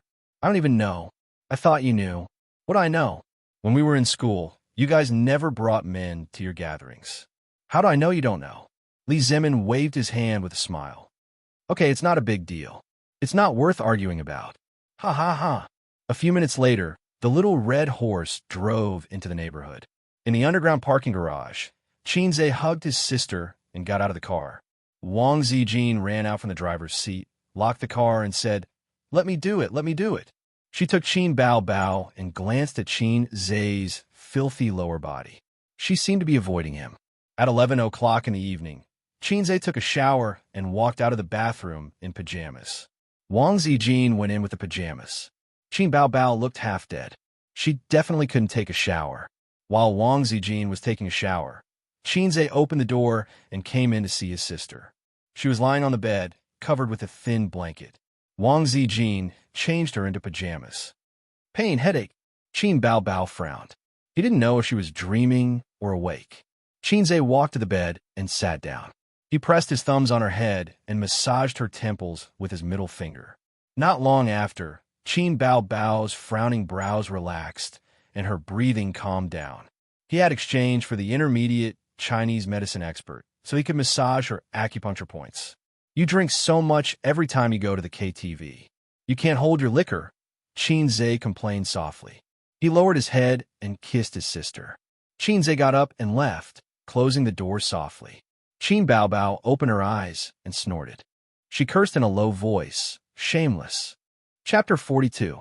The next morning, Xianxia got up to do morning exercises regardless of rain or shine. Unexpectedly, he didn't see Wang Zijin get up. His sister's door was closed. He felt strange, but he didn't want to knock on the door and ask. So he went out to exercise alone. Returning at 7:30, the two sisters still didn't get up. Xianxia sat in the hall eating breakfast and opened the system interface. Shopping has become his daily entertainment, just like shopping every day in UC. Opening the system interface, he found an exclamation mark flashing in the upper right corner. His finger tapped lightly, and the interface changed. Congratulations to the host for completing 5 missions. Please receive the mission reward. Mission reward? What the hell? Behind the prompt, there was an icon of a gift box. Xianxia was 30% curious and 30% expectant. He clicked on the gift box icon. Ding! Congratulations to the host for a live facial micro-adjustment, automatically used. Facial micro-adjustment? Xianxia was stunned. The next moment, he felt his face burning hot, and his skin itched as if there were ants crawling on it. What the hell is facial adjustment? Is it plastic surgery? Don't make me look like something I don't look like. He jumped up from the chair and plunged into the bathroom. In front of the bathroom's big mirror, Xianxia stood there like a statue. At this moment, Xianxia's mind was full of, fuck. The mirror reflected a rather handsome young man. His posture was tall and straight, well-proportioned and vigorous, and the outline of his face was clear. This was Xianxia's face, but it was a little different from usual. His eyebrows were more sharp, his eyes were bright, his nose was high, his lips were thin, and several acne marks on his face had disappeared. His skin was delicate, and he had to use a word to describe it. His face was like jade. It was still Xianxia's face, but his facial features were more delicate than before. He used to be a little handsome, but now he was worthy of the title of the school's most handsome boy. If he and Zhang Mingyu were put together, they wouldn't be inferior at all. His looks had gone up by at least 2 levels. Now, he could be considered Baby Qin's biological younger brother. Finally, he didn't need to be laughed at by outsiders, Tiger Sister and Dog Brother. Not being handsome had always been Xianxia's sore point. First, Qin Bao was a gem in front of him. They were born from the same mother, so why was there such a big gap between them? Secondly, his aptitude was mediocre to begin with, and he wasn't handsome either. How could any pretty girl take a fancy to him? In fact, Xianxia's facial features were very good, and he was the type that was pleasing to the eye. If he had to find a girlfriend, it was impossible that he couldn't find one. However, his taste had long been spoiled by Qin Baobao. He didn't like ordinary girls. Thinking about it, if he married a mediocre wife and brought her home for dinner, Qin Baobao would sit on the side, and they would be proper ladies and maidservants. Lu Ziqiang's motto was, "A man should strive for self-improvement." Xianxia's motto was, "Men don't rely on their looks to make a living." Look, I feel so sad. Xianxia stared blankly for more than 10 seconds before his eyebrows suddenly jumped. Joy climbed onto his face as he danced with joy, assuming the posture of a serf turning over to become the master. From now on, I'm also a man with looks. I'm standing on the cusp of the storm, holding the sun and moon spinning. Xianxia sang at the top of his voice. Why are you singing so early in the morning? Wang Zijin's soft voice sounded from outside the door. She pushed the door open and came in. Are you done washing up? I'm coming in. Without waiting for Xianxia's reply, she pushed the door open and came in. Their eyes met. Wang Zijin was stunned. Her hair was messy, and her complexion was a little pale. Her originally sleepy look was suddenly widened, and she stared straight at Xianxia. Xianxia felt inexplicably guilty and joked, "What are you looking at?" Wang Zijin opened her mouth, and it took her a long time to react. She rubbed her eyes hard and stared straight at Xianxia again. Rub again, look again. Xianxia's thoughts raced, and he thought of an excuse. Wang Zijin turned around and ran into the room in her slippers. Bow, bow, bow, bow, bow. Get up, get up. Qinzhe looked at the mirror and touched his chin, speechless. Did she have to have such a big reaction? A moment later, Wang Zijin dragged a groggy Qin Bao over. Qin Bao Bao followed suit, squinting. Her right sleeve was pulled taut by Wang Zijin, and her snow-white, round right shoulder was exposed. Slow down, slow down. What's so good about Qinzhe? He's not a handsome guy. He. Wang Zijin was incoherent.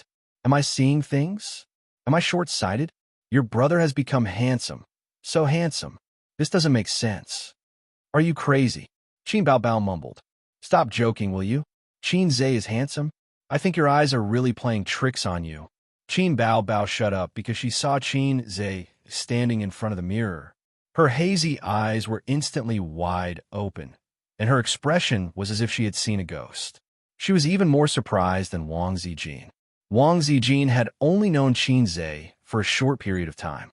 This was her younger brother who had been with her for more than 20 years. She was too familiar with Qinzhe. She was so familiar with him that she even knew how many acne marks he had on his face. Qin Bao Bao stared hard, and her sharp gaze made Qinzhe's hair stand.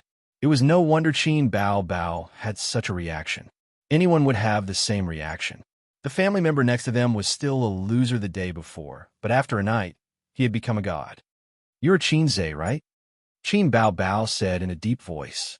What do you want to say? Qinzhe asked expressionlessly.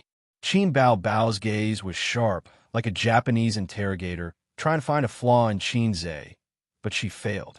Qinzhe was still Qinzhe. His face was the same as before, but more exquisite and good-looking. What I like to eat the most? Chicken stewed with mushrooms. My dream, to be a star. The biggest shame in my life. Your name? What color is my underwear? This is a difficult question. When you were in junior high school, your underwear was cartoon, and they were mostly white. When you were in high school, white and yellow were more common. After you went to college, the colors and styles increased, but white and yellow were still the most common. After graduation, except for t-shirts and sexy underwear, you basically have a few pairs of other styles. Oh, you also have sexy underwear. I don't know which man gave it to you on your birthday. Well, it's black. Wang Zijin was dumbfounded. What kind of brother was this? He was so familiar with his sister's underwear. Qin Bao Bao heaved a sigh of relief and patted Wang Zijin's shoulder. Don't doubt, this is my brother. She took 2 steps forward and held Qinzhe's face. How did this happen? When you woke up, my loser brother became a god. I feel that you have changed a lot, but also feel that you haven't changed much. This face is still my brother. Wang Zijin was surprised. Qinzhe, did you secretly go for plastic surgery this morning? T. Plastic surgery also needs a recovery period. Qinzhe broke away from his sister's hand and complained. What's there to be surprised about? Isn't this how I look? I think it's quite normal. There must be something wrong with your eyes. Qin Bao Bao scratched her head. Could it be that I don't pay enough attention to you? Wang Zijin muttered. From a biological point of view, forget it, I don't understand biology, but I just feel that it's not scientific. It's said that a girl changes 18 times between childhood and womanhood, but I've never heard of such a drastic change in appearance overnight. Qin Bao Bao made the deduction action of Detective Conan, holding her chin. It's not really a drastic change in appearance. Nose, eyes, mouth, and mouth are still Qinzhe. It just feels weird. Makeup skills are so good now. Mine is nothing. Qinzhe jested. I run and exercise every day. My complexion just looks better. I feel refreshed and energetic. I look more handsome. After rambling for a long time, he finally got away with it. The sister reluctantly believed that her brother was a natural beauty, but had been buried in the past.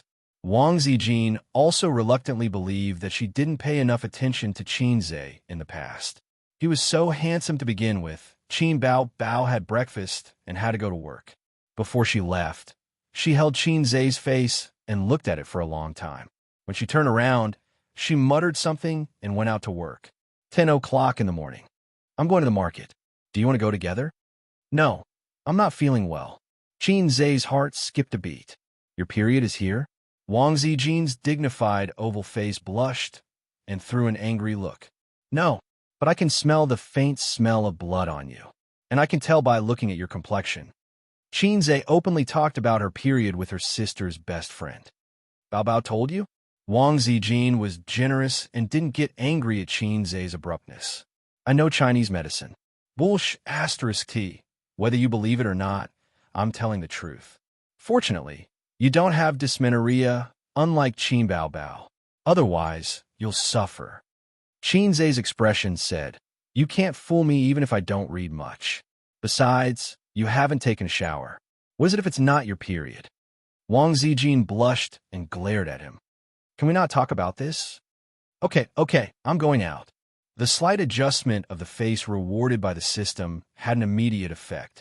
This could be seen from Qin Bao Bao and Wang Zijin's reactions. Xianxia felt this change again as he walked on the road. There was a young woman walking on the sidewalk in front of them. The two of them were still more than 10 meters apart. She stared at Xianxia's face fiercely until they brushed past each other. Her gaze never left Xianxia's face. Another example was when he was waiting for the traffic lights. Several junior high school girls in school uniforms were talking and laughing. Their watery eyes kept peeking at Xianxia. Xianxia was excited all day. He finally enjoyed the treatment of Qin Bao Bao. Wherever he went, he was the center of attention. There were always girls and sisters peeking at him. He was tall and well-proportioned, handsome, and looked like a long-legged appa in women's eyes. If one had to pick out a flaw, it would probably be the ordinary temperament that he had cultivated for more than 20 years. It was difficult to change it in a short time. Chapter 43. After eating the lunch made by Xianxia, Wang Zijin rubbed her slightly swollen belly. She should have had a poor appetite. Every time her period came, she would be listless and lose her appetite. However, Xianxia's cooking changed her from her usual decadence. She ate 2 big bowls of rice. She was energized. On one hand, she complained that Xianxia's cooking was too delicious. On the other hand, she envied Qin Bao for having a personal chef. After lunch, Wang Zijin and Xianxia went out for a walk. Xianxia pointed to the shared bicycles that could be seen everywhere on the roadside and suggested, let's ride the bicycles and go shopping. Wang Zijin was immediately tempted. After so many years, she had not been to Shanghai for a long time.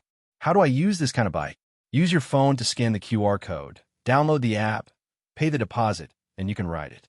The fee is 1 yuan each time. Xianxia said, share bicycles are very popular. Many office workers love them. Every morning, they ride it to the subway station. Occasionally, I ride it to school. Wang Zijin gritted her teeth and shook her head. Let's forget it. I don't have money. Xianxia was speechless. Are you serious? You don't even have 100 yuan? Wang Zijin nodded pitifully. Xianxia did not believe it in his heart, but he did not ask. She had such a low EQ. I'll send you a red packet. Xianxia said. Wang Zijin wanted to say, you can give me a ride. She looked around and saw that the shared bicycle was really a bicycle. It did not have a passenger seat. She pursed her lips. Okay, I'll pay you back when I have money. The two of them rode the bicycle and wandered aimlessly on the streets of the big city. Xianxia deliberately slowed down, considering that she was on her period. It took them more than an hour to reach Pudong. Both of them were sweating and stopped by the roadside to drink water. Shanghai was the largest financial center in the country. Pudong was the core of this financial center. Lujiazui was the core of Pudong. The Oriental Pearl Tower was here. When Xianxia was in elementary school, the school even organized a spring excursion to the Oriental Pearl Tower. It used to be the city's signature building, but now it was outdated. In 2008, the World Financial Center was completed, replacing it in SH. When foreigners came to Shanghai for tourism, the Oriental Pearl Tower was a must-visit, but the locals did not want to come. Wang Zijin pointed at the tallest building in Shanghai and said excitedly, "What is that building? It didn't even exist when I was in high school in Shanghai." SH Center Building. Xianxia squinted his eyes and looked at the towering skyscrapers. It was built in 2016. At that time, Qin Bao was still working at the National Development Bank building. I came here a few times. It was different every day. It was built very quickly. Now it's the tallest building in Shanghai, ranked second in the world. The Shanghai Center Tower was the tallest building in Shanghai. It stood in a tripartite relationship with the Jin Mao Center and the World Financial Center in Lujiazui.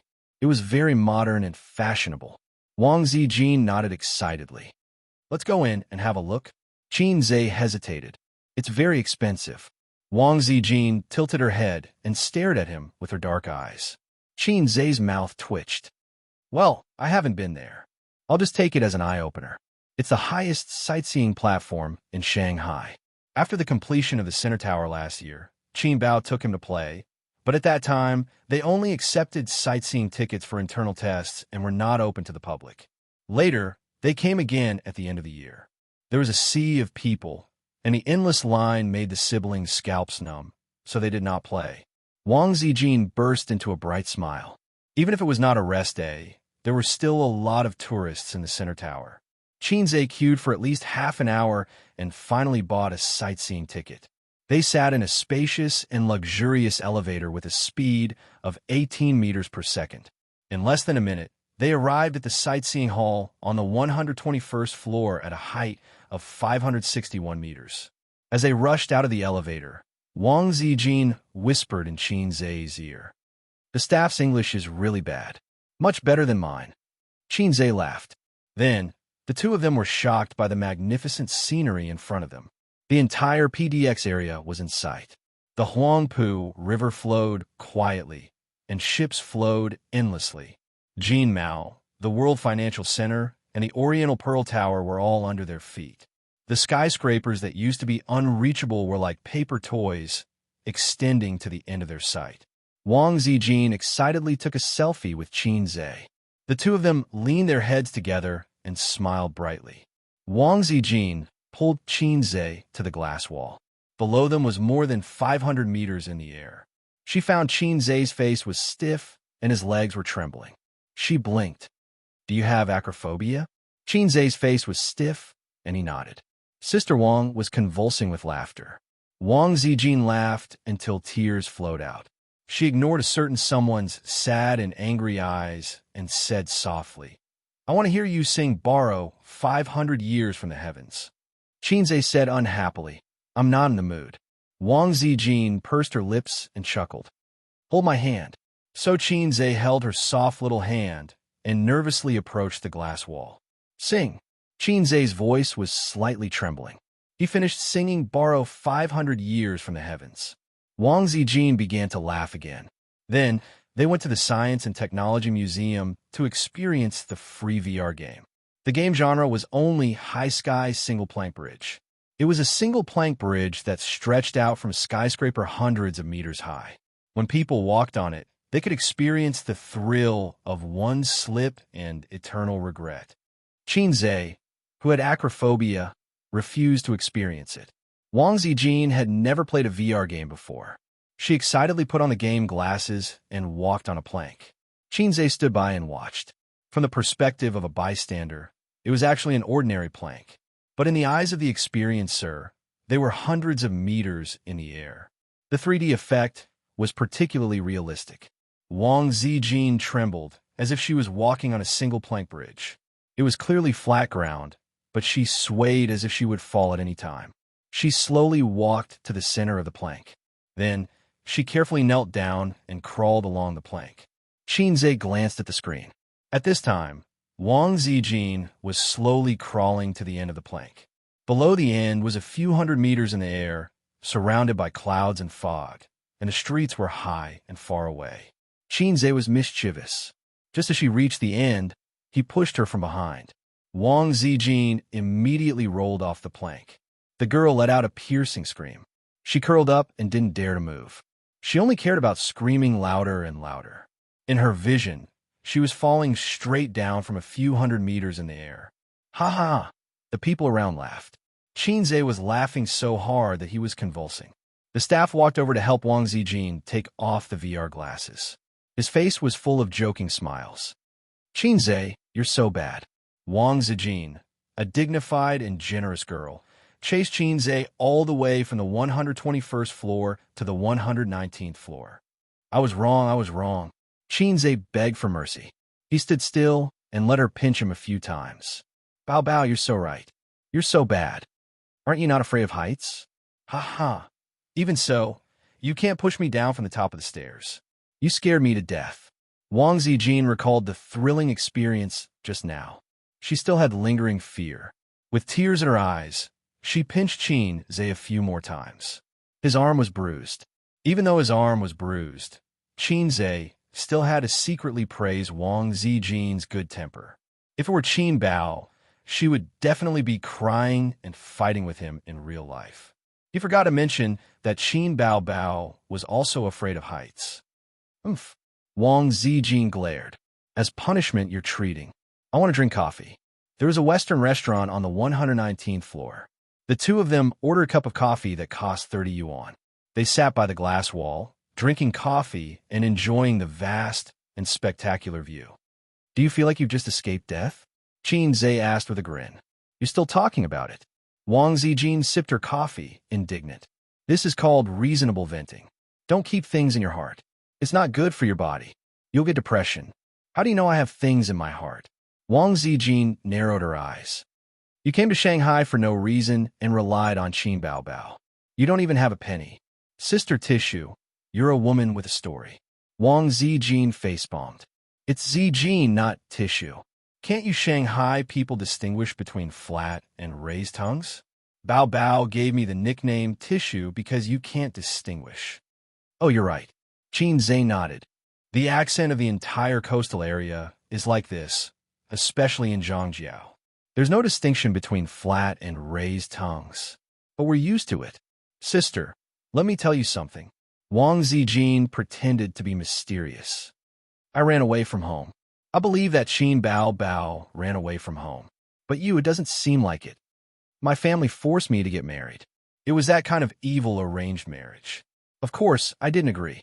So, I had a big fight with my family and packed my things. Wang Zijin's tone was a bit gloomy. They froze my credit cards and bank cards. Wait.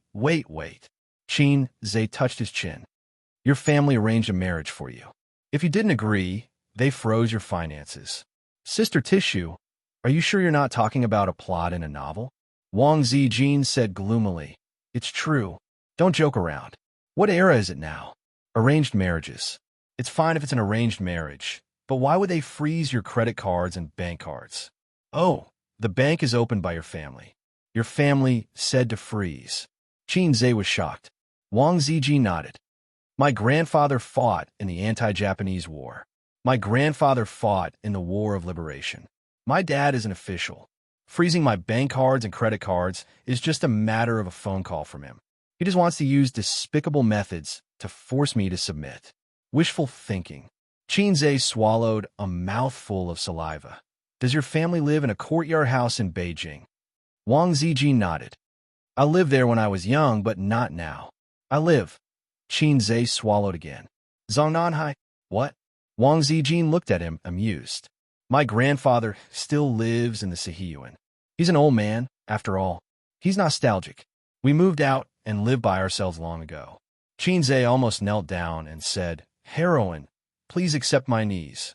Sister Ziwei, it's okay for me to call you that, right? It's not offensive.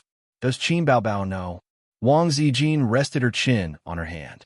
She should know. When my dad was the mayor of Shanghai, I came here to study in high school.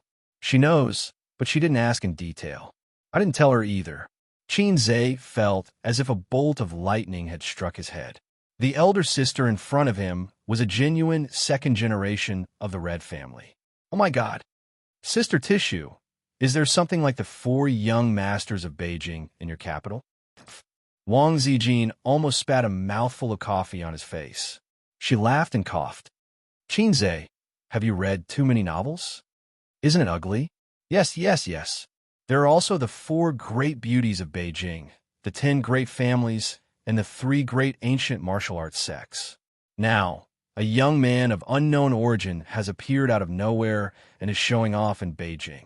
He slapped the 4 young masters of Beijing in the face and overturned the 3 great ancient martial arts sects.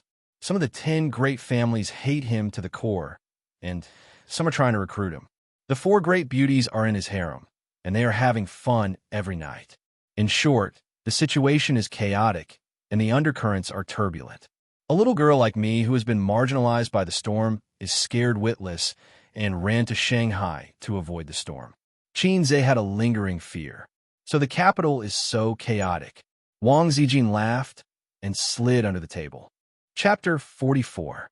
The four young masters of Beijing, the four great beauties, the ancient martial arts sect, and the 10 great clans. Of course, Xianxia and Wang Zijin were just fooling around. China was ruled by the party, not the family. There were no powerful families.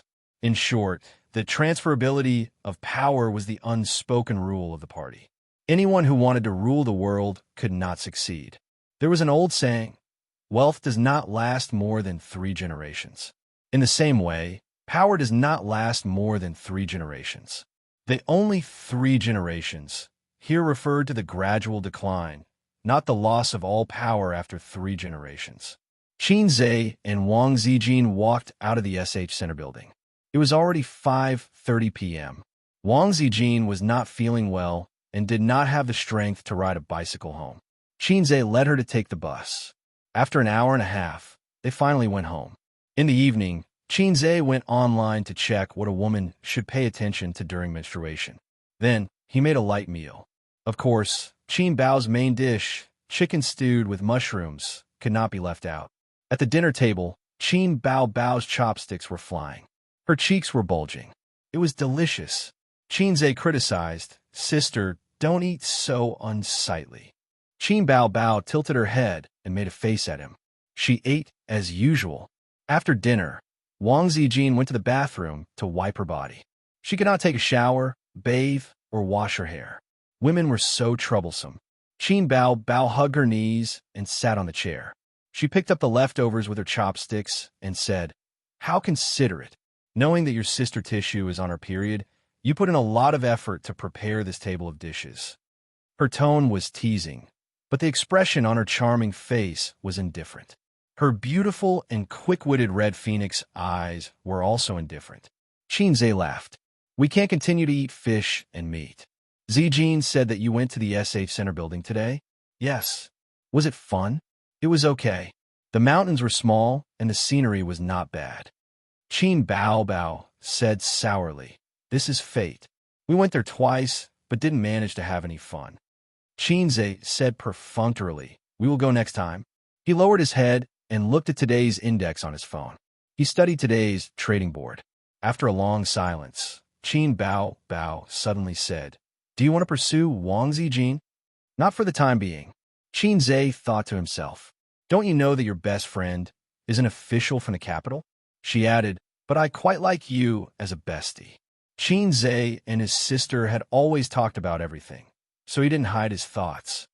"Oh," Qin Bao said in a muffled voice, "do you need me to help you?" Xianxia raised his head and looked at her. "Let nature take its course. Next time, you can summarize Sister Xian's hobbies, habits, and so on, and send me a guide." In Xianxia's heart, wasn't it normal for his sister to help him chase after his girlfriend? After all, her best friend was closer to her younger brother. Qin Bao did not answer. She looked at Xianxia quietly. He lowered his head and played with his phone. His eyebrows were sharp and his face was handsome.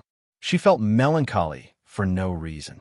She always felt a sense of crisis, as if the son, no, brother, that she had raised with great difficulty was going to be snatched away by another woman.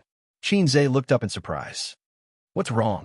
Qin Bao came back to her senses and said sarcastically, "Your sister Ziwei is a literary and artistic young woman. She will definitely not like you. Although I said I would help you, you should not do such a hopeless thing." Xianxia was stunned. He touched his chin and muttered, "A literary and artistic young woman." He was in a daze. No one knew what he was thinking. Qin Bao felt a surge of bitterness in her heart. In the past, he would definitely talk back. But now, his mind and attention were all on Wang Zijin. He even said, "Not for the time being," and let nature take its course. Full of nonsense. July 13th was the first day of I Am a Singer's broadcast. As one of the most popular variety shows, it had a huge number of fans. At 1 o'clock in the afternoon, Xianxia and Wang Zijin came back from their food walk. They opened their laptops and went online. Several information software continuously pushed the news of I Am a Singer. The PR team had done enough foreplay. The netizens' comments were also very lively. Ah, it's broadcasting, it's broadcasting. I'm so looking forward to it. I've waited for a whole year. The singers in the previous episode were all very capable. Although they were not very famous or were outdated, their singing skills were very good. The songs were also adapted very well. I wonder which singers will be invited to participate in this episode. As long as it's a song from I Am a Singer, it will basically be in the top 10 of the top Chinese music chart. I haven't heard a song that I like in a long time. I'm looking forward to it. Auditory Feast. Tonight at 9:30 p.m., Dragon TV. Be there or be square. Let's play a few rounds first. After that, we'll watch the show. It's funny. This is a F***king trashy show. Other than adaptations, it doesn't have any original works. It's really trashy, but it still has so many people chasing after it. The most speechless thing is that the guests are either outdated or third-rate. Can't they invite a pretty girl? Replies, Opie is an idiot. Goodbye, Opie. If you don't like it, you can get lost. No one is forcing you to watch it. It's because there are trolls like you in China that the quality is so low. Are you looking for a scolding? MDs, you need a 250 INT card. It's true that there aren't any pretty girls. After all, not all pretty girls can sing. But do you think it's so easy to create an original work? Do you think classic songs come and go as you please? Adapting a song is already very difficult. Seeing so many people scolding you, I'm relieved. Who says there aren't any pretty girls? Isn't the host, Xianxia, beautiful? OP, this kind of person deserves a scolding. I don't know if I should say MMP. Xianxia looked away from the screen and asked Wang Zijin. Qin Bao Bao finished filming a few days ago and didn't tell us anything. Did she get eliminated? Wang Zijin only knew how to binge watch her dramas all day long. She reluctantly raised her head and laughed. Don't you know Bao Bao's temper? If she got eliminated, she would definitely take it out on the two of us. Xianxia laughed. That's true. 7:30 p.m. Qin Bao Bao came home from work. She kicked off her high heels and said hurriedly, Quick, turn on the TV. Wang Zijin said angrily, Put on your slippers first. With that, she got up and turned on the TV. Hey Bao Bao, why can't I turn on the TV? Wang Zijin pressed the remote control for a long time, but the LCD screen was blue and there was no picture. Qin Bao Bao walked over in her slippers and fiddled in front of the TV for a long time. She unplugged it and restarted the signal, but the TV was very stubborn and insisted on a blue screen. It was fine a few days ago, but at the critical moment, it's unreliable, just like Xianxia. Qin Bao Bao was angry and raised her eyebrows. Xianxia was sitting on the sofa and learning about the stock market. Hearing this, he protested. Hey, the TV's fault is on me.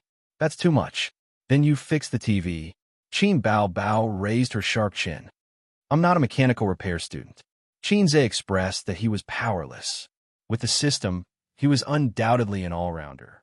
A skill book could solve the problem, but he would not exchange for a skill book for a reason like fixing the TV for his sister. The task was not easy, and the points were even more difficult. He had to cherish it. Then, am I wrong? Am I wrong? Qin Bao Bao walked over aggressively and pinched Xianxia's arm. The sister and brother started a fierce fight on the sofa. The result was unsurprisingly, Xianxia won.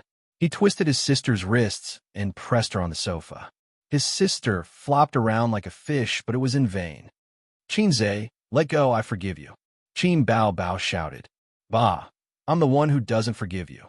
Zijin, come and save me. Wang Zijin watched from the side. She chuckled and waved her hand. I don't care about your family matters. If you don't save me, I'll tell you all your secrets. Qin Bao Bao threatened. I don't have secrets. Are you sure? Wang Zijin thought carefully. She looked at Xianxia and whispered, Why don't you spare your sister's life? Okay. Xianxia gave her face and let go of his sister's hand. Qin Bao Bao rubbed her wrist and glared at him. Then she looked at Wang Zijin and sat alone in the corner of the sofa. She pretended to be sad and said, Father and mother are not as close as daughter-in-law. Brother and sister are not as good as daughter-in-law. Xianxia muttered, crazy. Wang Zijin chuckled. The TV was on strike. They could only wait for the online version at 12 o'clock. Although it was 2 hours late, it was not to be underestimated. Who watched TV these days? Xianxia was in good spirits. It was not a problem for him to stay up all night. Qin Bao Bao, who lived a regular life, was sleepy. At first, she hugged the pillow and closed her eyes. Then her head kept tilting until it reached Xianxia's shoulder. Wang Zijin was in a similar situation. She also wanted to sleep, but it was her best friend's debut show. She couldn't go back to her room to sleep while yawning. She was also sleepy. Several times, she almost leaned her head on Xianxia and forced herself to stop. She was not Qin Bao. Qin Bao could openly kiss Xianxia. She couldn't do it. Xianxia hugged his sister's small waist and sniffed her faint fragrance. He quietly waited for time to pass. At 12 o'clock, the online version began. Wang Zijin's spirit was shaken, and she sat upright. Qin Bao Bao was woken up by her brother. Her eyes were red and reflected the light of the computer screen. It's starting. It's starting, she said happily. Chapter 45. At the beginning of the program, the music started, and then the 15-second special effects picture ended. A beautiful woman dressed up appeared in the camera, holding a microphone in one hand and a cue card in the other. Hello, audience friends. This is I Am a Singer broadcast by Xianxia Cosmetics. I'm the host, Xianxia. The audience cheered and applauded. At the same time, the bullet screen slid. Sofa, my sons tell me what's my rank. Fake pig trap is the best in the world. Get the melon seeds ready. I'm so excited that I'm trembling. Xianxia is still so beautiful. I want to sleep with her. To the one above, you're late. Xianxia was on my bed last night. Manual funny. I heard that there are many big stars in this episode. Is the promotional video true? I know. Ozawa, Mary Karaimuto, the one who said Ozawa shouldn't leave after school. Damn it. Turn off the bullet screen to save your IQ. Xianxia didn't appear on the stage, but backstage. A sweet smile appeared on her face. Now, everyone follow me. Let's meet the first contestant. The camera followed Xianxia to her room. Xianxia knocked on the door and pretended to ask, "Is there anyone inside?" The door opened, and a young and handsome face popped out. Ah, it's Li Rongxing. My husband is here. Husband, I love you. Great, great. God, the program group invited Li Rongxing. How generous. The program group's budget is burning. How much will it cost? But I like it. Li Rongxing is nothing. He's not as handsome as me. The bullet screen was full of comments. Out of caution, the guests invited for the last season of I Am a Singer were either has been singers or singers with little fame. Unexpectedly, the show became popular all over the country. Advertisers invested in it. Now that the program group had enough money, they certainly couldn't invite outdated stars. Li Rongxing was a popular male singer who had just debuted a few years ago. He was still very young, but he was handsome and sang well, so he was very popular with girls. He had countless fans. When Xianxia heard the tidal wave of cheers, he turned his head to look at Qin Bao Bao and asked in bewilderment, I've always been curious. Are these cheers from the audience live or post-production? When he watched variety shows in the past, he had such doubts. Of course, it's post-production. The audience can see what's going on backstage through the big screen. The cheers are real, but they were edited and used here, Qin Bao Bao explained. Xianxia nodded and continued watching the show. Hello, Teacher Li. Hello, hello. Li Rongxing opened the door and invited the host, Xianxia. I am honored to inform you that you are the first singer to appear. Before you go on stage, I would like to conduct a simple interview with you. Xianxia paused for a moment, then smiled and said, I'm sure Teacher Li has seen our program before. So, why don't you tell us your thoughts? First of all, I would like to thank I Am a Singer for inviting me. Actually, when I received your invitation, I was very hesitant. It feels weird for a singer who has been famous for a long time to come to this stage and compete. If he loses, his reputation will be ruined. Do you have no confidence in yourself? I Am a Singer is a great program. Although the guests in the last season were not famous, their singing was impeccable and very strong. And this season, I think it won't be bad, so I'm still under a lot of pressure. But you still chose to come in the end, didn't you? That's because of your appearance fee. Li Rongxing was a little humorous, and the bullet screen was full of praise. Jian knocked on the second door. The person who opened the door was a middle-aged man with a square face and gray hair, but he was very energetic. The handsomeness of the past could be faintly seen between his eyebrows. He was once a popular singer, but gradually faded out of the music industry in recent years. It's Hong Jingyao. I grew up listening to his songs. Unchangeable Infatuation, an eternal classic. I'm his fan. When he released an album, I stole my dad's money to buy it. I'm going to call my dad. He's Hong Jingyao's hardcore fan. Is the great god of the past going to return to the music industry? I'm looking forward to the next guests more and more. Xianxia, who didn't pay much attention to the entertainment industry, also knew Hong Jingyao. When he was young, Hong Jingyao was already very famous. With unchangeable infatuation, he became popular all over the country. He was a little fresh meat of that era. However, times have changed. The new generation has replaced the old, and the little fresh meat has replaced the old. Hong Jingyao hasn't appeared on the screen for several years. In a big room, Li Rongxing saw this scene through the live video and patted his thigh excitedly. Teacher Hong is my idol, one of my favorite singers in the past. I didn't expect to compete with my idol on the same stage today. My God, after a simple interview, Hong Jingyao opened the door and met with Li Rongxing. Li Rongxing was very tactful. He bowed his head and said, "Idol, please accept my kneeling." "Hello, hello." Hong Jingyao held Li Rongxing and the two shook hands. "I didn't expect you to come. I'm nervous and excited." "Young man, you have a sweet mouth." Hong Jingyao smiled and said, "Now it's the world of you young people. The back waves of the Yangtze River replace the front waves, and the front waves die on the beach. No, no, no. You're the big tsunami, and I'm the small wave. Who do you think the next singer will be? It's hard to say. Anyway, I don't care if we can't invite the heavenly kings and queens." Haha. The two of them were very humorous, as if they were doing a crosstalk. There was no doubt that these two singers, who were a generation apart in age, would chat happily and joke with each other. This was because variety shows were aiming for this kind of effect. Who would believe that they didn't rehearse? "You rehearsed, right?" Xianxia asked. "I think so." Qin Baobao stuttered. "What do you mean by I think so?" "I didn't." Qin Baobao's face was full of resentment. "I just went on stage to test the waters. The company didn't expect me to become a hit, so I just went through a symbolic rehearsal. I didn't even get to see these singers. I only saw them during the competition." "Speak clearly." "Our company had a spot, but it wasn't me. But that singer didn't have a schedule, so I, a top student in the reserves, was sent to take the lead and be the cannon fodder. That's it. I say, how can a rookie like you compete with a famous singer on the same stage?" Xianxia suddenly realized. The door of the third singer was knocked on. It was a young woman with exquisite makeup. Her looks were above average, but everyone knew who she was. "Damn, it's Chun Xiaodong. How could it be her? She's going to defy the heavens. A famous heavenly queen. Oh my God, didn't she marry a rich man and take care of her husband and children? Why did she come out again? Is she out to make money? That's right, that's right. She hasn't sung in so many years. Her singing is definitely not as good as before. There's nothing to look forward to. Get lost.